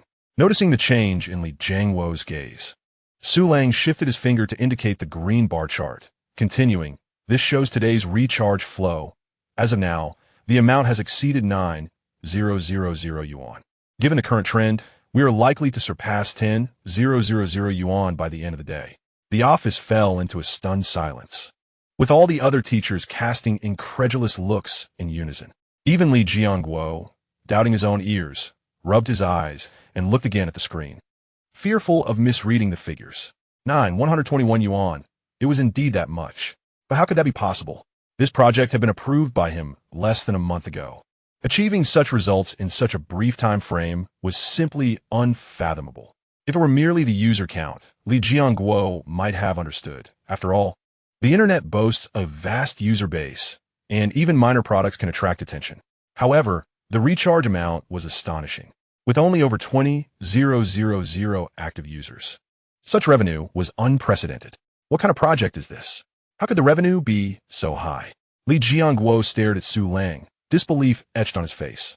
This is the second-generation distributed social platform I reported to you about half a month ago, Su Lang replied with a faint smile, opening the game's interface, revealing the familiar yellow earth and the endearing big yellow dog. It was called Happy Farm, a social minigame, often referred to as a vegetable stealing game. Mr. Li, I wonder if you've seen the news on the campus network. This social minigame became a sensation upon its launch, not only thriving here at our university, but also spreading through student networks to other institutions. In just 10 days, Happy Farm garnered over 20,000 active users and accumulated more than 50,000 yuan in recharge revenue, all without any large-scale promotion. Li Jianguo was utterly astonished, his mind drifting back to the freshman who had stood before him 2 weeks prior, confidently discussing concepts like social virality and user engagement. Wait, wasn't this supposed to be a social tool? How did it suddenly transform into a game? Could it be a tool-like game? Yet, that didn't seem right. It was clearly a game with little connection to a tool. However, faced with the data Su Lang presented, Li Jianguo chose not to dwell on this confusion. Two individuals, one responsible for development and the other for design, had achieved such results in just 10 days. If there were only 20,000 active users, Li Jianguo might have expressed skepticism, but coupled with the revenue exceeding 50,000 yuan, it was an entirely different matter. This indicated that the project could sustain itself and was on a promising growth trajectory. Such success was not only rare in the history of Guangdong University of Technology. It was also an exceptional case of student entrepreneurship across the nation. If this project could continue to grow and strengthen, it might even become the university's hallmark and a significant asset for Li Jianguo's career advancement. The anger and seriousness that had once clouded Li Jianguo's face dissipated, replaced by excitement and joy. However, for the sake of prudence, he decided to call Wang Zhenggang, the administrator of the computer center. 10 minutes later, a middle-aged man in a checkered shirt and glasses appeared before them. Li Jianguo briefly explained the situation, requesting Wang Zhenggang to verify Su Lang's data for any potential discrepancies. Wang Zhenggang appeared momentarily perplexed. Director Li, are you saying that Su Lang's game has exploded in popularity, causing the school's bandwidth to be overwhelmed due to the excessive number of users? Yes, Mr. Wang. Please check and confirm the data. This is critical, Li Jianguo urged. Recognizing the gravity of the situation, Wang Zhenggang took Su Lang's laptop without hesitation and began examining the data. Upon seeing the Happy Farm logo, he paused, then smiled. Director Li, no need for further checks. The data is fine. I'm aware of Happy Farm. It's been quite popular lately. Even I have been playing it. I must say, the concept is indeed impressive. Li Jianguo cast a puzzled glance at Wang Zhenggang, astonished that he too was engaged in such a game. However, this was not the time for discussions of such nature. He turned his attention back to Su Lang, his expression filled with delight. Su Lang, it seems the school neglected to investigate earlier. Given the current situation, your social game is indeed at a crucial juncture. We cannot afford to cut the internet. Rest assured, your issue is the school's issue. With that, Li Jianguo once again addressed Wang Zhenggang. Mr. Wang, Su Lang's project must continue. But we also cannot allow the entire entrepreneurship center to experience lag. Do you have any solutions? Wang Zhenggang looked troubled. Director, I confirm that we either need to increase the school's dedicated lines or relocate Su Lang's project. Otherwise, given our current bandwidth, even if we allocate it entirely to Su Lang, it won't last long at this growth rate. Su Lang understood the challenges they faced. Neither option was within their authority to resolve. However, adhering to the principle of seizing opportunities, he tactfully suggested, Mr. Wang, Mr. Li, I realize I have created some inconvenience for the school. Logically, given that my project is now generating revenue, I should be moving out to rent commercial servers. Yet, I find myself in a bind. As you can see, although my project is earning money, the funds are currently tied up in the campus network's account, with a settlement period of a month or even longer before I can withdraw the funds. I have no cash on hand to rent servers at this moment. I have made adjustments as much as possible, but user numbers keep increasing. If it comes to it, I will have to restrict user logins until I can relocate the project after the funds are released. No, that simply cannot happen. Student entrepreneurship cannot be abruptly halted. Don't worry, Su Lang. The school will not let your project falter like this, Li Jianguo interrupted, his determination clear. In the view of Li Jianguo, Su Lang's project now felt like his own. It represented a significant achievement, and should it flourish into a hallmark of the university, it could potentially elevate his standing considerably. To halt progress over something as trivial as bandwidth would be utterly regrettable. After 10 days since its launch, the daily revenue approached 10,000, with over 20,000 daily active users. Even without a deep understanding of the internet, Li Jianguo recognized the implications of such figures.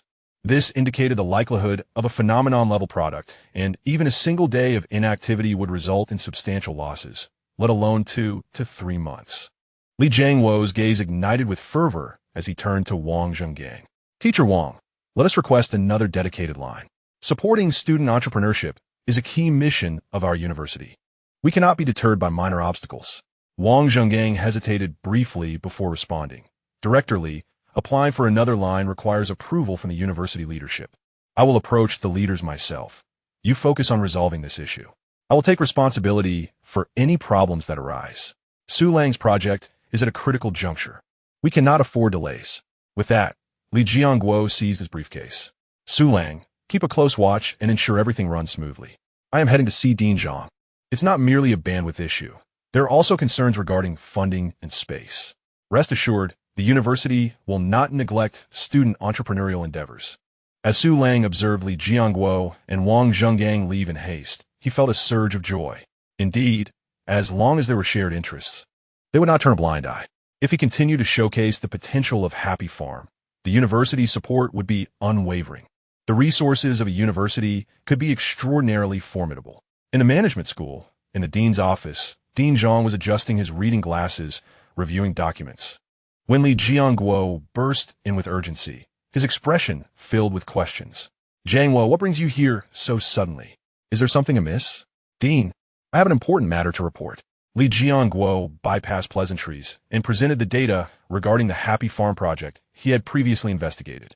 Noticing the gravity in Li Jianguo's demeanor, Dean Zhang's expression shifted from curiosity to seriousness as he collected the documents and began to scrutinize the figures. Dean, this social game was developed by our freshman Su Lang. I approved this project in mid-September.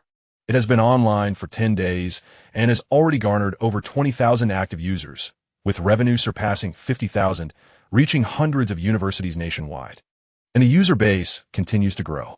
What? Jianguo, repeat that. Dean Zhang's hand trembled as he fixed his gaze intently on Li Jianguo. Li Jianguo recounted the details of Su Lang's project application and the development of Happy Farm, as well as the challenges currently faced. Dean Zhang listened, awestruck, as he reread the report, his eyes darting across the astonishing figures. As the dean of the management school, he understood the implications of these statistics far better than Li Jianguo. Such data would stand out even on the vast internet. And the fact that this remarkable product was created by a university student without any background was nothing short of miraculous. Have the data been verified? Dean Zhang inquired gravely. Yes, Teacher Wang from the computer center personally verified it. Senior Li Kai mentioned that Su Lang's abilities surpass his own, and Happy Farm has indeed become a sensation on the campus network, even ranking in the top 10 of plugin charts, Li Jianguo affirmed confidently. Dean Zhang sprang to his feet, pacing the office. If this is true, it represents a quintessential example of student innovation, and it could become the most notable achievement for our university when reporting to higher authorities at the end of the year, potentially enabling us to secure additional resources. Let's visit the site. I need to confirm this once more. Dean Zhang rolled up the report and left the office with Li Jianguo in tow. In the Entrepreneurship Center, room 206, Su Qingxian was diligently working on design drafts, oblivious to issues regarding server bandwidth, and she firmly believed Su Lang would manage everything, feeling no anxiety. Meanwhile, Su Lang remained composed, typing away at code, fully aware that as long as they had data to present to the university, There was no need for concern. While the university might not be able to support larger projects, this initial assistance posed no challenges for them. Suddenly, footsteps echoed at the door. Su Lang looked up to see Li Jiangguo leading the way, followed by an impressive elder. Li Jiangguo gestured toward Su Lang and Su Qingxian as he introduced them to Dean Zhang. Dean Zhang, this is Su Lang, the developer of Happy Farm. Li Jiangguo bowed as he realized he had not introduced Su Qingxian, despite her beauty and notoriety within the management school. Su Lang stepped forward to introduce himself, and then presented Su Qingxuan's identity. Dean Zhang nodded, appreciation evident on his face.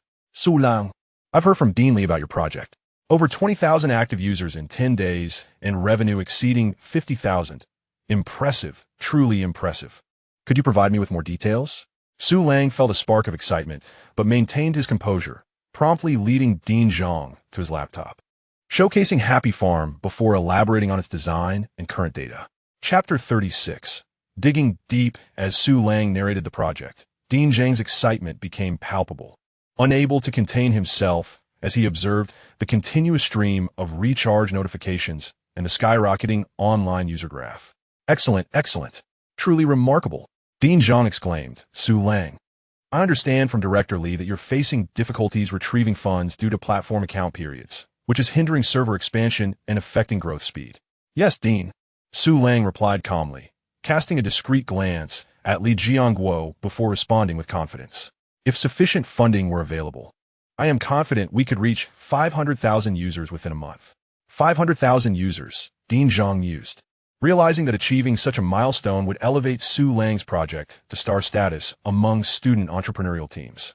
Rest assured, Su Lang, the university has always supported student entrepreneurship, particularly for promising projects like yours. We will expedite this process. Dean Zhang decided without hesitation. Zhangguo, take my approval slip to the network center to activate that backup fiber optic line for Su Lang's project, ensuring its stability. We cannot allow minor network issues to impede its progress. Regarding funding, while the university cannot directly allocate funds to individuals, we have an internal entrepreneurship incubation fund. Zhangguo, assist Su Lang in registering a company first thing tomorrow, and on behalf of the company, apply for a 10,000 yuan interest-free loan from the school. I will approve it directly. Additionally, you need not worry about academic matters. I will make arrangements so you and Su Qingxian can focus on your project. Li Jiangguo nodded vigorously. Yes, Dean, I will handle it immediately. Dean Zhang turned back to Su Lang. Su Lang, my authority allows for only a 10,000 yuan interest-free loan, but rest assured, I will report your project for further support as long as it yields results. Su Lang gazed at the decisive Dean, feeling a surge of gratitude. The university offered assistance without expecting anything in return. If the data continued to improve, further support would undoubtedly follow. Thank you, Dean. Thank you, Teacher Li. I assure you, I will not bring shame to our university. Su Lang bowed deeply to both men, expressing his heartfelt appreciation. Watching Su Lang's earnestness, Dean Zhang nodded in satisfaction, giving him an encouraging pat on the shoulder. Su Lang embraced the challenge wholeheartedly. As long as you adhere to the law and regulations, the school will be your staunchest ally. As the footsteps of Dean Zhang and Teacher Li faded into the distance at the end of the corridor, tranquility once again enveloped Office 206. A triumphant fist pump punctuated Su Lang's moment of exhilaration, his previously composed demeanor giving way to unbridled excitement. Not only had he safeguarded the server, but he had also secured 100,000 in official incubation funds, resolving all preliminary issues in one fell swoop. Su Lang, did Dean Zhang really say he would provide us with 100,000? Suddenly, Su Qingxuan's voice broke through his reverie. Turning around, Su Lang was met with her bewildered expression. It must be true. What Dean Zhang said in person cannot be mere words, he teased with a smile. Rest assured, senior sister, you need not worry about class anymore. Focus solely on assisting me with the design. Dean Zhang will ensure our final grades are satisfactory. Su Qingxian opened her mouth, poised to voice her myriad questions, yet found herself at a loss for words. Isn't this our project? How is the school directly funding us? Isn't Happy Farm reliant on user recharge funds? And aren't we students? If we skip class, does that not make us employees? A sense of panic began to creep in. The trajectory of her aspirations seemed increasingly distant. If this continued, she might forego her studies entirely and become merely Su Lang's subordinate. With a heavy heart, she contemplated refusing, but thoughts of the 5 shares promised to her rendered her speechless. Ultimately, she resigned herself to her fate and returned to her seat, continuing with the design work at hand. In the throes of excitement, Su Lang was blissfully unaware of Su Qingxuan's inner turmoil as he began to strategize for the future. With funding, venue, and server secured, the most pressing need now was for personnel. He could not possibly undertake all the work alone. Even with his considerable skills, it was implausible to manage such an extensive array of tasks single-handedly. Now that he had both resources and data, it was imperative to start recruiting.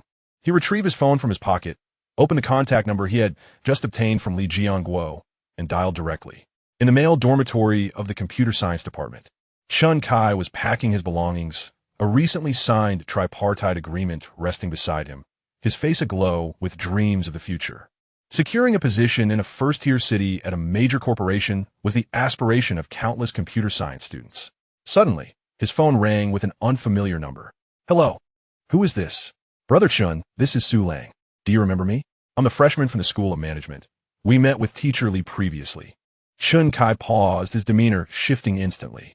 Ah, Su Lang, of course I remember you. I hear your project has taken off. Our dormitory has been playing it. I must say, it's an excellent game. Congratulations. Chun Kai's eyes sparkled with a hint of envy, despite his own accomplishments. They paled in comparison to Su Lang's successes. More importantly, Su Lang was younger, achieving such feats merely as a newcomer to the university. Hinting at a boundless future ahead, perhaps he would rise to prominence in the gaming industry. Thank you, senior. Su Lang maintained his humility, engaging in brief pleasantries before divulging his purpose. When do you plan to report to Penguin? I'll be reporting next week. Before you head to Penguin, could you visit the Entrepreneurship Center, room 206? I have something I would like to discuss with you. Chun Kai hesitated, while Su Lang had said little. The success of Happy Farm and the timing of his call hinted at Su Lang's intentions. Sure, I'll drop by tomorrow morning to learn more about your project. After hanging up, Chun Kai took a deep breath, anticipation swelling within him. Although Su Lang was young and still a freshman, and his project was in its nascent stages, this very freshness bred excitement. In the internet industry, who wouldn't he aspire to ascend to great heights like the veterans of Penguin, Baidu, and Alibaba? Setting down his phone, Chun Kai promptly accessed the campus network to investigate the details surrounding Happy Farm. October 8th, Entrepreneurship Center, room 206. With Dean Zhang's endorsement, Su Lang now had a legitimate excuse to skip classes without fear of failing. In stark contrast to Su Lang's joy, Su Qingxian wore a troubled expression. She herself could not fathom why her life had taken such a turn since meeting Su Lang. What had once been a comfortable routine of attending classes and sketching had unexpectedly morphed into an early entry into the workforce. She yearned to refuse. Yet thoughts of her roommate as hard-won opportunities, Su Lang's expectations, and the praise from users rendered her incapable of voicing her dissent. Su Lang, unaware of Su Qingxuan's internal conflict, was instead contemplating how to persuade Chun Kai to join their venture.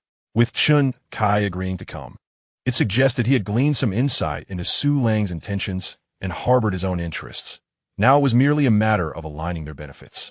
Before long, a knock at the door announced the arrival of a young man clad in a plaid shirt. Upon recognizing the familiar figure, Su Lang smiled and gestured to the chair beside him. Brother Chun, I didn't expect you to arrive so early. Please have a seat. I invited you here to seek your insights on what improvements Happy Farm might require. Chun Kai hesitated, then chuckled as he approached Su Lang. Please, Su, do not jest. With your impressive technical skills, I doubt I could offer you any valuable suggestions. Su Lang shook his head earnestly, fixing his gaze on Chun Kai. Brother, while individual expertise is commendable, it is limited. Assistance is essential. Which company today is managed by a single person?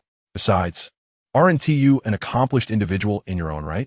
Teacher Lee mentioned that during your sophomore year, you assisted in rewriting the course selection system for the university, doubling its capacity.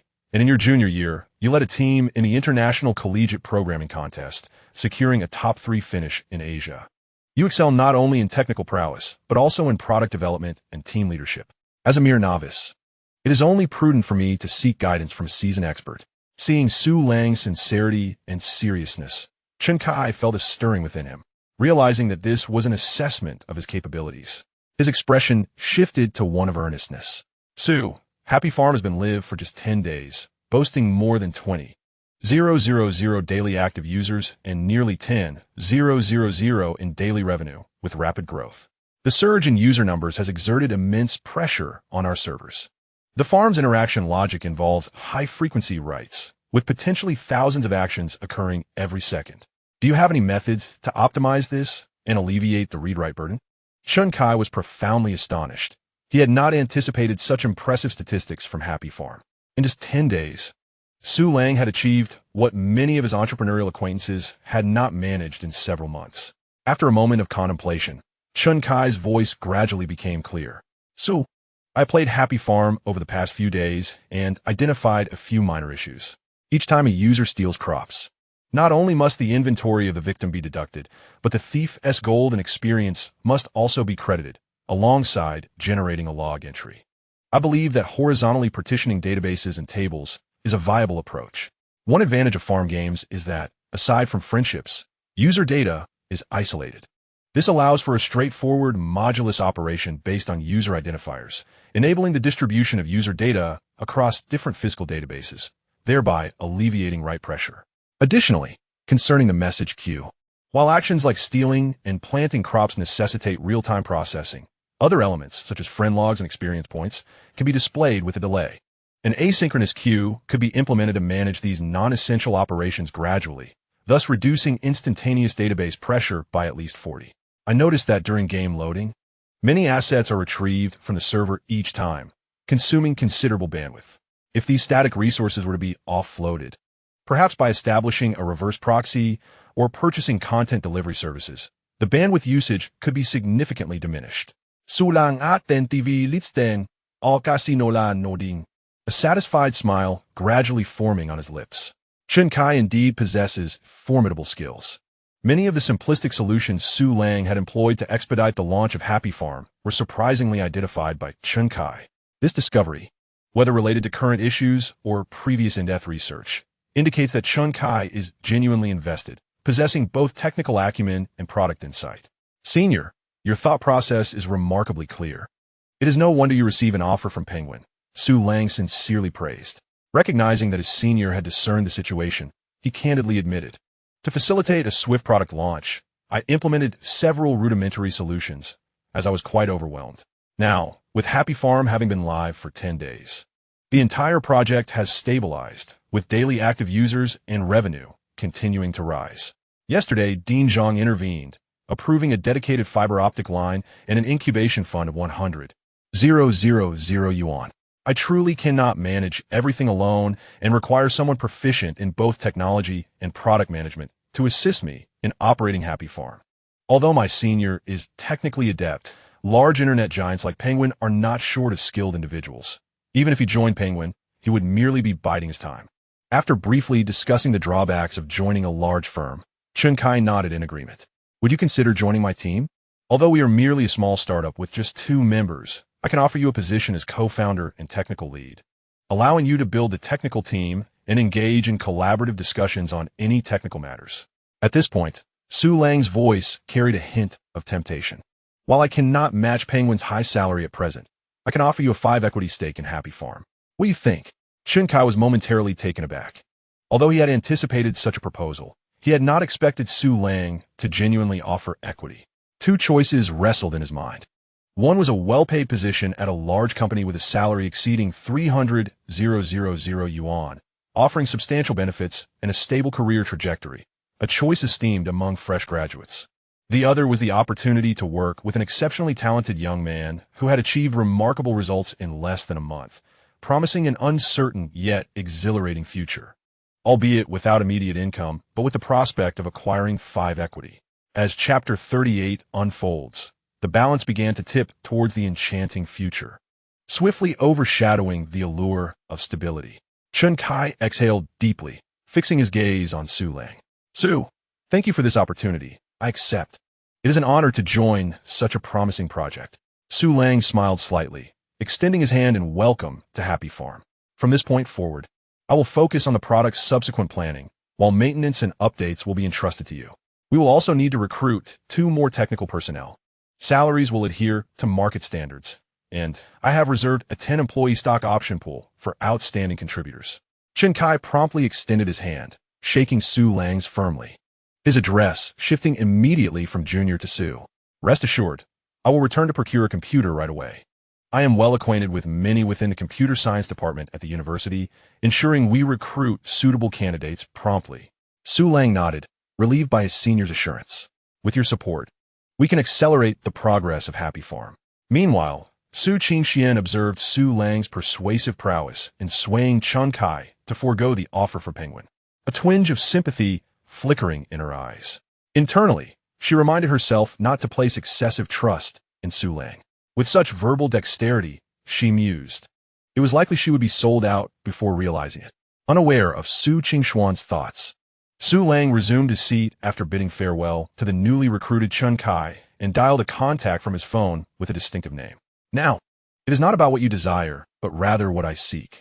In Kyoto, at the headquarters of the campus network, the CEO Chanzhou scrutinized the data displayed on the projection screen, his brow furrowing intermittently as he listened to his subordinates' reports. The screen did not display the financial report of the campus network, but rather an analysis of a rival product named HappyNet, which was rapidly encroaching upon the white-collar market with games centered around securing parking spaces and trading among friends, even beginning to infiltrate the college demographic. We need a truly killer application to capture the college demographic before we can expand to the white-collar sector. Otherwise, we will be excessively reactive, Chinzhou asserted, tapping his fingers on the table while directing his gaze towards operations director Lu Chong. What is the status of the negotiations with Happy Farm? Any progress? Lu Chong promptly stood, retrieving a data report with barely contained excitement. Chun, the game's metrics are nothing short of miraculous. It has only been live for 10 days. And without any promotional efforts, relying solely on organic user growth, daily active users have surpassed 250,000, with revenue exceeding 80,000. Moreover, the growth momentum is accelerating. The most alarming aspect is its user retention, with an average of over 15 logins per user each day and a remarkably low churn rate. These figures are even more impressive than those of HappyNet's parking space and trading games. A gleam of intensity flickered in Chun Zhou's eyes, his tone becoming grave. We must secure this game. Lu Chong, whether through financial incentives or resource allocation. We cannot allow this game to slip into HappyNet's grasp. Do you understand my intent? Understood, Chun. I will ensure we acquire this game, Lu Chong confidently pledged.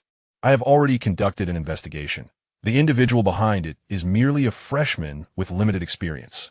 I initially proposed a buyout offer of 3 million yuan, and the response seemed to fluster him. I am confident that with a little more pressure and increased incentives, he will concede. Act swiftly on this. If successful, your stock options will double. Chunzhou nodded, his eyes filled with approval. After the meeting, Lu Chong hummed a tune as he returned to his private office, settling down to monitor Happy Farm's growth curve when his personal phone vibrated on the desk. Upon seeing the name Su Lang on the caller ID, a smile crept across Lu Chong's face. He's losing his composure. Indeed, college students lack experience. This deal is secure. To Lu Chong, the prospect of 3 million cash was a substantial fortune for someone yet to graduate, a temptation no one could resist, especially for a game that had only been lived for 10 days. Lu Chong leisurely answered the phone, his tone laced with a subtle arrogance. Hello, Su. Have you made your decision? On the other end, Su Lang's voice was unexpectedly calm, devoid of the urgency Lu Chong anticipated, sending a wave of unease through him. Good afternoon, Director Lu. Regarding the acquisition proposal mentioned previously, our team has convened and reached a consensus to decline the offer of 3 million. Lu Chong momentarily stood in stunned silence, before abruptly rising to his feet, his voice rising slightly in intensity. Su, are you sure you heard the figure correctly? It's 3 million renminbi, enough to purchase 2 apartments in Yanqing. A game that has been online for only 10 days can command such a price. You could easily take the money and create a few more games, ultimately reaping greater profits. Director Lu, I acknowledge that it is indeed a substantial sum, Su Lang replied, maintaining his calm demeanor. However, regrettably, we are not in need of additional funds. Our team wishes to develop this game independently. Lu Chong's expression darkened instantly. Though he could not comprehend how the seemingly naive university student from 2 days ago had suddenly transformed into a formidable opponent, he had no time to ponder this change. Mr. Su, Lu's tone had shifted from that of a peer to one of cold authority. You assured me you would seriously consider this matter. What has prompted this sudden reversal? I have already guaranteed Director Chun that you would acquiesce. Your actions complicate matters for our company. Director Lu, I sincerely apologize. Just this morning, Guangdong Institute of Technology officially designated Happy Farm as a key entrepreneurial support project for university students. This project is no longer solely at my discretion. It has become a matter of institutional pride. Su Lang boldly asserted, his demeanor unwavering. Lu Chong was momentarily silenced, acutely aware that once institutional interests were involved, matters became significantly more complicated. However, driven by his desire to protect his options, he was reluctant to concede defeat. Mr. Su, you must understand that while this is a university project, you are relying on the campus networks platform. Without our users and interfaces, no matter how well-developed your game may be, it will be of little consequence. Should any unforeseen circumstances arise, the repercussions could be catastrophic for you. Upon hearing Lu Chong's veiled threat of sabotage, Su Lang chuckled lightly. Director Lu, we are all business people here. Such threats are unnecessary. If any technical issues arise on your end, I cannot assist you. However, I firmly believe that Happy Network will be greatly interested in our game. If the campus network encounters issues, Happy Farm will simply transition to Happy Network. Lu Chong was once again caught off guard. He realized that Chun, the formidable adversary, had just been emphasized at the meeting. If Happy Farm did indeed transition, it would spell disaster for him. Mr. Su, Happy Network's user demographic consists primarily of white-collar workers, which does not align with your university student target audience. Not necessarily, Director Lu, Su Lang interjected, not allowing Lu Chong to finish. What Happy Network currently lacks are games that captivate white-collar professionals while also attracting university students. If Happy Farm were to take its core user base of tens of thousands to Happy Network, what do you think the price would be? A cold sweat broke out on Lu Chong's forehead as he finally comprehended that the voice on the other end was not merely that of a student, but rather a shrewd business strategist. He never imagined that after years of navigating the business world, he would find himself outmaneuvered by a university student. After a 10-second silence, Lu Chong's tone softened considerably. Su, there is no need for us to reach such an impasse. We are partners, and our goal should be mutual benefit. If the acquisition is off the table, perhaps equity investment or exclusive agency could be considered. What do you think, Su? Seeing that the moment was ripe, Su Lang eased his pressure, recognizing that the campus network was indeed the best fit for Happy Farm. Director Lu is correct. Mutual benefit is our objective. In truth, I have a strong emotional attachment to the campus network. Had it not been for dire circumstances, I would not wish to go to Happy Network. At this juncture, Director Lu, currently Happy Farm is facing two challenges, and I would appreciate your assistance in resolving them. Lu Chong felt a pang of alarm. Was it not he who was supposed to make demands? Yet, there was no time for hesitation. Su, please articulate your issues. I will certainly assist with what I can. Su Lang smiled slightly and stated, First, regarding the settlement cycle, 2 months is simply too long. We urgently require funds to expand our market, and I hope we can establish a special settlement channel for bi-monthly payments. Second, I would like the campus network to grant us a homepage recommendation position to help us quickly increase our user base. Lu Chong paused, ready to refuse outright. After all, he had received nothing in return, so how could he allocate such resources? However, before he could voice his objections, Su Lang's voice came through again. Director Lu, please do not be hasty in your rejection. In exchange, we can sign an agreement ensuring that Happy Farm will never integrate with Happy Network. This not only aids Happy Farm, but also benefits the campus network. The only way for Happy Farm to increase user retention on the campus network is to continue investing in research and development. Helping us grow is tantamount to strengthening the campus network. Lu Chong gripped the phone tightly, his mind racing. If he did not acquiesce, there was a genuine risk of losing them to Happy Network. While conceding would break protocol, it would at least retain this lucrative title, while simultaneously preventing them from pivoting to Happy Network, a situation he could justify to his superiors. With a wry smile, Lu Chong finally relented. Su, I lack the authority to approve a bi-monthly settlement cycle and a homepage recommendation position directly, but I will discuss this with Director Chun and keep you informed. Then I shall await your favorable news, Director Liu. Here's to a fruitful collaboration. As the call ended, Liu Chong slumped back in his chair, feeling as though he had just emerged from a fierce battle.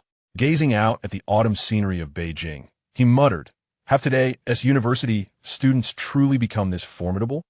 What was the reality before? Was it all just an act?" After regaining his composure, Liu Chong mentally reorganized Su Lang's threats and conditions from earlier. 5 minutes later, he entered Chun Zhou's office. "Director Chun, I just spoke with the Happy Farm team and learned that Happy Network has also reached out to them, offering generous terms to entice them away." Chun Zhou's expression darkened immediately, and he cursed, "These damn opportunists are far too perceptive. How did those university students make their decision?" Liu Chong observed Chun Zhou's demeanor and seized the moment to inflate his own contributions. "They indeed considered moving, but I persuaded them otherwise. To stabilize our position at this critical juncture and thwart Happy Network's intentions, I proposed 2 conditions. First, I promised them a week's homepage recommendation position to demonstrate our platform's sincerity and traffic advantages. Second, addressing the funding concerns typical of startups, I suggested a special bi-monthly settlement channel to alleviate their worries and show them our commitment. From what I gather, we have temporarily stabilized them. They're no longer contemplating Happy Network." The office fell into a brief silence. Chun Zhou did not respond immediately, instead lighting a cigarette, his gaze flickering through the smoke. After a moment, he exhaled a cloud of smoke, his furrowed brow easing as he patted Liu Chong on the shoulder, a smile of approval gracing his face. "Liu Chong, well done. This decision was timely. In exceptional times, extraordinary measures are required. As long as Happy Farm does not transition to Happy Network, what is a mere advertisement slot and a bi-monthly payment cycle? We should provide them with substantial support, showcasing the formidable traffic and ecosystem of our campus network." Upon finishing, a glint of determination flashed in Chun Zhou's eyes. "However, one crucial point must be observed. We must have them sign an exclusivity agreement. Since we are offering them such generous resources, they must remain with the campus network and absolutely cannot join Happy Network." Liu Chong promptly nodded, thumping his chest in assurance. "Understood, General Manager Chun. Rest assured, I will have the legal team draft an exclusive agreement immediately. They absolutely must not go to Kaisen Wang." "Excellent. Proceed with it. As long as you can suppress Kaisen Wang, consider it your merit at year's end, and your bonus will be doubled." "Thank you, General Manager Chun. I assure you I will complete the task." Liu Chong nodded repeatedly before swiftly departing from Chun Zhou's office. In Entrepreneurship Center 206, Su Lang listened intently to Liu Chong's response over the phone, a smile ever present on his lips. Once Liu Chong finished speaking, Su Lang assured him, "Director Liu, do not worry. In business, integrity is paramount. Since Kaunai Wang has demonstrated such sincerity, I can guarantee that Kaisen Farm will not go to Kaisen Wang." With Su Lang's verbal assurance, Liu Chong visibly relaxed. "Haha, with your promise, Su, I am at ease. I will book a flight now. Let us meet tomorrow to discuss and conveniently sign the contract." "Very well. I shall await your arrival at Gongda."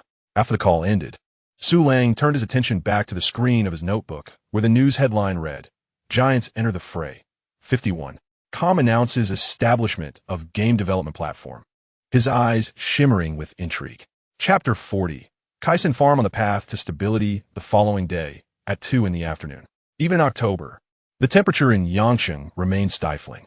Outside the office of Entrepreneurship Center 206, a man in his 30s, drenched in sweat and panting heavily, donned a long-sleeved shirt while clutching a suit and briefcase, curiously peering around in astonishment.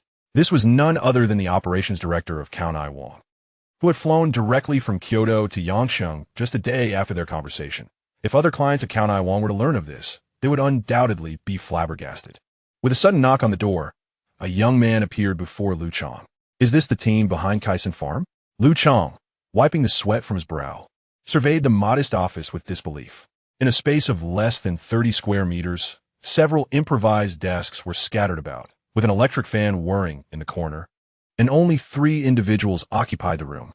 One was a remarkably charismatic young man, Su Lang. Another, a beautiful girl engrossed in her digital tablet.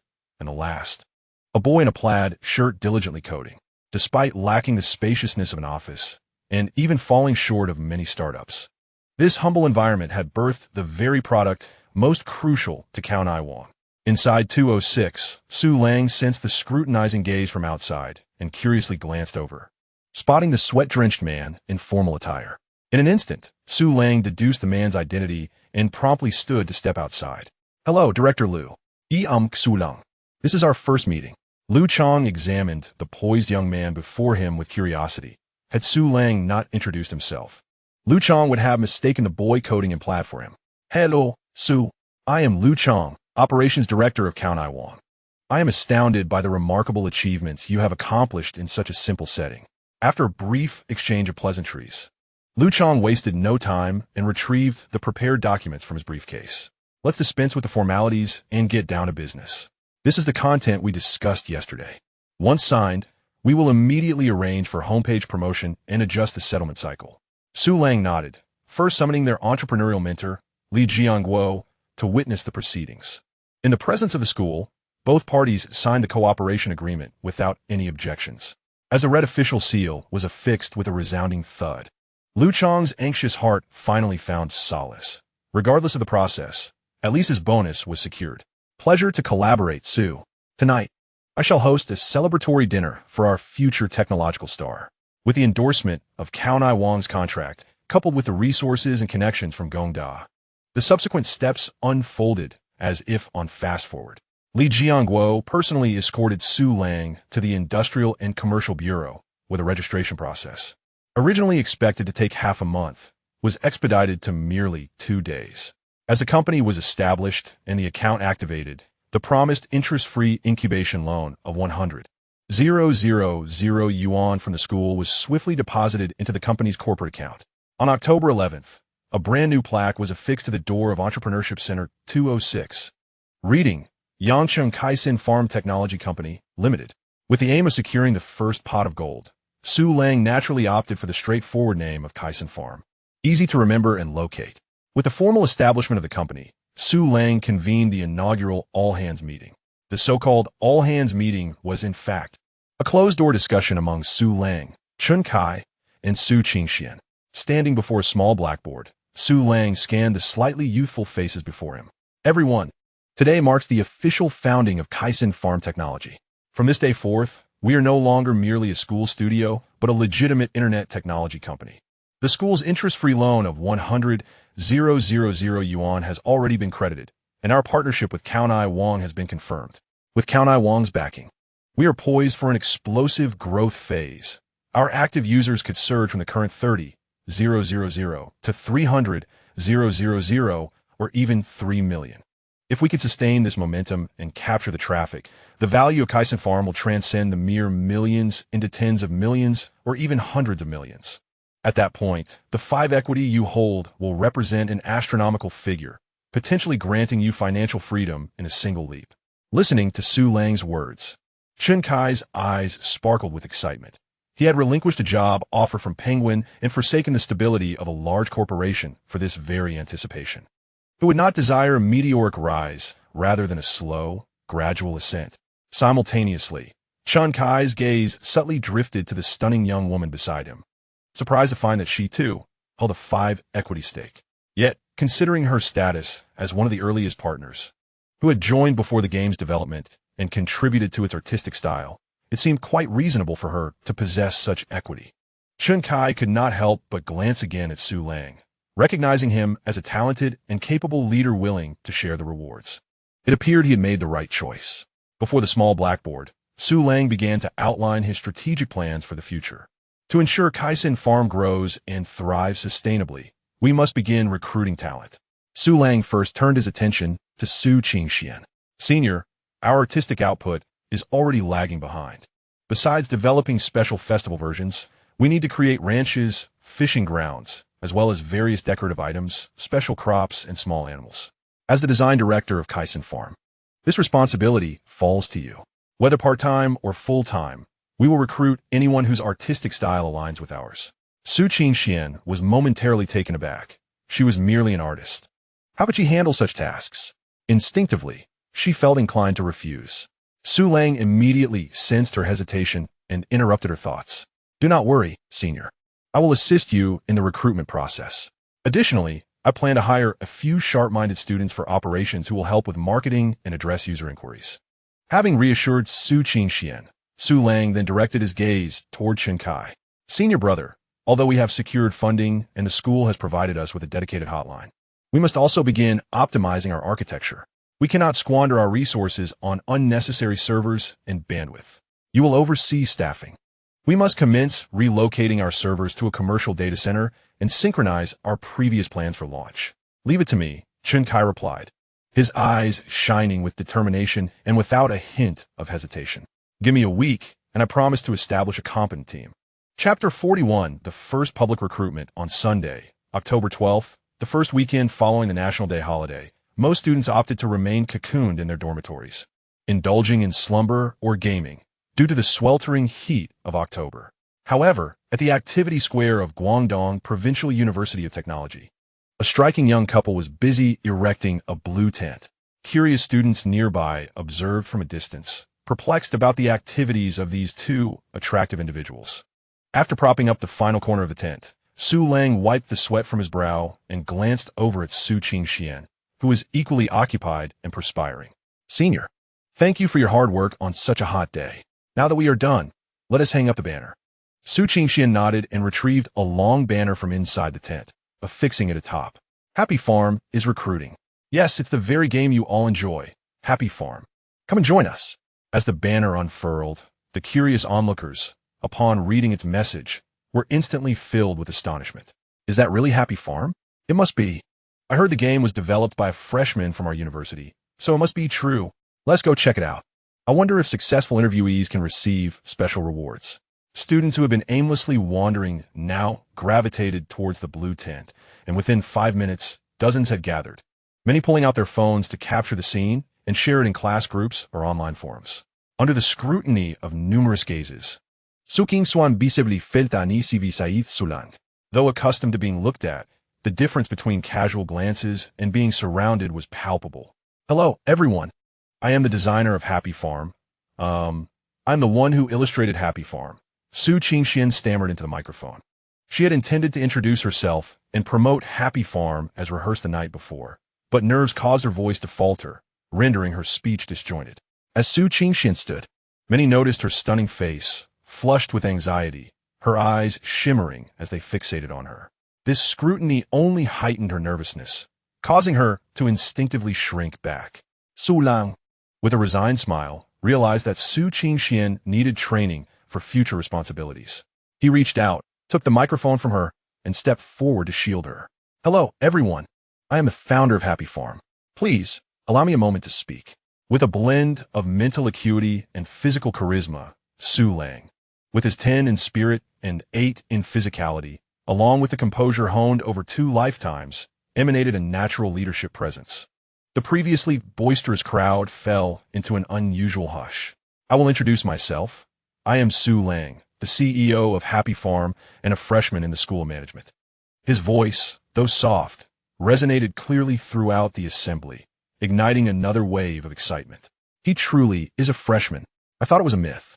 Happy Farm was genuinely developed by a freshman. How impressive. He is so much more charming than our student council president. Su Lang raised his hand to silence the crowd before continuing. I am here today not for any other reason than to recruit individuals to help us expand Happy Farm. Currently, Happy Farm has received significant entrepreneurial support from the university, securing a funding of 100,000 yuan, and has established a deep strategic partnership with the campus network. Our daily active users have surpassed 20,000, and we are growing at a rate of 20 daily. The crowd erupted in astonished murmurs. For students who still relied on their families for living expenses, the prospect of 100,000 yuan and strategic partnerships was beyond their wildest dreams. Ignoring the crowd's gasps, Su Lang continued, Happy Farm is in a period of rapid expansion, and we are in need of fresh talent. We require imaginative designers to assist in creating farm decorations and other agricultural products, as well as operational staff to manage forums and address user inquiries. Both full-time and part-time positions are available. Part-time work will be compensated at 100 yuan per day for an 8-hour shift, while full-time positions start at 3. 0.000 yuan per month, with exceptional performers eligible for year-end bonuses and even the opportunity for company equity. As soon as Su Lang finished speaking, the atmosphere became electric.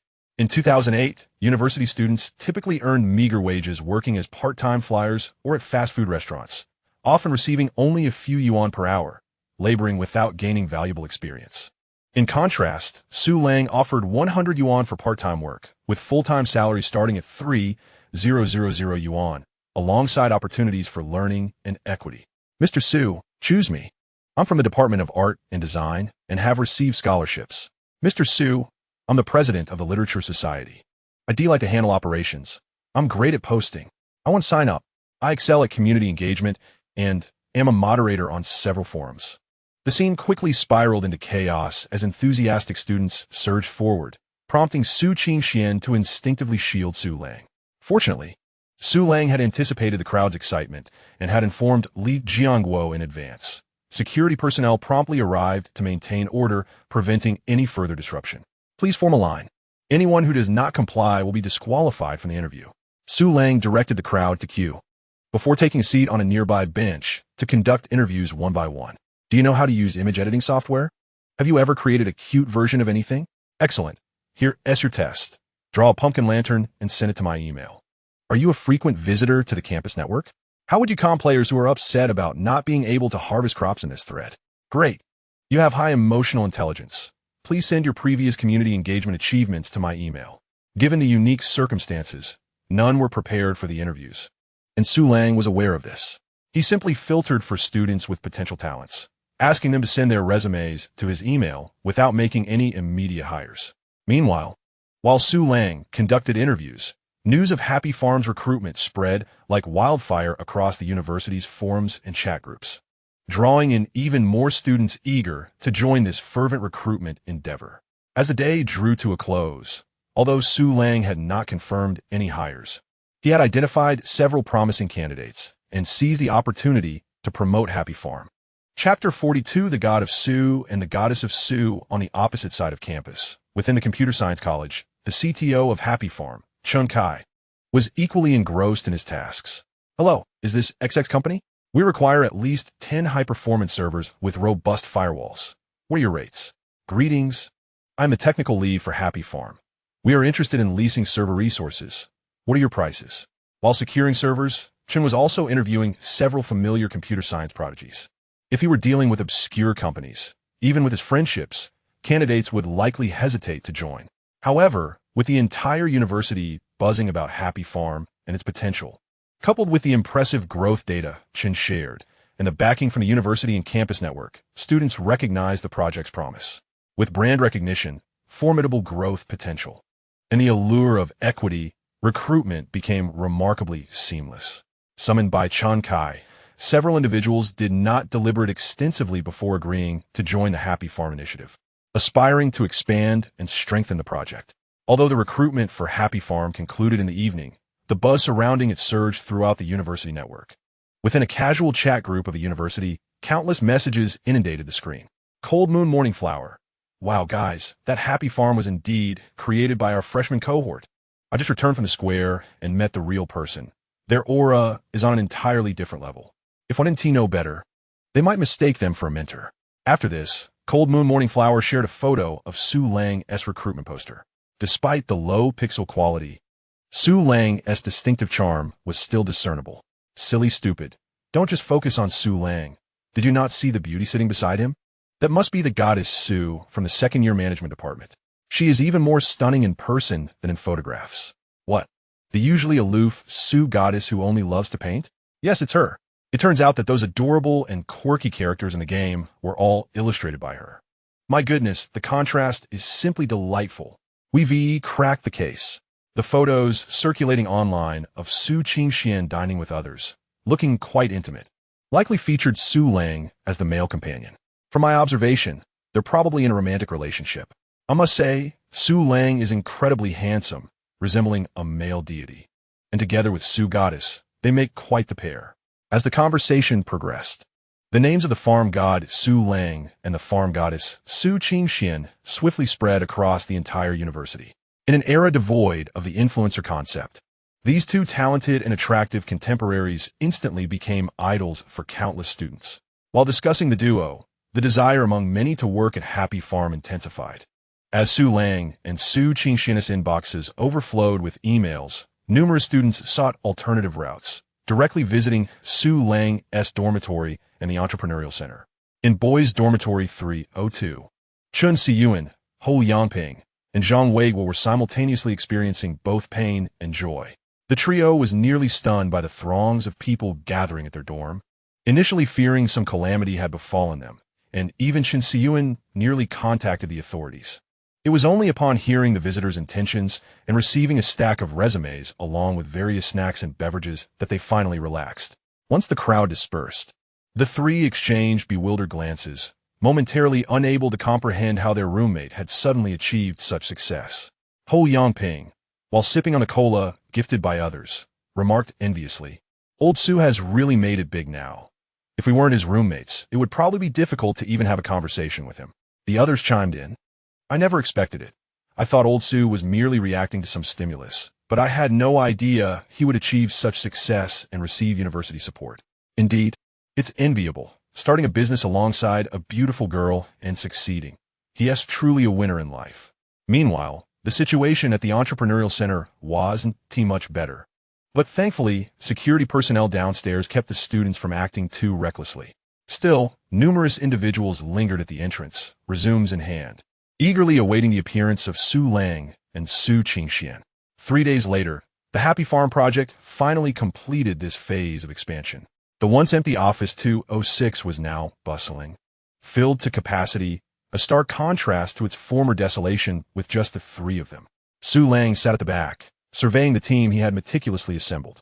To his left was the design department, led by Su Qingxian, serving as the art director, guiding 3 newly hired designers in planning the farm's decorations and ranch designs. To his right was the research and development team, headed by Chun Kai, who, as the CTO, was leading 3 newly hired programmers in recoding and optimizing Happy Farm. In the center, Su Lang himself managed 2 operations staff, promoting products through various channels and gathering feedback.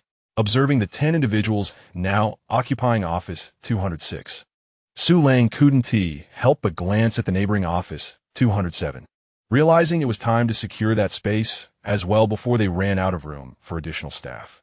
In Kyoto, at the headquarters of the university network, Liu Chong was seated on a genuine leather sofa, animatedly reporting to his boss, Chen Zhou, about his experiences during the trip to Yangcheng.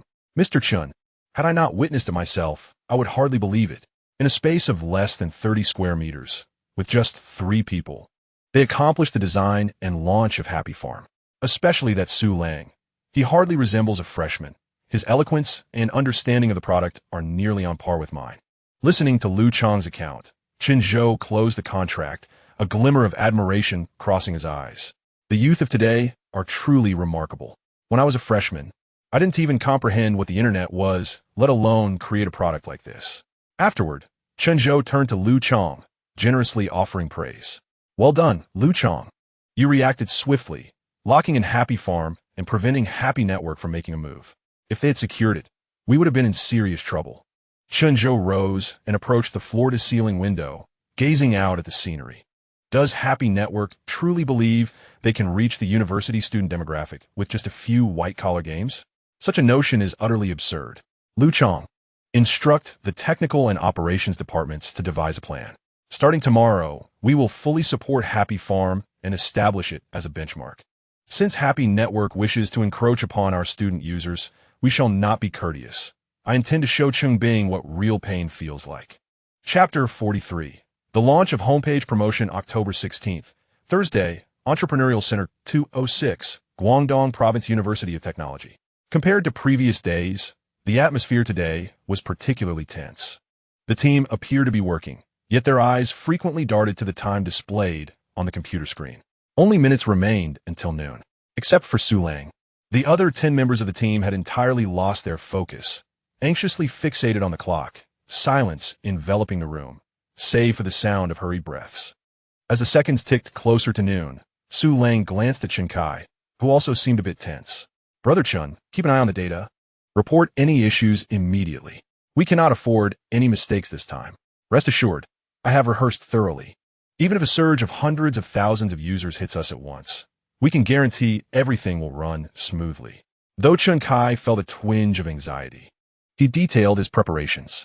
Once more, everyone's gaze was fixed on the second hand of the clock, their minds silently counting down, reminiscent of a New Year's countdown. 9, 8, 7, 3, 2, 1. As the second hand precisely crossed the 12 o'clock mark, the data on the screen surged dramatically. New users: 98511, 12121, 115, 1231. Active users: 35421, 421, 525, 3124. The numbers escalated continuously, each refresh adding hundreds of users, with no signs of decline. A profound silence enveloped Office 206 as everyone stared at Su Lang, seemingly awaiting a momentous event. Chun Kai slowly exhaled, glancing at the others in the room, his previously tense expression melting into a smile. We did it. The results exceeded our expectations. In just a few minutes, Happy Farm has gained over 20,000 new users, surpassing our projections. In the next moment, a brief silence fell over the room, followed by an eruption of cheers. Several newly recruited upperclassmen were so elated that they embraced one another, their voices a flurry of incoherent exclamations. At noon, as the clock strikes 12, students from various universities have just concluded their morning classes. It is the peak period when they flock back to their dormitories to surf the internet, while countless fresh graduates, newly entering the workforce, sit before their computers, dining and passing the time. In an era before the prevalence of mobile internet and time-killing tools like TikTok, Weibo, and others, browsing the campus network to check on classmates' recent updates, liking photos of a secret crush, or perhaps writing whimsical blog entries was the daily routine for many young individuals. In a small company in Shanghai, a young office worker named Wang Bo, having just finished his meal, opened the campus network as usual, reminiscing about the vanished days of university life. He idly scrolled through the mundane posts of motivational quotes and shares when suddenly, a large banner advertisement refreshed at the top of the webpage. Against the typically simplistic and somewhat monotonous blue and white background of the campus network, this image stood out strikingly. At the center of the picture lay a vibrant patch of yellow earth, adorned with plump, cartoonish red carrots and chubby cabbages. Beside the farm, a cartoonish, comically drawn golden retriever lay snoozing, while to the far right stood a charming short-haired girl in a similar cartoon style, holding a colorful pinwheel and beaming sweetly. The whimsical and healing aesthetic of the artwork caused Wang Bo's hand to pause over the mouse, and the urge to close the web page dissipated. His gaze then wandered down to a provocative and intriguing red tagline at the bottom. I hear your friends are all here. Come and steal their vegetables. Steal vegetables? What a strange concept. Has the campus network now succumbed to such trivial online game advertisements? Wang Bo mitred in disbelief. Despite his outward skepticism, the exquisite image and the novelty of stealing friends' vegetables piqued his curiosity, prompting him to instinctively click the left mouse button. In an instant, the screen transitioned to the colorful patch of yellow earth he had just seen, and a game tutorial promptly appeared. Welcome to Happy Farm. The sudden appearance of the beginner's guide momentarily stunned Wang Bo by seeds. Plant crops? Is that it? With a blend of skepticism and intrigue, he followed the prompts, selecting free white radish seeds to plant in the first empty plot, then clicked the watering can to irrigate them. Observing the countdown timer that popped up, Wang Bo scoffed, thinking, isn't this just child's play? How childish. However, when the guide arrow indicated the right side's friend list, accompanied by a prompt stating, your friend Chen Kaishuan's pumpkin is ripe. Go check it out. Wang Bo's expression shifted. What? Kaishian is playing too? Wang Bo quickly clicked the friend icon, and the screen transitioned to Chen Kaishuan's farm, where a golden pumpkin was displayed, marked with an enticing ready for harvest notification. Without hesitation, Wang Bo moved the mouse and clicked to harvest. With a crisp sound effect, a large pumpkin flew into Wang Bo's storage, accompanied by a line of text. You have stolen Chen Kaishuan's pumpkin X1. Experience 2. An indescribable thrill rushed through Wang Bo, and in that moment, he needed no further instructions. He eagerly began sifting through his friend list. Unbeknownst to him, the afternoon slipped away, and by the time Wang Bo realized it, work hours had commenced, and his reheated meal had grown cold. That afternoon, countless users like Wang Bo, who had merely intended to browse, found themselves unwittingly ensnared in the game's addictive grip. Meals went unattended, daily tasks were forgotten, and they stared wide-eyed at their ready-to-harvest crops. Even jotting down calculations for their friends' vegetable maturation times, meticulously strategizing their planting yields. At 2 p.m., in the headquarters of the campus network in Kyoto, Operations Director Liu Chong was fixated on the back-end data, incessantly inquiring about various detailed metrics. Director, Happy Farm has gone wild, absolutely bonkers. The numbers are skyrocketing, surpassing our projections. The technician responsible for data monitoring spoke with a tremor in his voice. Quickly, update the Happy Farm revenue forecast. I need to understand the projected data after full support. Liu Chong swallowed hard, his gaze locked onto the curve representing the real-time online users of Happy Farm. What was most alarming about this curve was its relentless upward trajectory, showing no signs of decline, continuously setting new records. Chapter 44. The campus network's bet. Even Liu Chong, who had witnessed countless applications on the campus network, had never encountered such an outrageous curve. Since its recommendation on the homepage, this already formidable curve had surged upward in a straight line. 100, 000, 150, 000, 200, 000. Just as Liu Chong was glued to the screen, an operator nearby suddenly gasped and hurried over to Liu Chong. Director, look at this data. The operator handed Liu Chong a notebook. I just checked, and nearly 10,000 users playing Happy Farm are dormant users who haven't logged in for over half a month. According to our backend data, these users have been awakened by friends through Happy Farm. Liu Chong stared at the number, his mind blank. He could hardly fathom that these dormant users, who had eluded the company's various attempts to re-engage them, had been drawn back in just 1 hour through a simple game. This indicated that this social minigame had managed to re-attract users who had long abandoned the campus network, purely through external group promotions and word of mouth. This data is terrifying. I must report to Director Chun. Happy Farm is more formidable than we anticipated. Liu Chong took a deep breath, instantly sharpening his focus. He swiftly compiled and sent a striking data report to his superior, Chinzhou. After completing this task, Liu Chong opened a messaging app and found a profile labeled Happy Farm Su Lang, sending over a report that excluded internal core traffic. Gongdatin, Su Lang. Your Happy Farm has achieved tremendous success. Can your servers handle the load? If not, let me know immediately. During this critical period, we must ensure server stability. In the Entrepreneurship Center, room 206, Su Lang's laptop chimed with a notification. Reviewing the data reports sent by Liu Chong, he felt little surprise. With the experience from his previous life, Su Lang understood better than anyone the potential horrors of this game. This was merely the tip of the iceberg. The true potential of Happy Farm had yet to be fully unearthed. Su Lang glanced at the excited crowd within room 206. All right, everyone, let us settle down.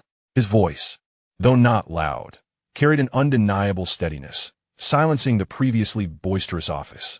All eyes instinctively turned to Su Lang. This was indeed a milestone worth celebrating. But the time for celebration was not yet upon them.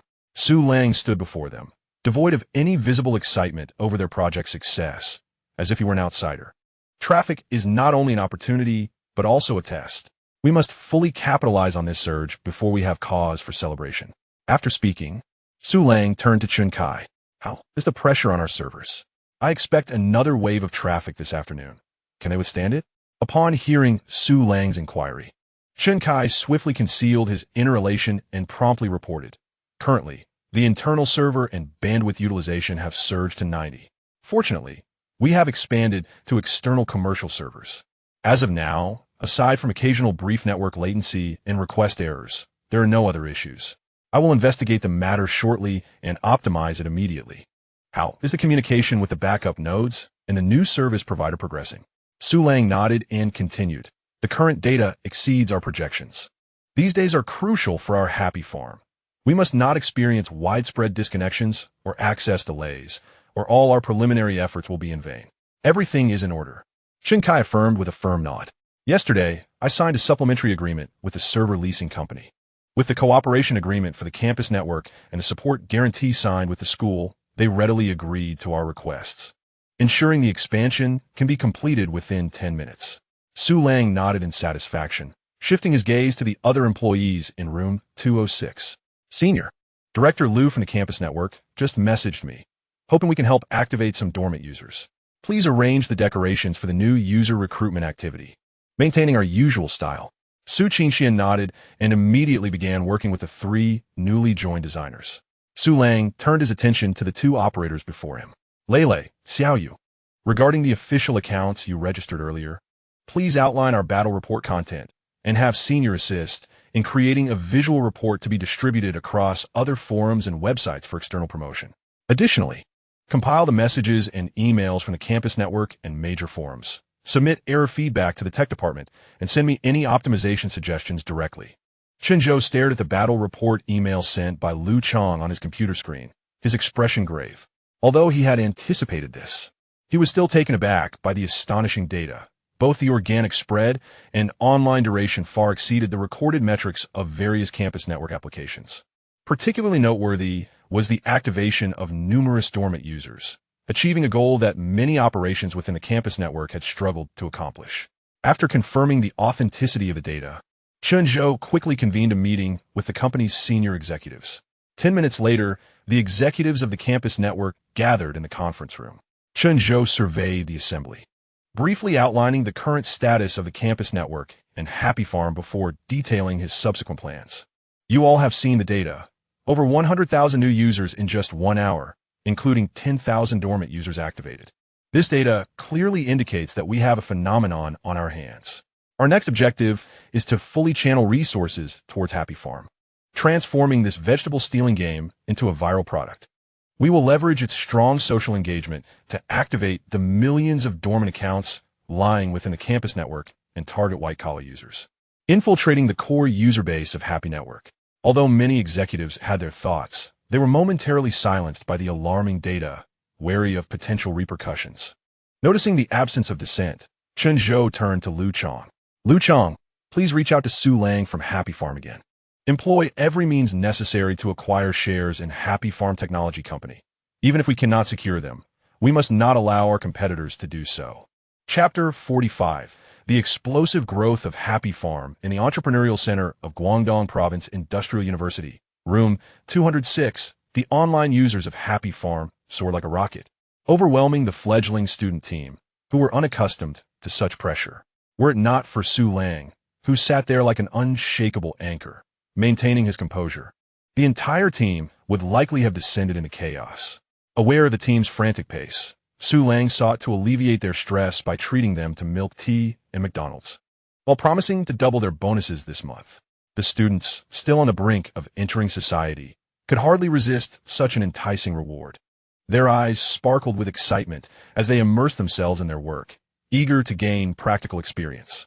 Under Chun Kai's leadership, the technical department began meticulously reviewing the original logic code of Happy Farm, aiming to mitigate the immense pressure on the servers from the substantial traffic.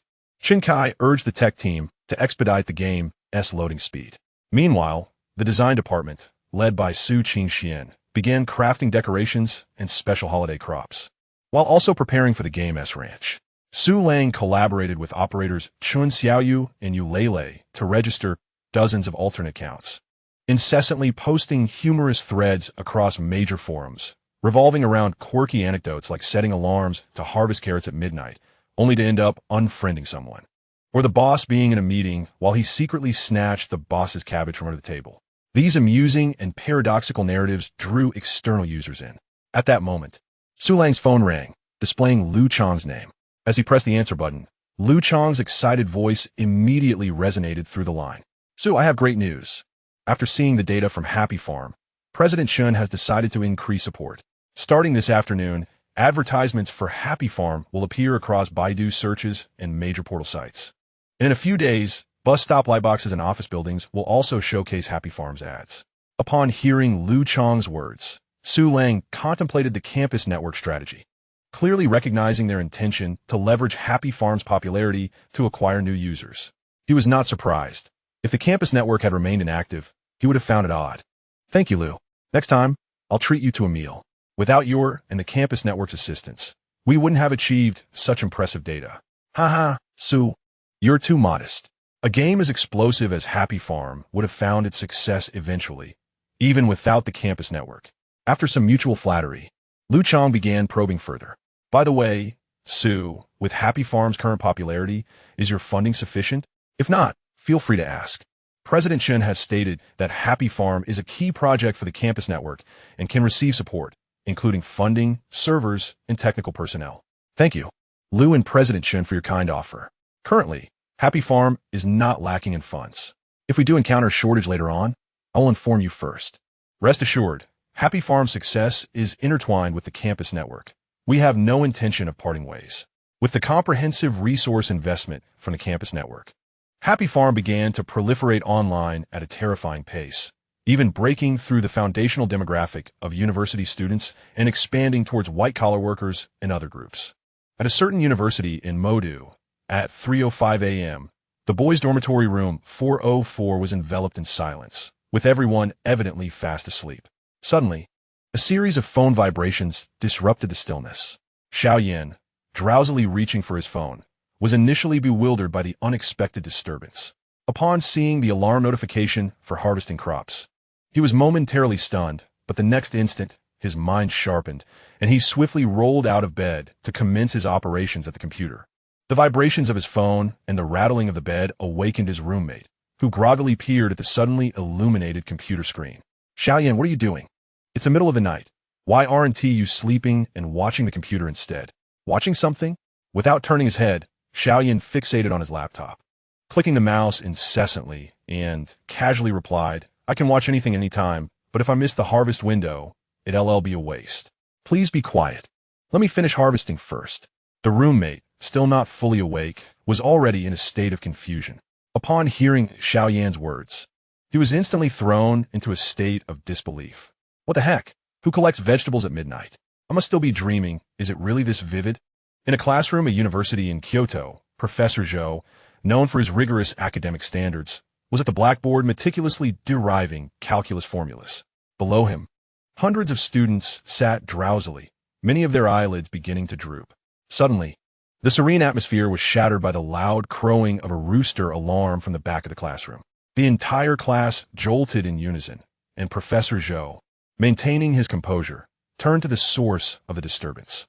Down below, Li Ming was flustered, fumbling to silence his phone, his gaze averted from the podium. Once the commotion subsided, Professor Zhou chose to ignore it. Beside him, his desk mate Zhang Xiaowei wore a peculiar grin, giving a thumbs up and whispering, impressive Li Ming, daring to set an alarm in class. Li Ming, equally embarrassed, explained, damn it, my white roses I planted yesterday have ripened. I forgot that even a silent alarm would still ring.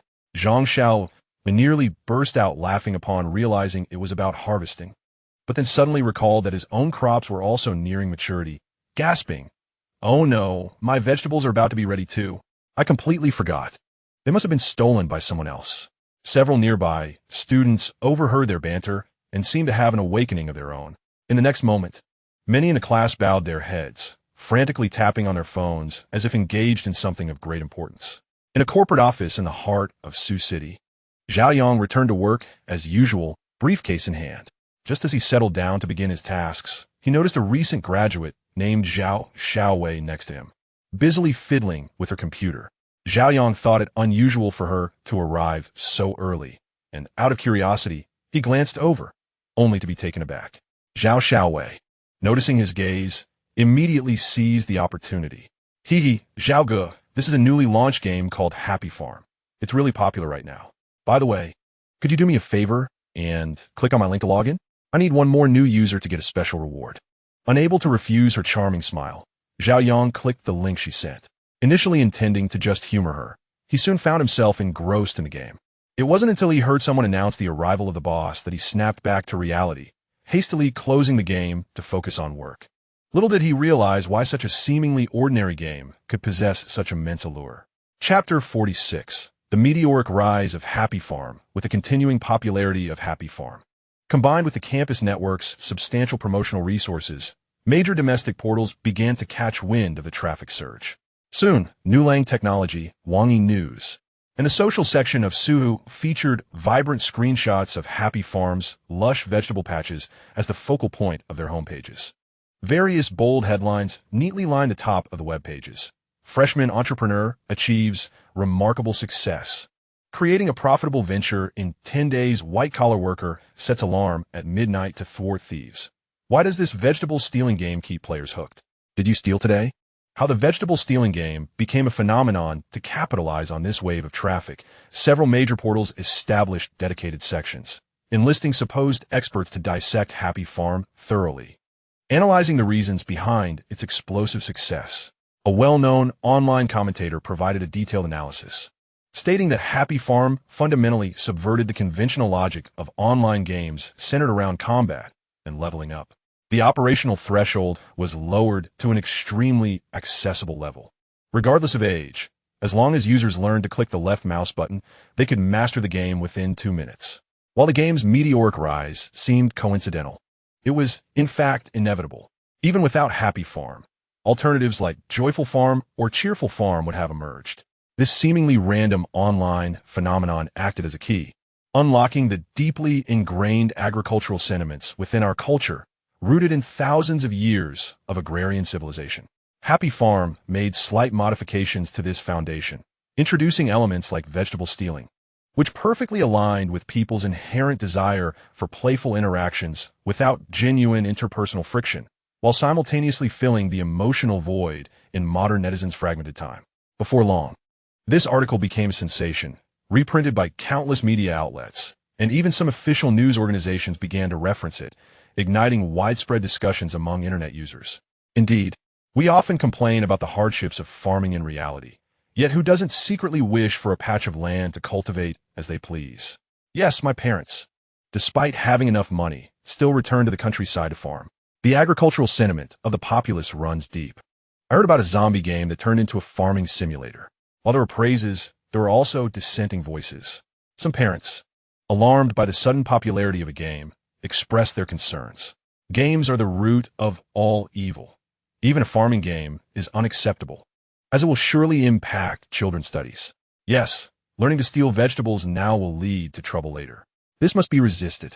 However, compared to other games, Happy Farm's gameplay was too simplistic, and such objections were quickly drowned out by the crowd. Amidst the overwhelming media coverage and online discussions, various outlets began to delve deeper into this story. After all, a mere 18-year-old freshman creating a leisure web game that achieved such phenomenal success was a compelling and inspirational narrative. The gaze of many turned toward Guangdong Industrial University. Soon, the landline at the School of Management was inundated with calls from media outlets, leaving the faculty members bewildered. Some reporters, displaying their credentials and armed with recording devices, arrived at the university to interview passing students in search of any newsworthy information. In the Entrepreneurship Center, room 206, a week had passed since Happy Farm began to gain traction. During this time, the entire team had finally reached a level of synergy, evolving from uncertainty to a state of efficiency. With the daily influx of new users skyrocketing, the knowledge gained by Happy Farm's employees in just 1 week surpassed what many would learn in months at other workplaces. Su Lang sat at his desk, observing the diligent efforts of his team with satisfaction. These were indeed the talents he had meticulously selected. Although still youthful, each possessed remarkable potential. Perhaps this was why many companies flourish in their early stages but encounter difficulties later on. After all, the initial hires were carefully vetted, while later recruitment processes often lack the same thoroughness. Su Lang's gaze shifted from his team to his notebook, where he began to review the current real-time data reports. Total registered users, 5,013. 215 daily active users, 1, 503, 514. The total registered users had confidently surpassed the 5 million mark, with daily active users consistently hovering around 1.5 million. Su Lang continued to scroll through the data, transitioning to the second page for insights on revenue. The total recharge amount stands at 1,865, 487, with 208, 743 from yesterday and 86, 542 from today. Observing yesterday's recharge surpassing 200,000, Su Lang's smile widened. If this growth rate persists, it is conceivable that next month's revenue could exceed 10 million. It is no wonder that numerous large companies flock to the gaming industry. It truly is a lucrative venture akin to a cash cow. In just over half a month since its launch, the total recharge amount has approached 2 million. After deducting various sharing ratios, nearly 1 million will be in hand. The 1 million earned through arduous years of labor in his previous life has been achieved in merely over a month since his rebirth, proving that pursuing a career is indeed the way to go.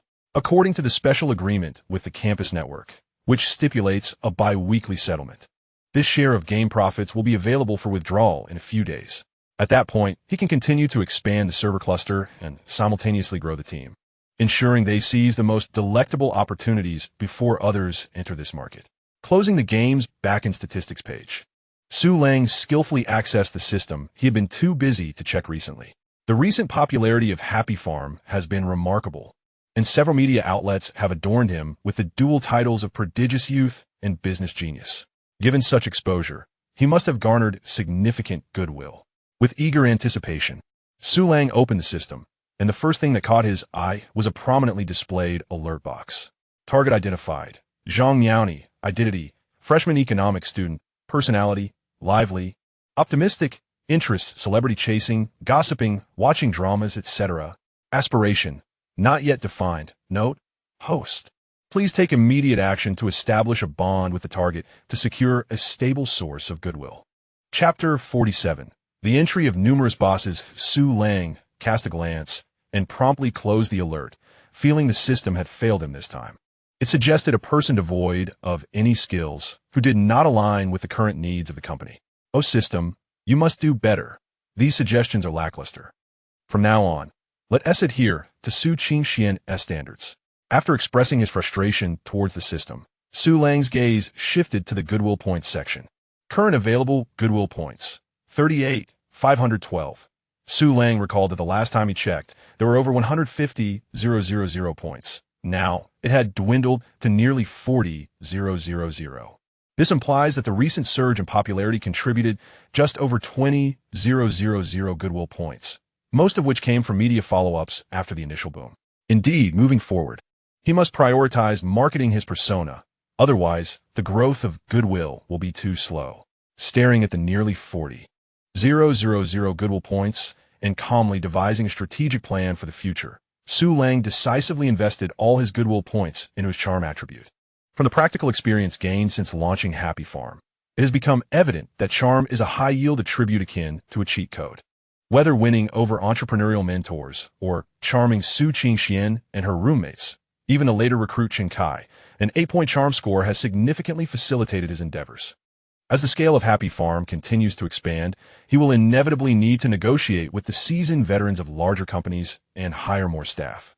In such circumstances, charm will prove more advantageous than mere mental acuity or physical prowess. Moreover, charm has a synergistic effect.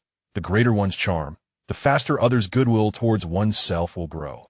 With the entirety of his nearly 40,000 Goodwill Points invested, a warm sensation surged through Su Lang's body, akin to basking in a hot spring. A few meters away, Su Qingxian had just completed a draft of a long-haired rabbit for the farm and stretched lazily. Her gaze unconsciously drifted, landing on Su Lang's position. In that instant, an inexplicable and peculiar sensation arose within her.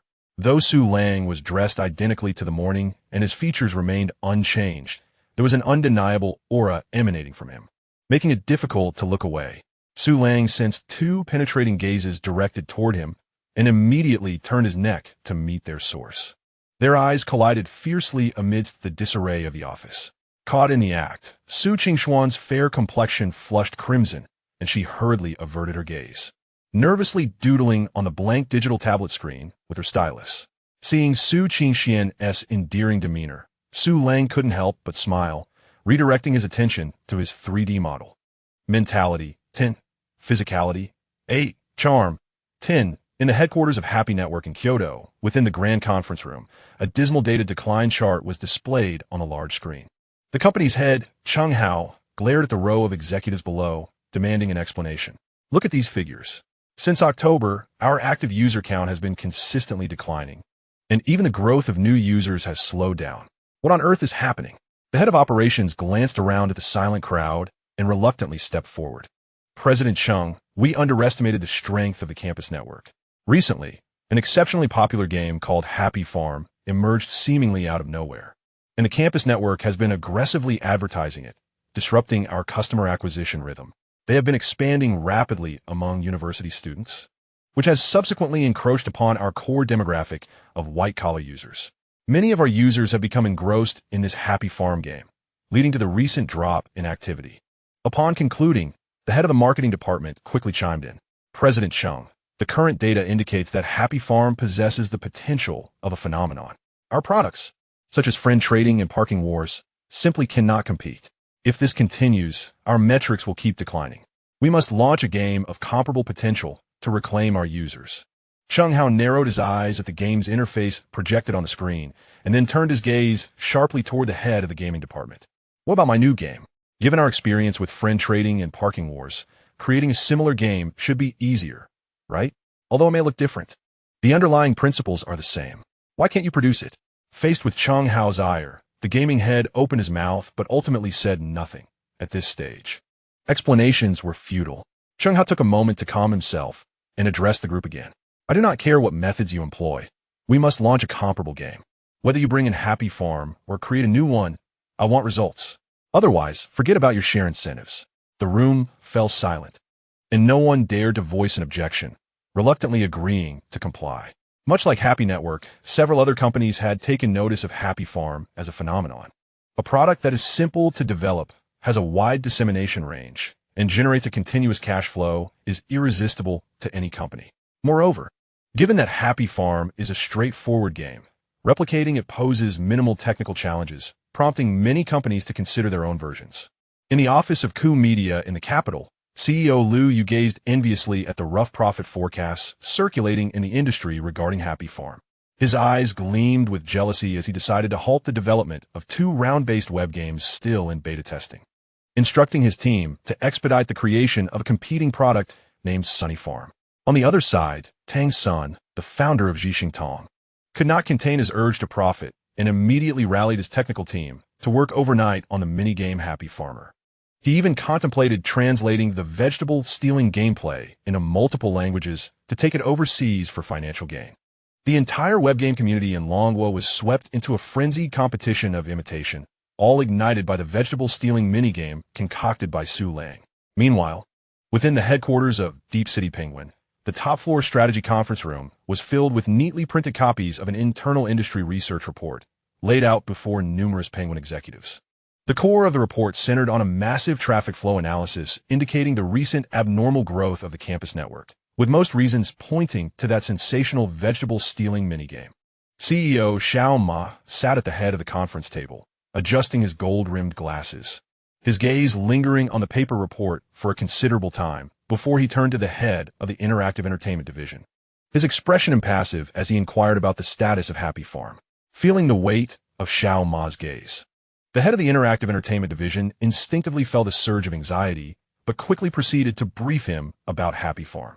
Boss, on the surface, Happy Farm appears to be an extremely simplistic management game, yet it conceals a robust social connectivity among acquaintances.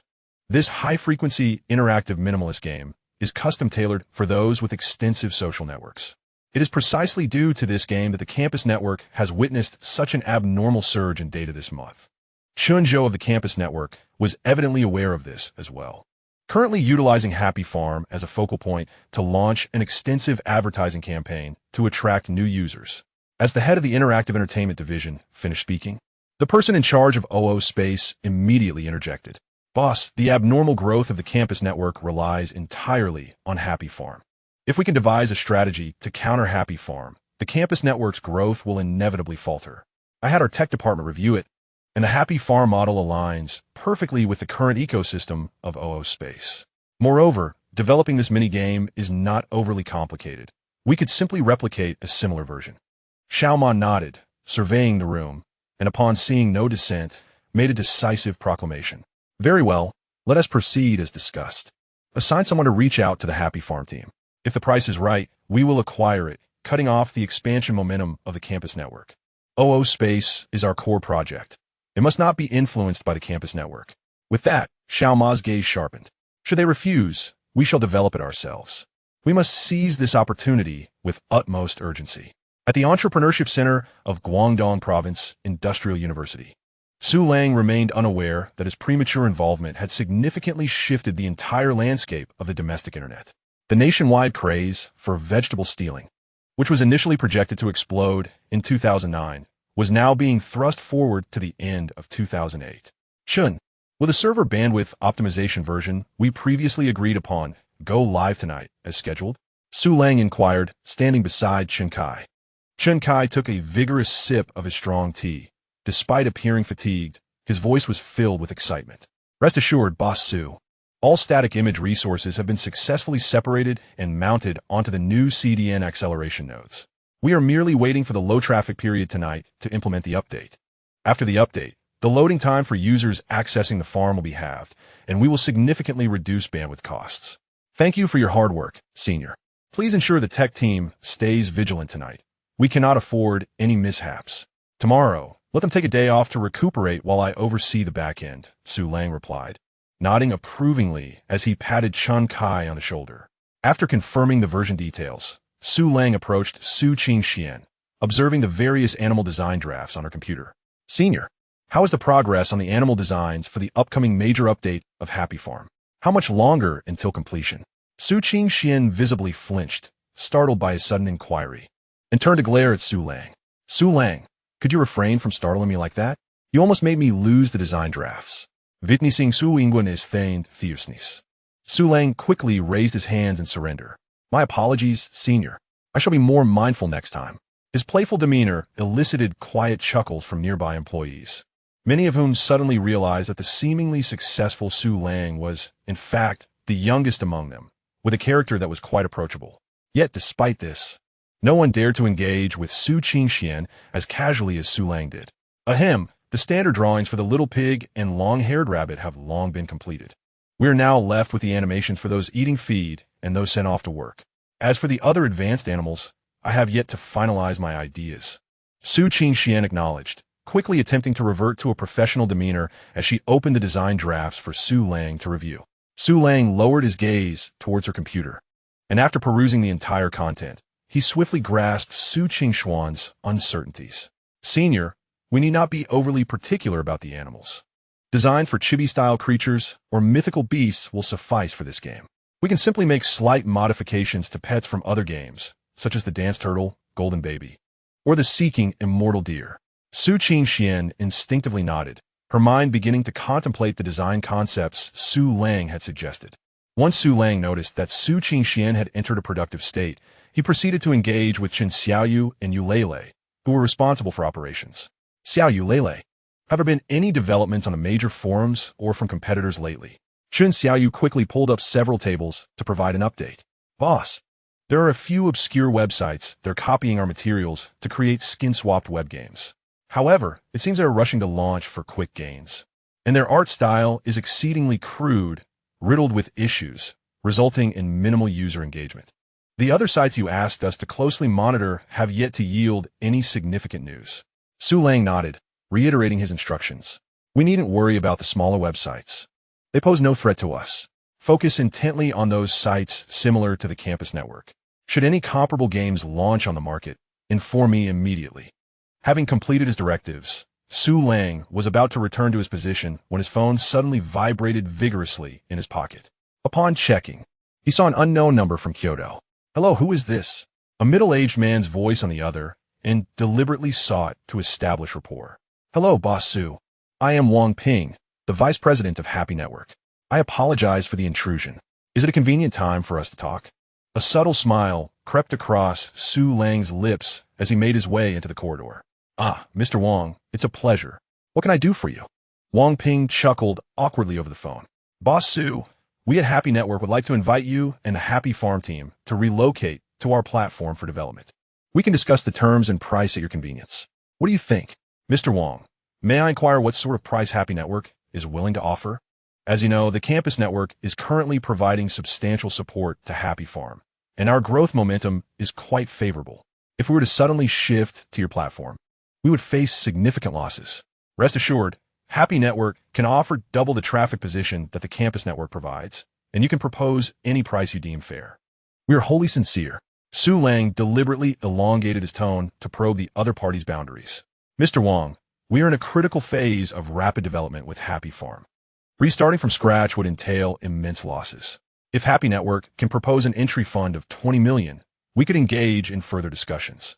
The breath on the other end of the line noticeably faltered for 2 seconds, evidently choked by the audacious figure that had just been presented. After a brief moment, the voice resumed. Mr. Su, we at Happy Network sincerely wish to negotiate with you, but don't you think this price is a bit excessive? Mr. Wong, I believe Happy Farm is worth that price. If you find it too high, then there's no need for us to continue this discussion. With that, Su Lang decisively pressed the red hang-up button. After pondering for a few moments, an idea struck him. He swiftly retrieved Lu Chang's number from his contacts and dialed. Brother Lu, are you busy? Su Lang greeted him familiarly. Haha, Su, my dear brother, you need something? Even if I'm in a meeting, I'd step out to take your call. Congratulations, by the way. The online data for Happy Farm set a new record yesterday. Lu Chang laughed heartily over the phone. It's all thanks to the support from the campus network. Without it, we wouldn't have such impressive figures. This is all due to the campus network and Brother Lu's contributions. Su Lang responded, exchanging pleasantries before getting straight to the point.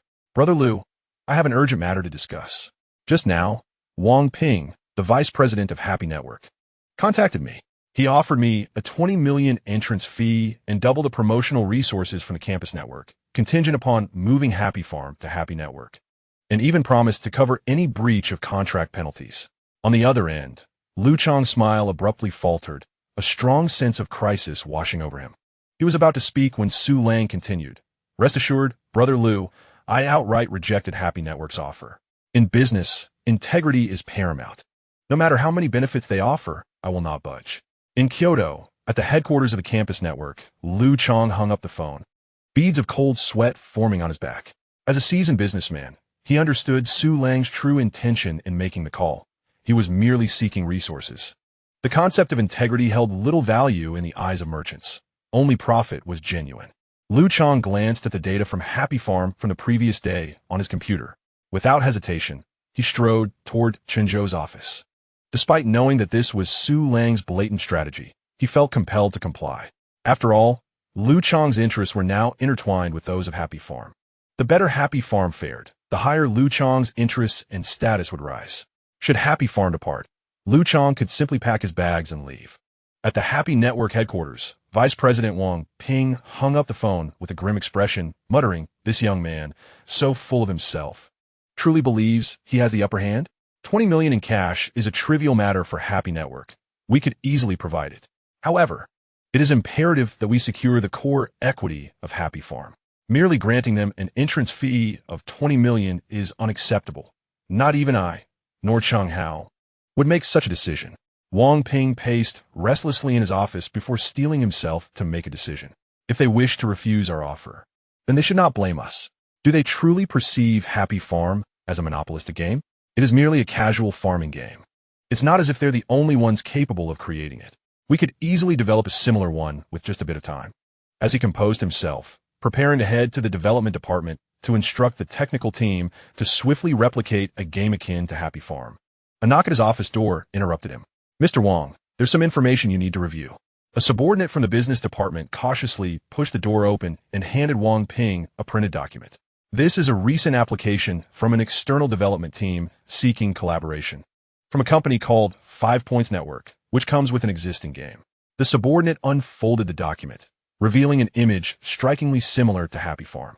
This was a casual farming game titled Tiny Farm, independently developed by the 5 Points Network team, bearing a close resemblance to the Happy Farm project currently under the company's spotlight.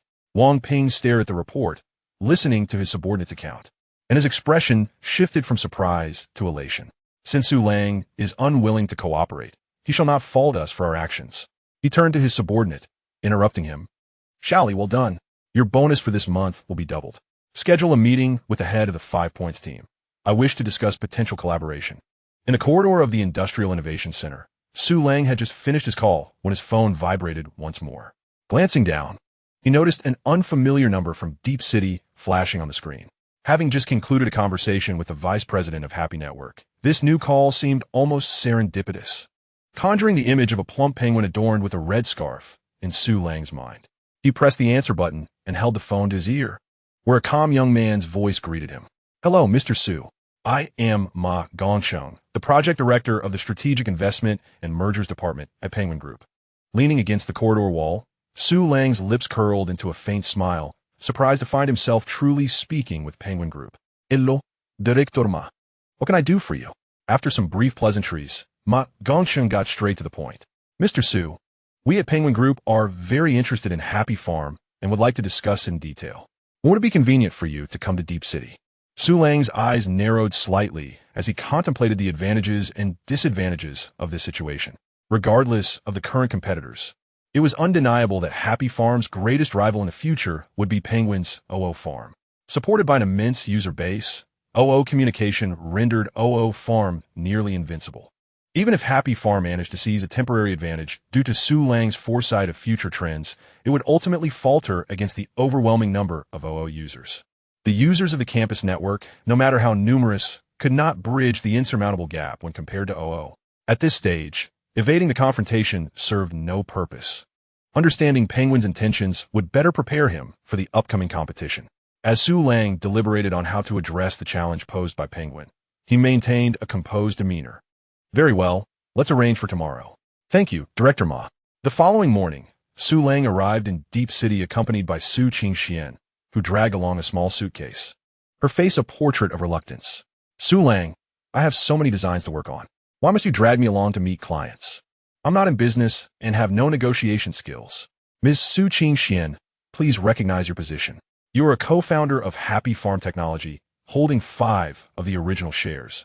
And you're also our brand's visual ambassador. How could you possibly miss such a significant occasion? With that, Su Lang ignored Su Qingxuan's continued grumbling, taking the small suitcase from her and hailing a taxi. The pair soon arrived at the entrance of Penguin's headquarters, where Su Lang instructed Su Qingxian to register at the front desk while he dialed Ma Gongsheng's number. 3 minutes later, the elevator chimed, and a man in his early 30s appeared before them. Upon seeing the two, Ma Gongsheng stood transfixed, disbelief etched across his face. They were entirely different from his expectations. There was no trace of the naivete one might associate with university students. Su Lang stood tall, exuding a calm and composed demeanor, his face adorned with a serene smile. Beside him, Su Qingxian was stunning, her simple casual attire only accentuating her radiant presence. Together, they resembled a pair of movie stars. Though curiosity bubbled within him, Ma Gongsheng quickly regained his composure, courteously introducing himself while leading Su Lang and Su Qingxian into the headquarters of Penguin. Su Lang, despite having mentally prepared for the worst, maintained an impassive demeanor as he followed Ma Gongsheng into a rather opulent small office. Within a few minutes, a middle-aged man, approximately in his 40s and sporting gold-rimmed glasses, entered the room. Ma Gongsheng promptly stood to introduce him as Li Zheng, the vice president of the Investment and Mergers Department at Penguin. Li Zheng wore a professional smile and initiated the conversation, stating, Mr. Su, you are indeed a prodigious talent. Achieving such remarkable data for Happy Farm in less than a month is nothing short of a miracle. We at Penguin have yet to uncover a project of such caliber. Li Zheng's jest was met with Su Lang's polite smile as he replied, while Happy Farm is impressive, it is merely a casual game and cannot possibly rival an internet giant like Penguin. The two exchanged pleasantries, their faces adorned with smiles as if they were long-lost friends.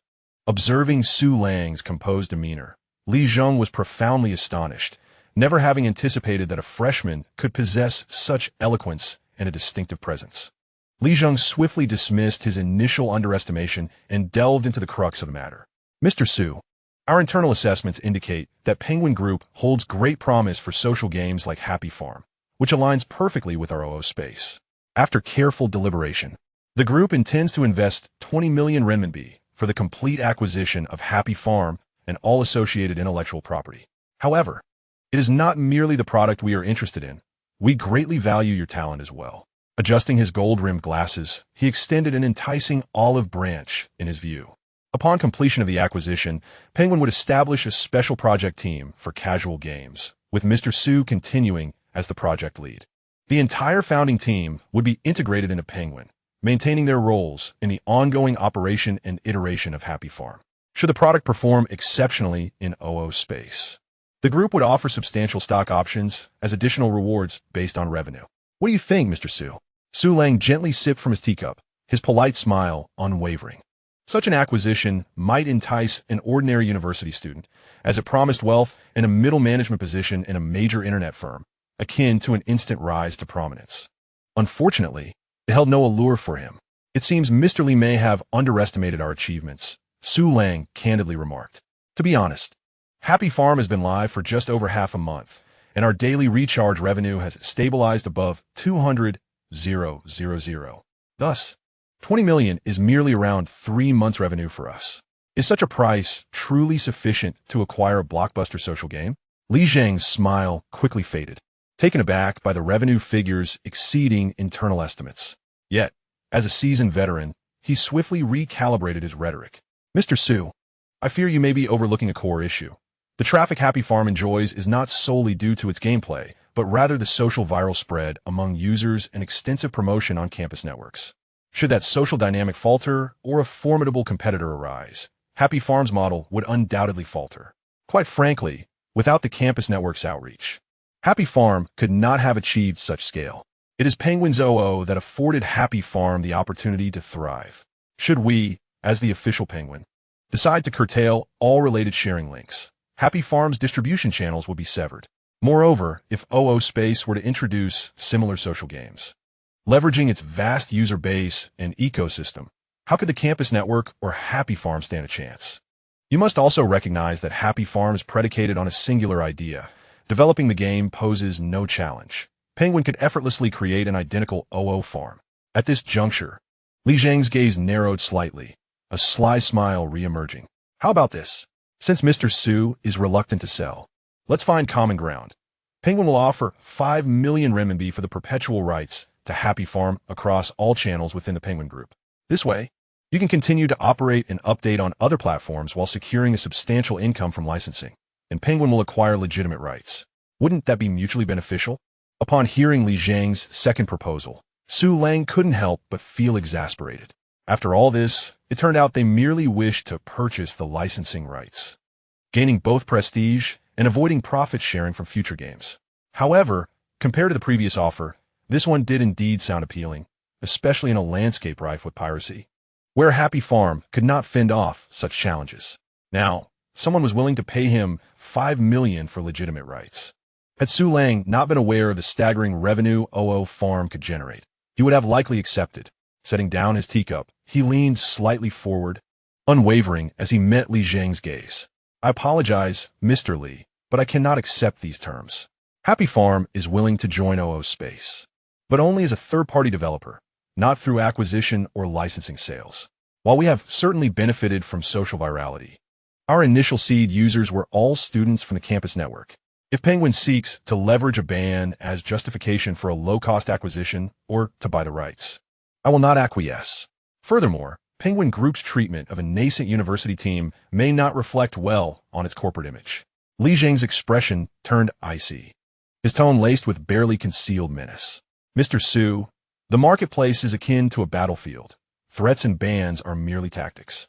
Even without Penguin, competitors like Qiandu and Tao Mao would emerge. I urge you to consider this. 20 million plus a managerial position with future stock options, or 5 million for legitimate rights. These are already advantageous offers. We require an application capable of deeply integrating into our OO space and harmonizing the entire OO ecosystem, not one that eludes our control. I suggest you choose wisely, otherwise you may end up with nothing. In the face of such an ultimatum, Su Lang merely chuckled. I am sorry, Mr. Li, but I cannot accept these conditions. If Penguin insists on intervening, so be it. I am confident that you will regret this decision in the future. With that, Su Lang rose, turning to Su Qingxian. Qingxian, let us go. It appears Penguin has no intention of collaborating. Su Qingxian, bewildered, had no inkling of the unfolding events. Wasn't this a discussion about a significant business deal? One moment it was 20 million, the next it was stock options, and suddenly, the conversation had collapsed.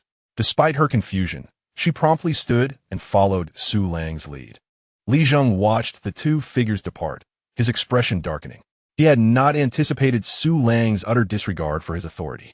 Since he could not claim this achievement, he would not hesitate to be less than courteous. Li Zhang turned to Ma Gongsheng.